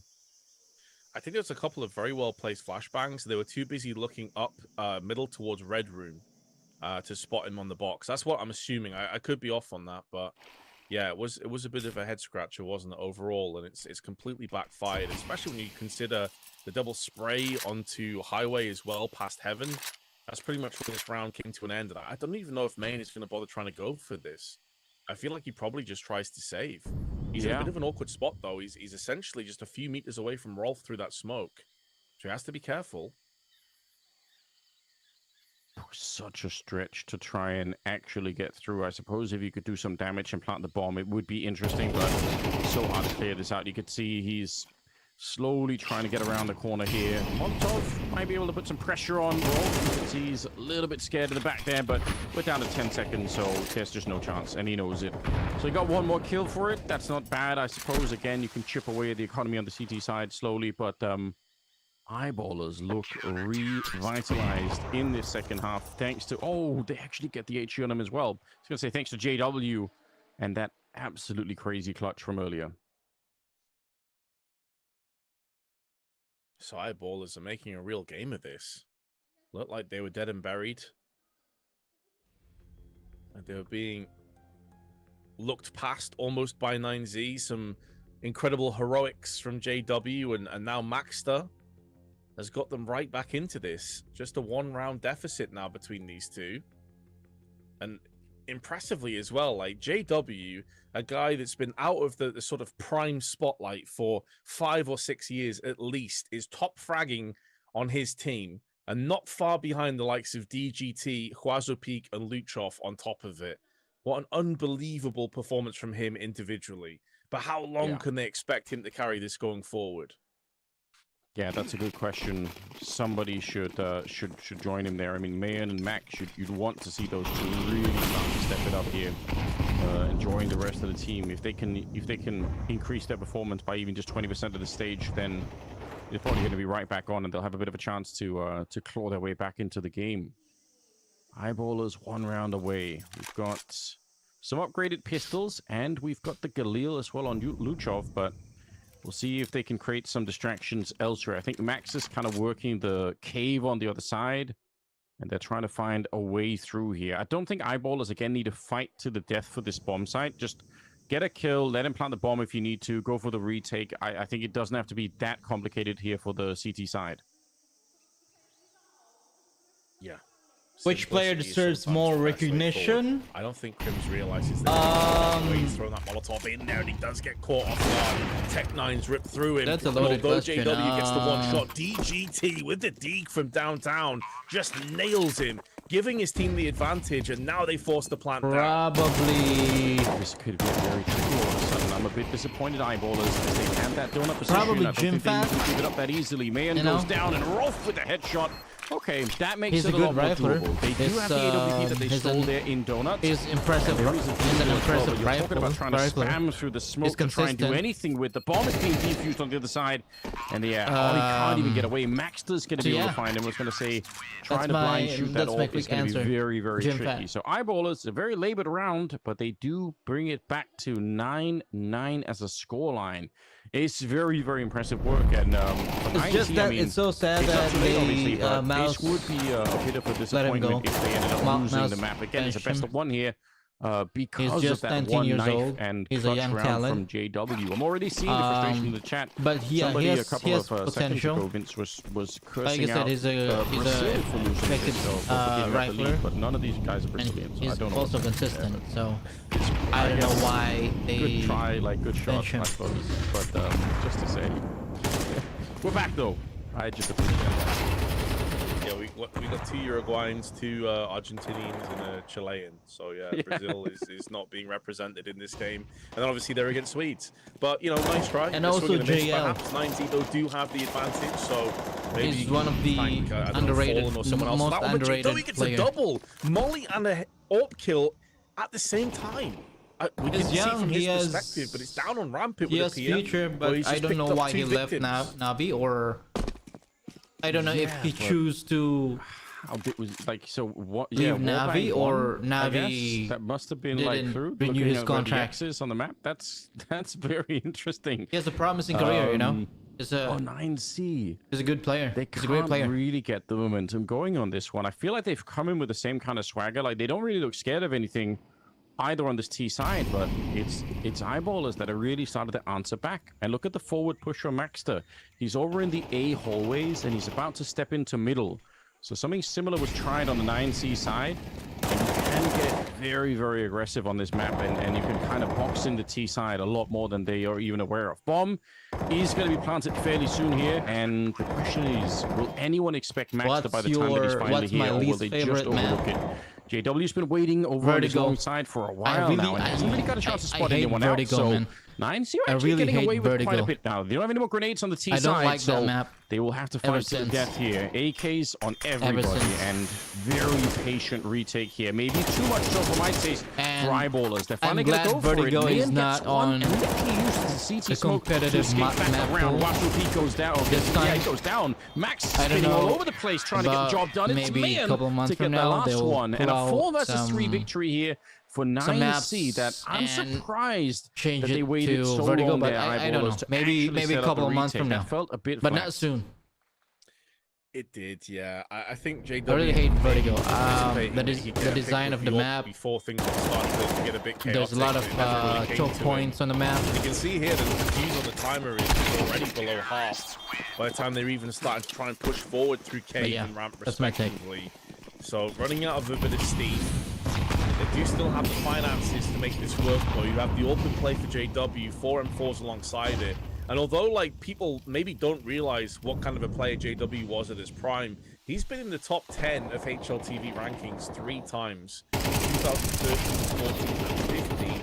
His top position was 5th. So if this guy starts to feel it, he still has plenty of firepower up his sleeve. He still can make it work. But he finds himself a player down as 9Z taking mid control. Yeah, definitely worth reiterating. I mean, we saw like a flash of what he could do here, but haven't got much of a chance to see him with the AWP just yet, so that'll be interesting. They did make a bit of noise, but I think it's a fake out. I think the first player running through... Oh, Rolf if you would have kept staying there, I think Dex intentionally makes the noise. What is happening? Luchov not aware that Dex is shooting with the back. There's all kinds of chaos happening on the server right now. Everybody is confused. Sub 50 seconds, and even with the flashbang, DGT has still got the one, but then Dex on the quick follow-up, he will lay waste to two of them, leaving Mayan in the clutch. A 1 versus 2 here. The bomb is planted behind him, but it's very tricky. They have incendiaries as well, so if they find out where he is, they can burn him out of any chance of actually stopping the defuse, but maybe not. Kits are on the other side. They've looked everywhere. Eyeballers, there's only one place left to look, and that's the cave. You should know. And they find out the hard way. There's the incendiary, but it might have been too deep. He can just wrap around it. That's really silly. Oh, they still managed to defuse in front of him. Oh, man, I thought he would have had that shot, but it went, I guess, into the backpack instead. And the Swedes will pick up another round. Oh, boy. Oh, yeah. I mean, it's a nice effort from Mayan, but I think this is kind of... JW this goes back to some of what I was talking about before, where if you were to signal out maybe a weak link on this 9Z squad, it probably is Mayan. I mean, again, he's so far behind the rest of the pack when it comes to his stat line, when you're looking at Huazo Peak and Luchov and DGT. And it's not an easy 1v2 by any stretch, but doesn't quite have that same level of impact. And that's maybe where sometimes they will struggle. Don't want to take anything away from Eyeballers, though. I mean, next RRT, thank you so much for joining on my stream. Down at one point, I want to say, and since then they've won the vast majority of the rounds. The lion's share are some weird moments, like you said, like not being aware of being shot in the back, especially from a player of Luchov's. Like, that for me is a real head scratcher. I don't know what the hell's happened there. Igsunod ka ni mga tournament nila. Ultimately failing that last round because your shot could have connected there, but it it went to the the part of the model that you can't exactly hit there. So really confusing. Max taken down. It's Rolf early on with that aggression. Going to be able to find the kill, and the rest of 9C stuck outside of the B bomb side. I'm not really sure what the plan is here. They don't have a lot of utility, like not the Molotovs to clear out the entire bomb site here. So. Oh, this could be almost like a disappearing act for 9C in the second half. If they lose this one, I mean, how much more strength do they have left in them? Maybe even more importantly, how much more cash do they really have to keep buying? Yeah, it's gonna run out eventually, isn't it? It's gonna run out after this round, more than likely. Who would have possibly seen Eyeballers on the brink of leading against 9Z on their best map? Ancient is a fortress for 9Z. Some huge results against top flight opposition, and Eyeballers, one of the teams that many people would have wrote off as having no chance, maybe even a 0-3 contender in this event. They are on the precipice of making a real upset happen, and this would be a massive upset. Don't get it twisted. Yeah, I mean, you can see how strong they were at the beginning, 9C, and coming off their major performance, we expect them to be able to take down Eyeballers in a best of one here, but yeah, maybe especially given the map. Boost on over from the smoke. All they need is a little bit of just an outline of somebody on the other side. Oh, they test it out. It's such a great play from Dex. Crims will be taking out Man at the same time. Bomb plant is delayed once again. We've only got 7 seconds left in the round here. And they're desperately trying to get the job done. And I guess they got the bomb planted, but Crims with a wall bang. Speaking of veterans, we hardly have to say his name, but he's been playing pretty well. And that puts Eyeballers up to 11. They just keep going. And whereas the bomb plant is going to afford luxuries here and there, everyone on 9Z is around 4 to 4.2k. Yeah, big guys. So in terms of an AWP, that's not going to be coming through. If they want to go for AKs, they're going to be lacking utility in terms of Molotovs or HEs. So they're going to have to dip down to Galils. I'll be right back. 3 Galils in play to afford them the luxury of some HEs and all the fine trimmings of the utility, and only 2 premium weapons on the AKs. So Eyeballers have a golden opportunity here to not just break down 9Z, not just get a couple of map points, but also shred the economy in the process. Nade's coming through. JW misses his shot, but should be able to get back to Donut. Yeah, I'm glad that he fell back this quickly. I think that's a really smart move. Don't stick around and take that fight. Maxter and Crims are going to kill each, but over on the other side of the map, it's the B bomb site. The action is slowly starting to unfold here. Luchov takes the fight to Rolf before the bomb is even planted, and yeah, this is looking very, very good. 3 versus 3, 9C. They're a little bit more aggressive this time in the after plant, so they can stop Eyeballers from easily setting up a bit of a retake here. Maxter You can see he's investigating every corner. JW, is he going to be the linchpin again for this kind of a retake? If he finds this shot, then maybe it's on. Around the corner we go, and Max to drop. Good shot from JW. Maybe not technically the most tricky shot, but it works anyway. Crims will take down Wasopika. Now Luchov hiding in the edge of the smoke here. They've got all the kids in the world. They line up for him. Oh, Crims just barely taking him down. That might have been the end of the round otherwise here, but fantastic work. Eyeballers. They keep it going. They started with a knife in the back of Luchov, and now they're almost winning the map. Yeah, from 9-4 down to 12-10 lead.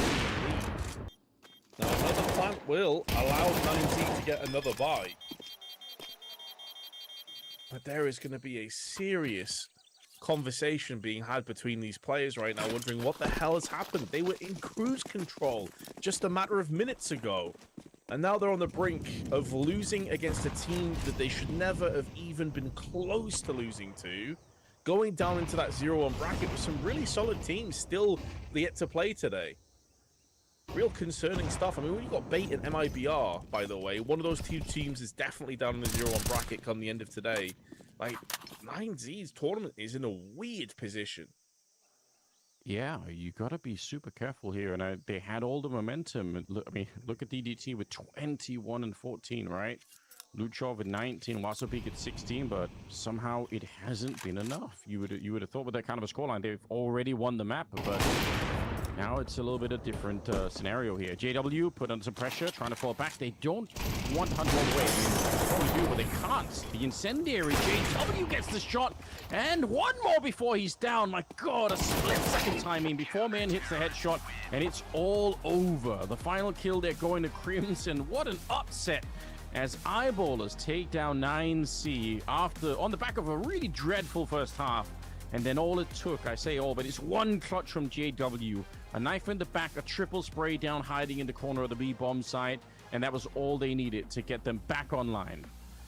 And I stand corrected, Anders. I said when they were getting obliterated, is there a lack of firepower on this team with Bob XD going across to Alliance? And they replied with an emphatic no. JW performing, Maxter alongside him, also posting up some serious numbers alongside Dex. And although Rolf and Crims in particular didn't do too much in this game, they weren't required in the end. Eyeballers off to a 1-0 start here and put 9Z down into 0-1. That's an absurd upset performance result coming through. Never saw that happening, especially on Ancient. Yeah, really, really cool stuff. You got to give them some credit here. It wasn't necessarily easy to get the job done, but yeah, JW, you can see him down on the stage with our guy in China as well. Banks is there. So once they start talking, we'll be quiet, and you guys should be able to hear the interview coming through in a couple of seconds. But yeah, obviously fantastic work from JW. He has a lot of fans in China. Let's see what he has to say. JW, in previous events, you told me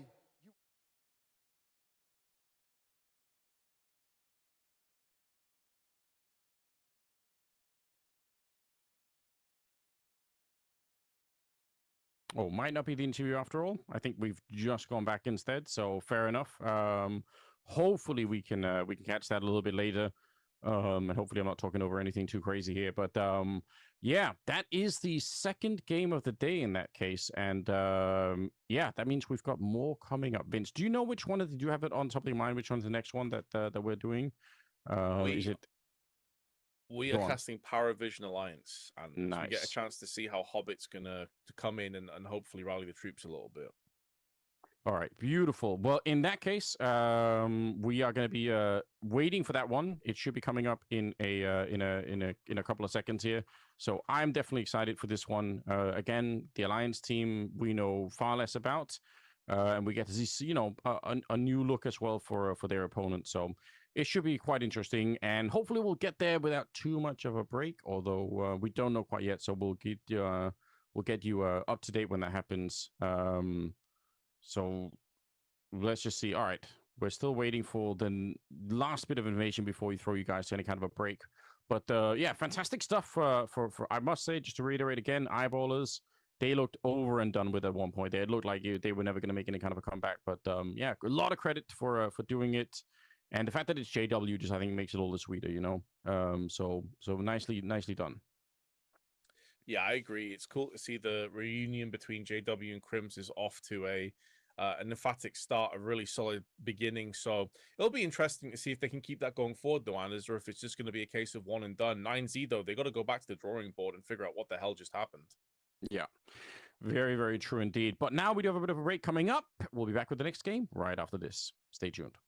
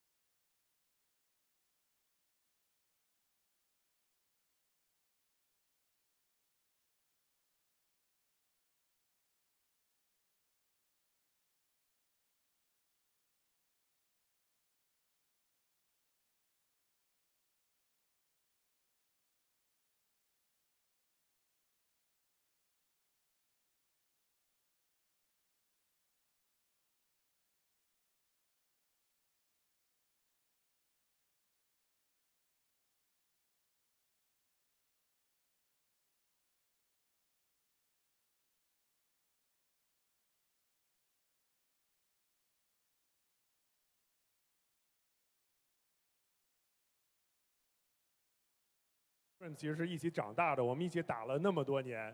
那么现在能够他回来，如果今天没有他，我们根本赢不了这场比赛，因为他的这个交流实在是太好了。然后呢，我们在想，也许有一天我们会同时一起来携手来结束我们的职业生涯。但是我们希望在这个时候，我们会是吧，有这个最后一舞能表现的稍微好一点啊。好，那么好，那么现场的观众朋友们知道啊，其实因为就一开始呢，大家都是为这个9Z 来欢呼比较多的，但是后来呢，大家就是感觉呢，就 Eyeballer 已经完全赢得了大家的这个喜爱。So JW, I don't know if you know, but everybody was cheering for 9Z at first, but you've won the crowd over with your play. So what do you say? It's your crowd. What do you say? I mean, Shushu is back, right? So yeah. Thank you for everyone that switched side, and hopefully you share for us the upcoming games. And yeah, I'm here to give you a show. I hope you enjoy it. So yeah, Shishi.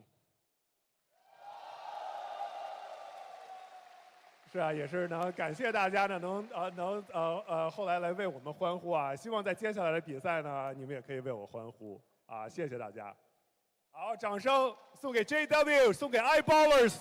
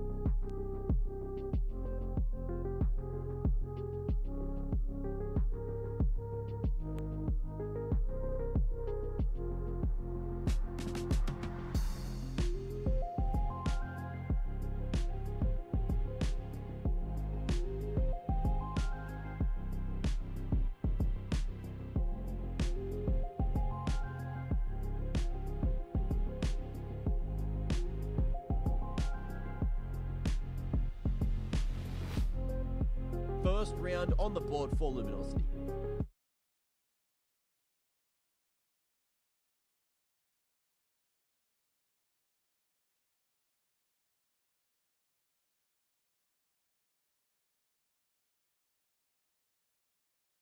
Another angle, they don't try and isolate the fights. There's not a high flashbang to get them in.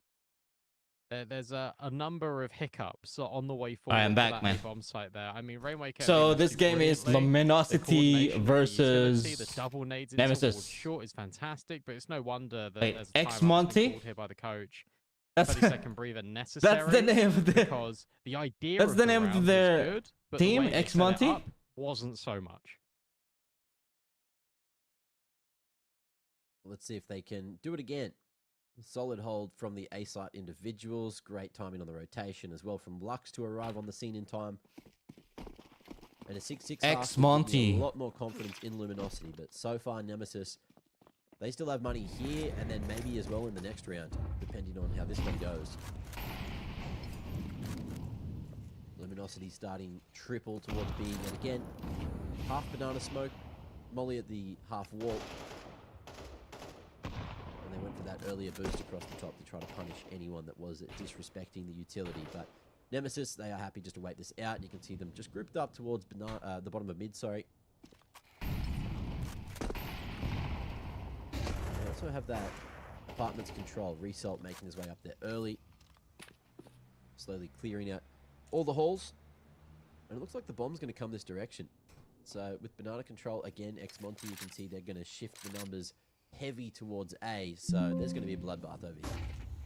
Yeah, this time we didn't actually have the right read, which was really nice for the CTs.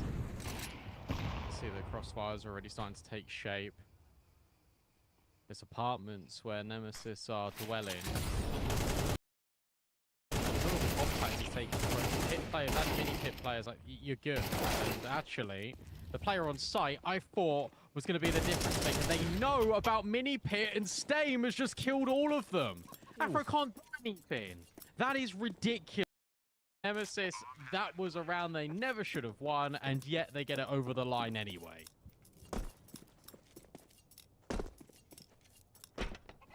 They've just done it again and again.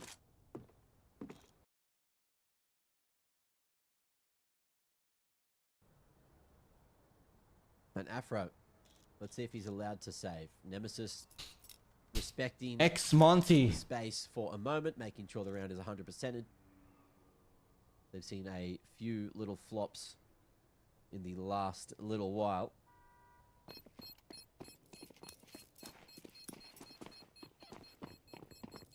And they're going to worry more about their own money. No big hunt going through. Just saving him in CT. Afro allowed the AWP. And we'll see if he gets that opportunity to maybe make something happen in the next. Is Nemesis new on the scene in Counter-Strike? Get for the half so far. Yeah, last year, 2025. Craziness, absolute craziness from Stame. Look at how tiny his little notebook is. The code. I've never seen one in the city. Tiny A5 notebook. That's nice. That's, to be honest, that's a really refreshing change from, like, you know, like the Blade School of Thought, where he's just got like a whole ring binder of stuff. Yep. And look, the spray of the Parivision stickers because of Nota. I mean, he's not there anymore, but that's for you, Nota. You're at the major. That's actually really sad thinking about it because he obviously has been kicked, and yeah, him and this would have been the first time that him and Texie would have been at the same LAN. True, and we don't get to see it, so that's a little bit sad. His brother leaves when he comes back, but alas, new round, new chance for Luminosity to try and get a second round. I think this is it. Azubu going forward. I mean, oh, he's better on the second pick. Okay. Take the head off of Texley.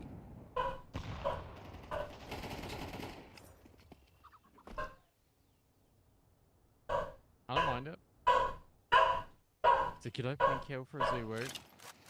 he isn't alone this time either. But he has fallen. Stame is a menace. He's 13 and 3. I was always worried a little bit about this guy when Result first joined, because Result is a player that needs a lot of space. Stame and Result, their roles slightly overlap. Also, their map pool changed when Result came in. They started playing Overpass, RIP.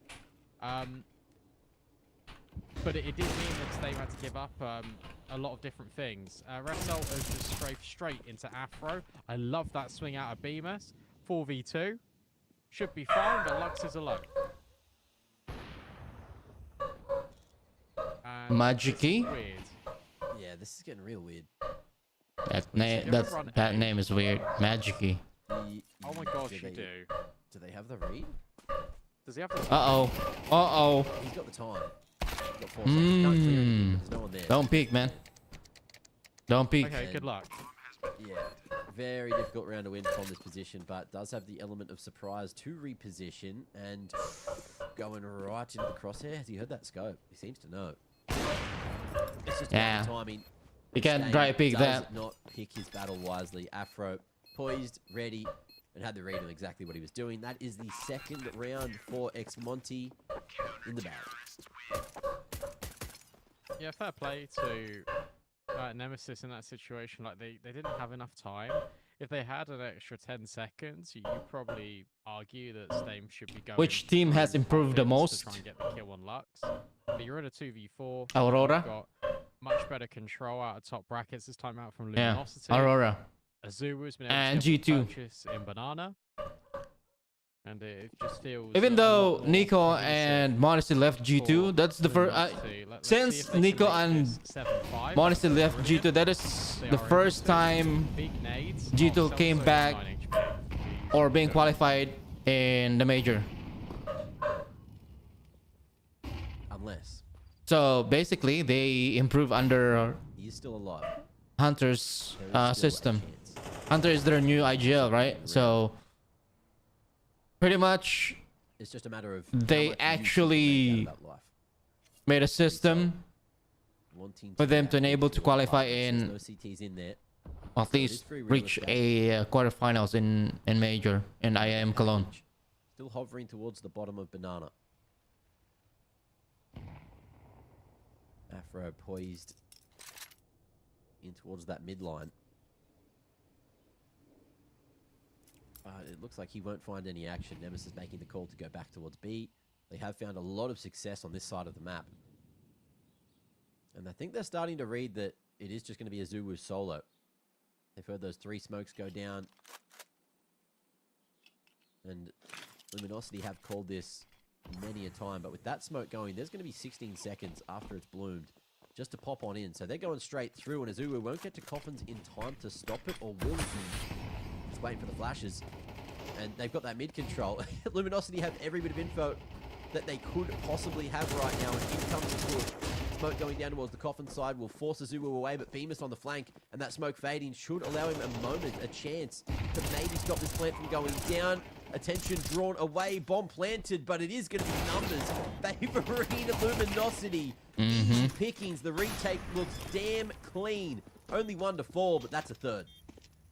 Yeah, the lurks from Nemesis have only really been coming in towards apartments, so you can have space very easily if you just push top brackets.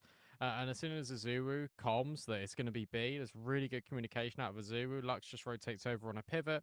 They take the risk. We've already seen BMAS a couple of rounds earlier actually just swinging towards top brackets and notice that Nemesis just aren't there, and they can quickly wrap in. He does fantastically. Nemesis, I think, do very lucky to even get a bomb plant in that situation. They asked for 7-5, 7-3. With the bomb plant, Nemesis actually only going to have Tech 9s in this one. 7-5's a reality.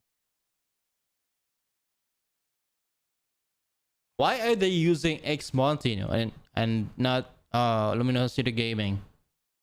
An explanation, chat? An explanation? All right, where to next?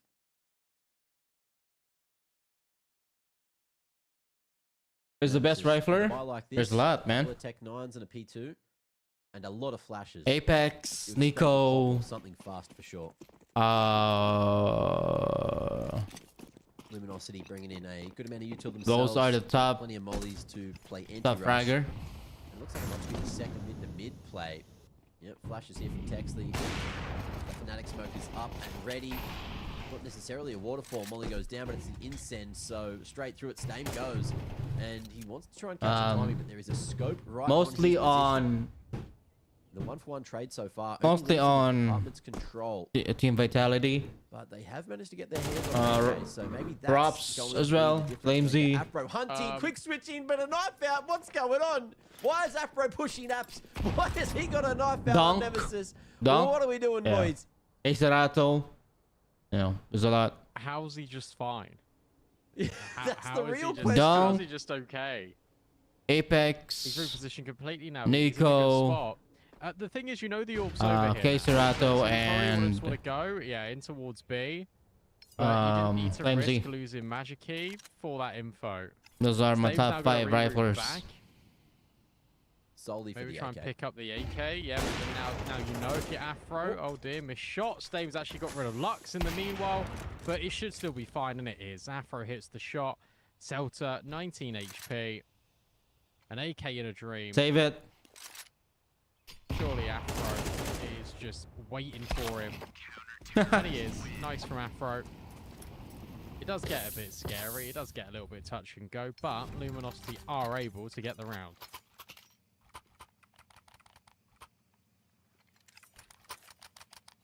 Four to 7 and a chance for 5 is making this look much more achievable now for Luminosity. Nemesis with, what was that, like 6 in a row, finding 1 more in the meanwhile.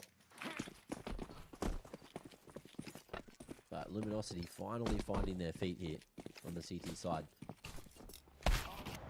Only a single player, or 2 even, over towards B early. Magic here as well, catching Afro, playing a dangerous game, who was feeling himself with a couple of the nice shots he hit in the prior round. Gets ejected from the 12th like it's nothing. And Rainwaker in a very dangerous position. Fnatic smoke fading shortly. And Bemis going to allow some space to be created at long, just to try and get into safer positions to play off one another.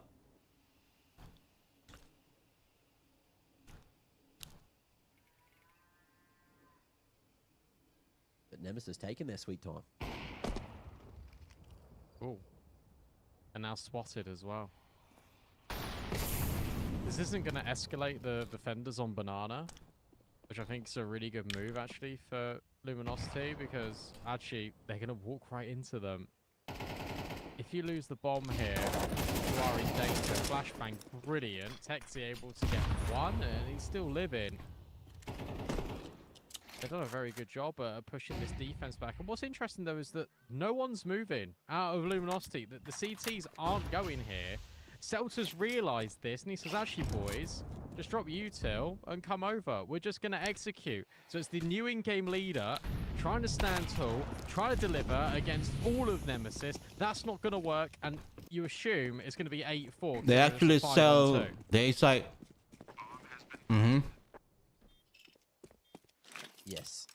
One of the more unwinnable positions to see. Spacing not really that good to trade, and there won't be. Result locking it down at the top of Banana, and that is 8-4 at the half.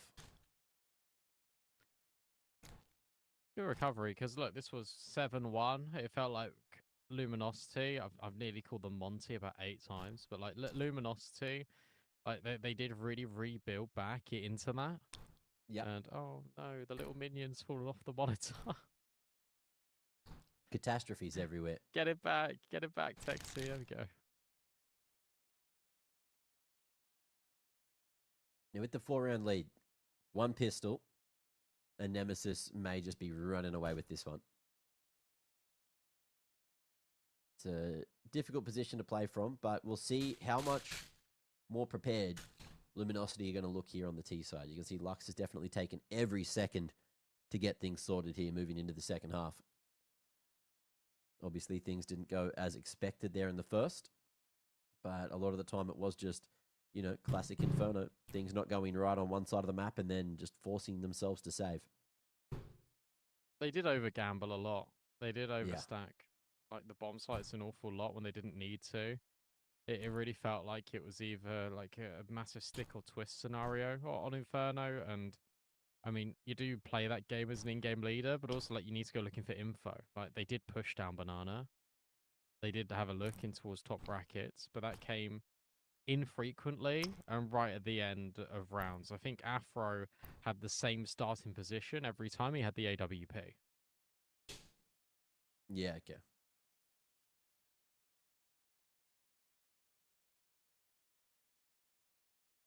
What is this technical timeout again?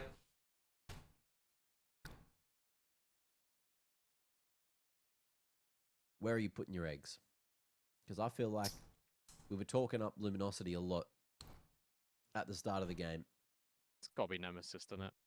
Yeah. I feel like they're just in too good of a spot. Unless for some reason our boy Celta has been able to call a perfect, a great looking T side. I wouldn't call it perfect. But then struggles to have structure on the CT side. But look, with the way that that team goes forward, I can't wait to see the kind of CT aggression we're going to get out of them. I feel like they're going to be that annoying team, like someone just lurking on the wings, pushing, finding holes in the defense, and just being an absolute nuisance to play against.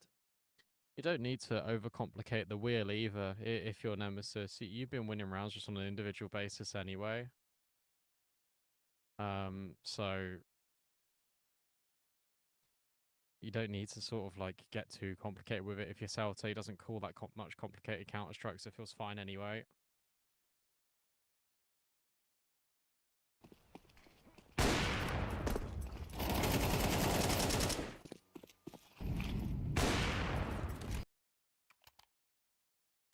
Well, let's get back into it. Let's see what Nemesis have for us on this attacking side. 2 and a bit sets of utility. And what do we got? 2 sets of Kevlar. So, interesting mix. And we've got Nemesis with the full counter strat, expecting them to go B. 4 players here. Only Result getting any information there towards apartments. But the action about to go down here at the half wall. Lovely shot out of Sname. Wants a little bit more, sees that flash coming. Great reaction to dodge it, but there's 2 more in the trap setup. But only 1 surviving. Falls back. Celta as well, looking to play the high-low. I don't know if they were all spotted. I'm going to assume they are. And in the meanwhile, here comes that execute. Molly's going everywhere. Result just drawing attention back towards that A site and decides not to rotate, knowing that that block smoke goes down and the sound has been full cut. 1v3 here and a chance with the Julies to stop them. Peeks out and keeps on isolating these ones. Lovely bit of damage. He'll fall eventually, but with 50 seconds, it's still either team's round. Oh, what's happening? What's happening?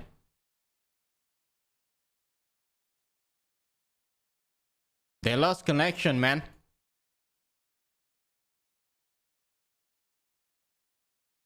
Okay, there you go. They're back. Waker sees him, instant kill, and in fact he'll follow through onto the in-game leader of Nemesis. There we go, I knew I'd step up eventually. Luminosity, I should say, and they are able to get the pistol. What the? Hey, look, it do be like that a little bit, but they get it done. They get it done in a very solid fashion. Now, what is going to change moving into the next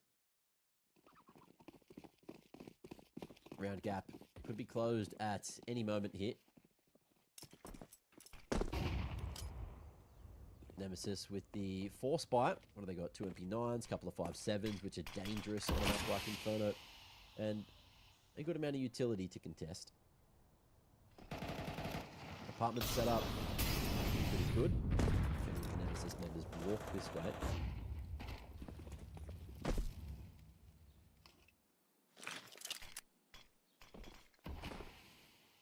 Well, that is a bad smoke. Nice nade. Be thanking his lucky stars that Nemesis didn't just force into that one. Nemesis, even X-Monty. We got flip-flopped UI again. We did. Look at the stack though. Like Nemesis is actually in a really good position right here, and they're moving. Zelta, no. I had very good things to say about you just then. So now it relies on the app setup. Now it relies on Magicy, who wins out his fight, but it also relies a lot on Resso, and he's fallen, staying, waits in the wings, will just pop through the smoke. And that's going to be to his detriment. The rotate not going to be there at the appropriate time here for Nemesis, so Luminosity are going to be able to make this a 2-round game, and there's also no money here at all for Nemesis.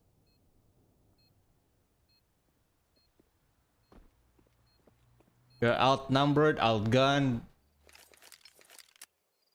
Probably save it. Definitely a rough position to be in.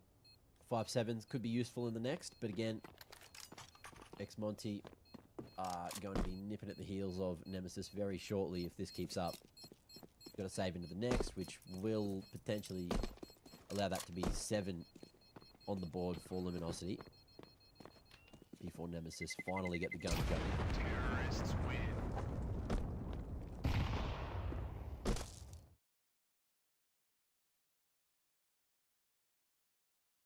And that'll be that. Momentum slowing down.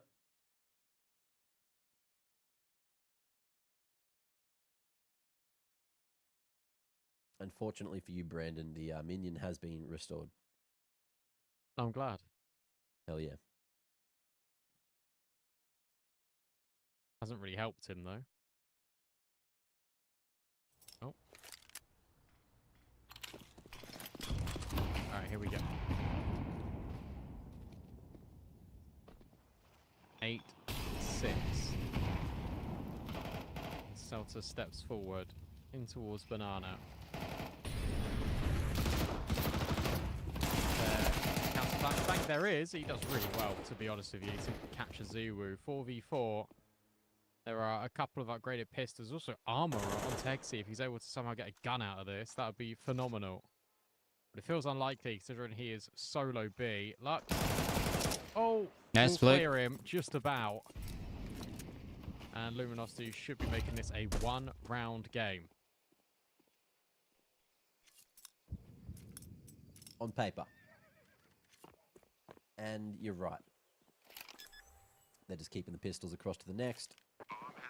Ideally, you just go for some exits, either towards the bottom of Banana or hang around at CT, and just try and get as much financial damage done to Luminosity as you possibly can. But feels like there's a ulterior motive here.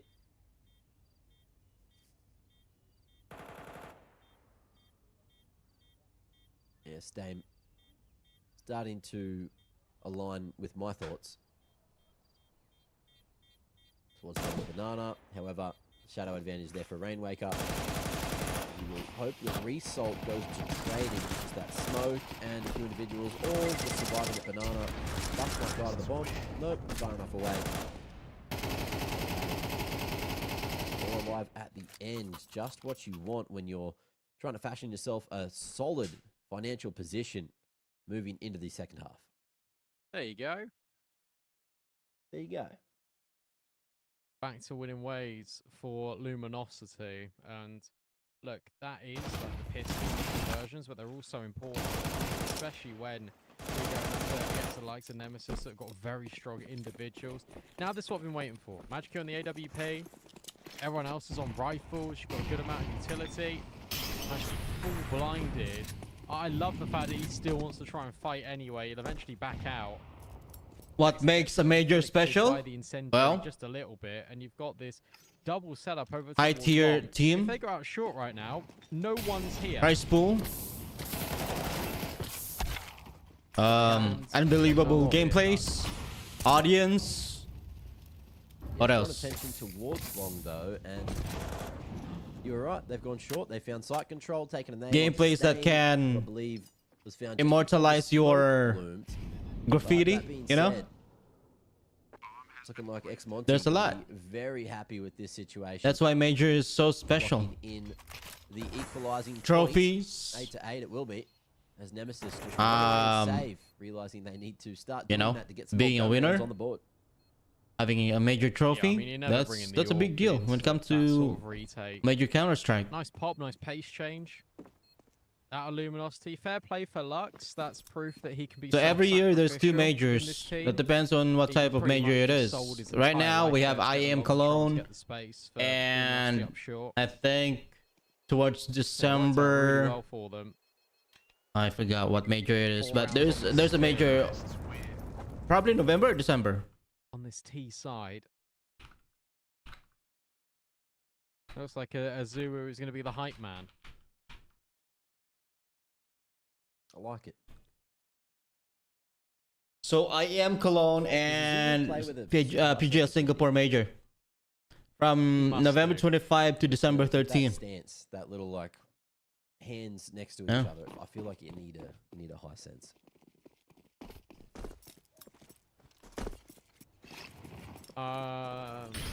Okay, 800 DPI, and he plays on 1.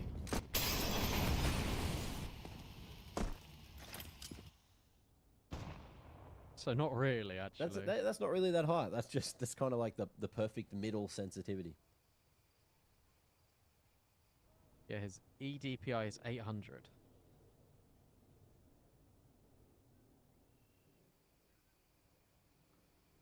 Well, Result in a power position here.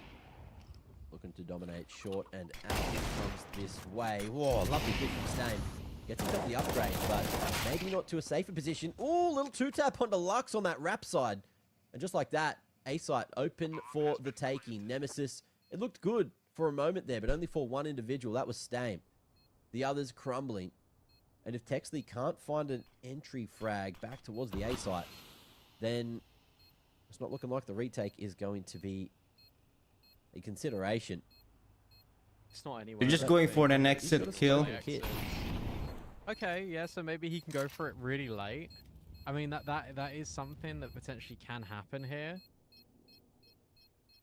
Maybe Ninja Defuse. They're leaving. They've all left. Yeah, They've all left. He's done it. He's done it. Surely this is going to be it. They're coming back. Have they got the spam? What? No, they don't. What? Evil sticky. 5 seconds. Ninja Defuse, man. What the freak? NEMESIS, that's how you win a round on your CT side. You just steal it right from under Luminosity's nose. And the Rainwaker can't believe it. What the? That was one of those face palms. Someone was at Apps and they were like, "Oh, you know, I'll hang. You know, it is planted for me." And then I just watched all of them leave. They gotta be freaking kidding me, man. Perfect distance apart as well. Luminosity being outsmarted. That defuse. Oh no. That's really killed the spot. Massive nades. And then even a follow-through nade out of Afro. That's one way to get an opener. Magic is surely dead. How is he not dead? Okay, he'll die in a sec, you imagine. Lux is going to go over the top. The utility is so good out of everyone. Oh, how is he not dead? Stave has found a double. You still have to get rid of Magic. Finally, he'll fall. And the Clown Fiesta is over. Luminosity surely are going to make it 9 rounds each. What a goat rodeo. Absolute craziness over towards the B site, but it is going to be a tied game yet again. Luminosity coming through and eventually winning the trade game. Got a little dicey, but I'm sure they're going to hang around the bomb this time. Just make sure that there is no chance at any world where Result can win the round here. It has the money situation. Look at this. NEMESIS, they've got 1 M4 saved. What's that? They won the last round. Max round loss bonus is definitely not there. So, probably... Yeah, they got to buy. They got to buy. Look at that. Magic Key can drop. Everyone else can buy themselves more than enough. Light on the util maybe. Back towards the A site. But you'll take it. Gotta clip that. Ninja Defuse.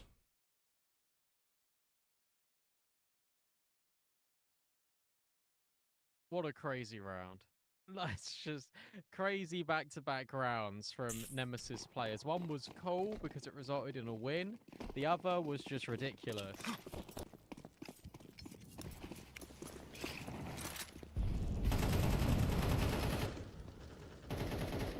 Let's see if we get a similar early round.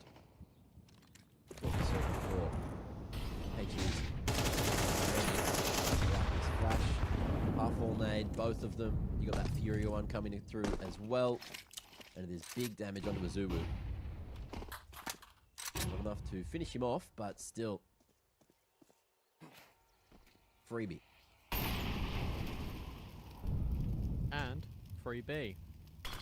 Seltzer. Spam it, spam it, spam it.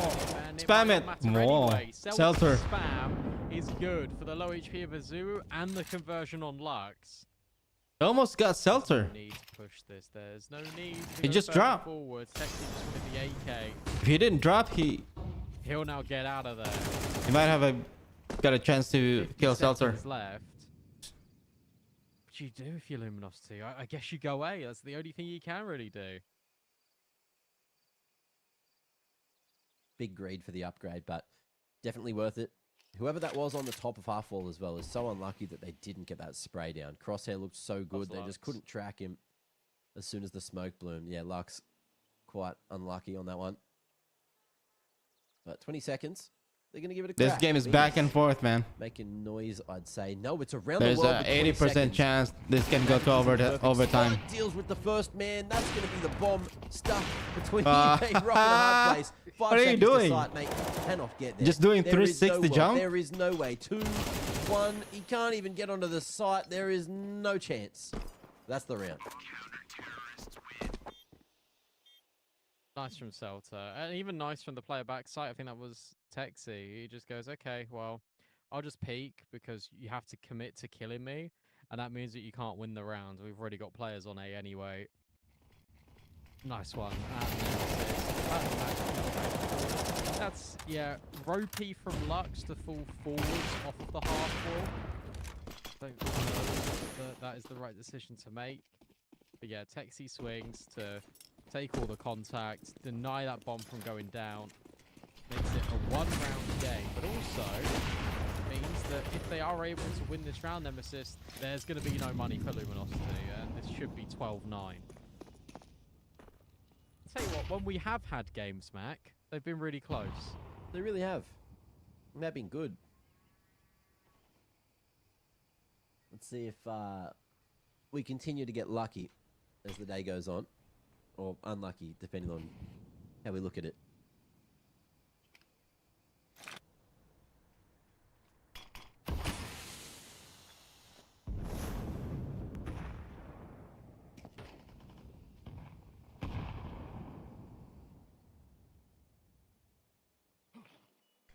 All right then. Magic key. Oh, he saw him. He 100% saw that boost. The fact that he wants to keep fighting is ridiculous. Prepare for a flick. How's he going to get out? He has to scale quickly. Prepare for a flick, man. Up. Jump the other. Azu going to jump. He's going to go right into the hands like a white peak, and then Lux will go into 3 players are here for Nemesis. Trade. And Luminosity are got to go. There's Magic Key. Actually, forget about a trade. Texi then steps in, and the smoke goes up too. This is brilliant. Out of Nemesis, Luminosity can't do it in 20 seconds left. He didn't even get a trade. Got to save. Yeah, travesty. And they might not even be allowed. They won't able to see you, man. He's scoping. Smoke. There you go. Won't react in time. And Bemis. He's scoping. He's upping. To keep himself alive. With that kind of angle. Nemesis possible for him to see that guy. Baymass. I lied to you guys at home. I thought they didn't have money. They do. They're fine.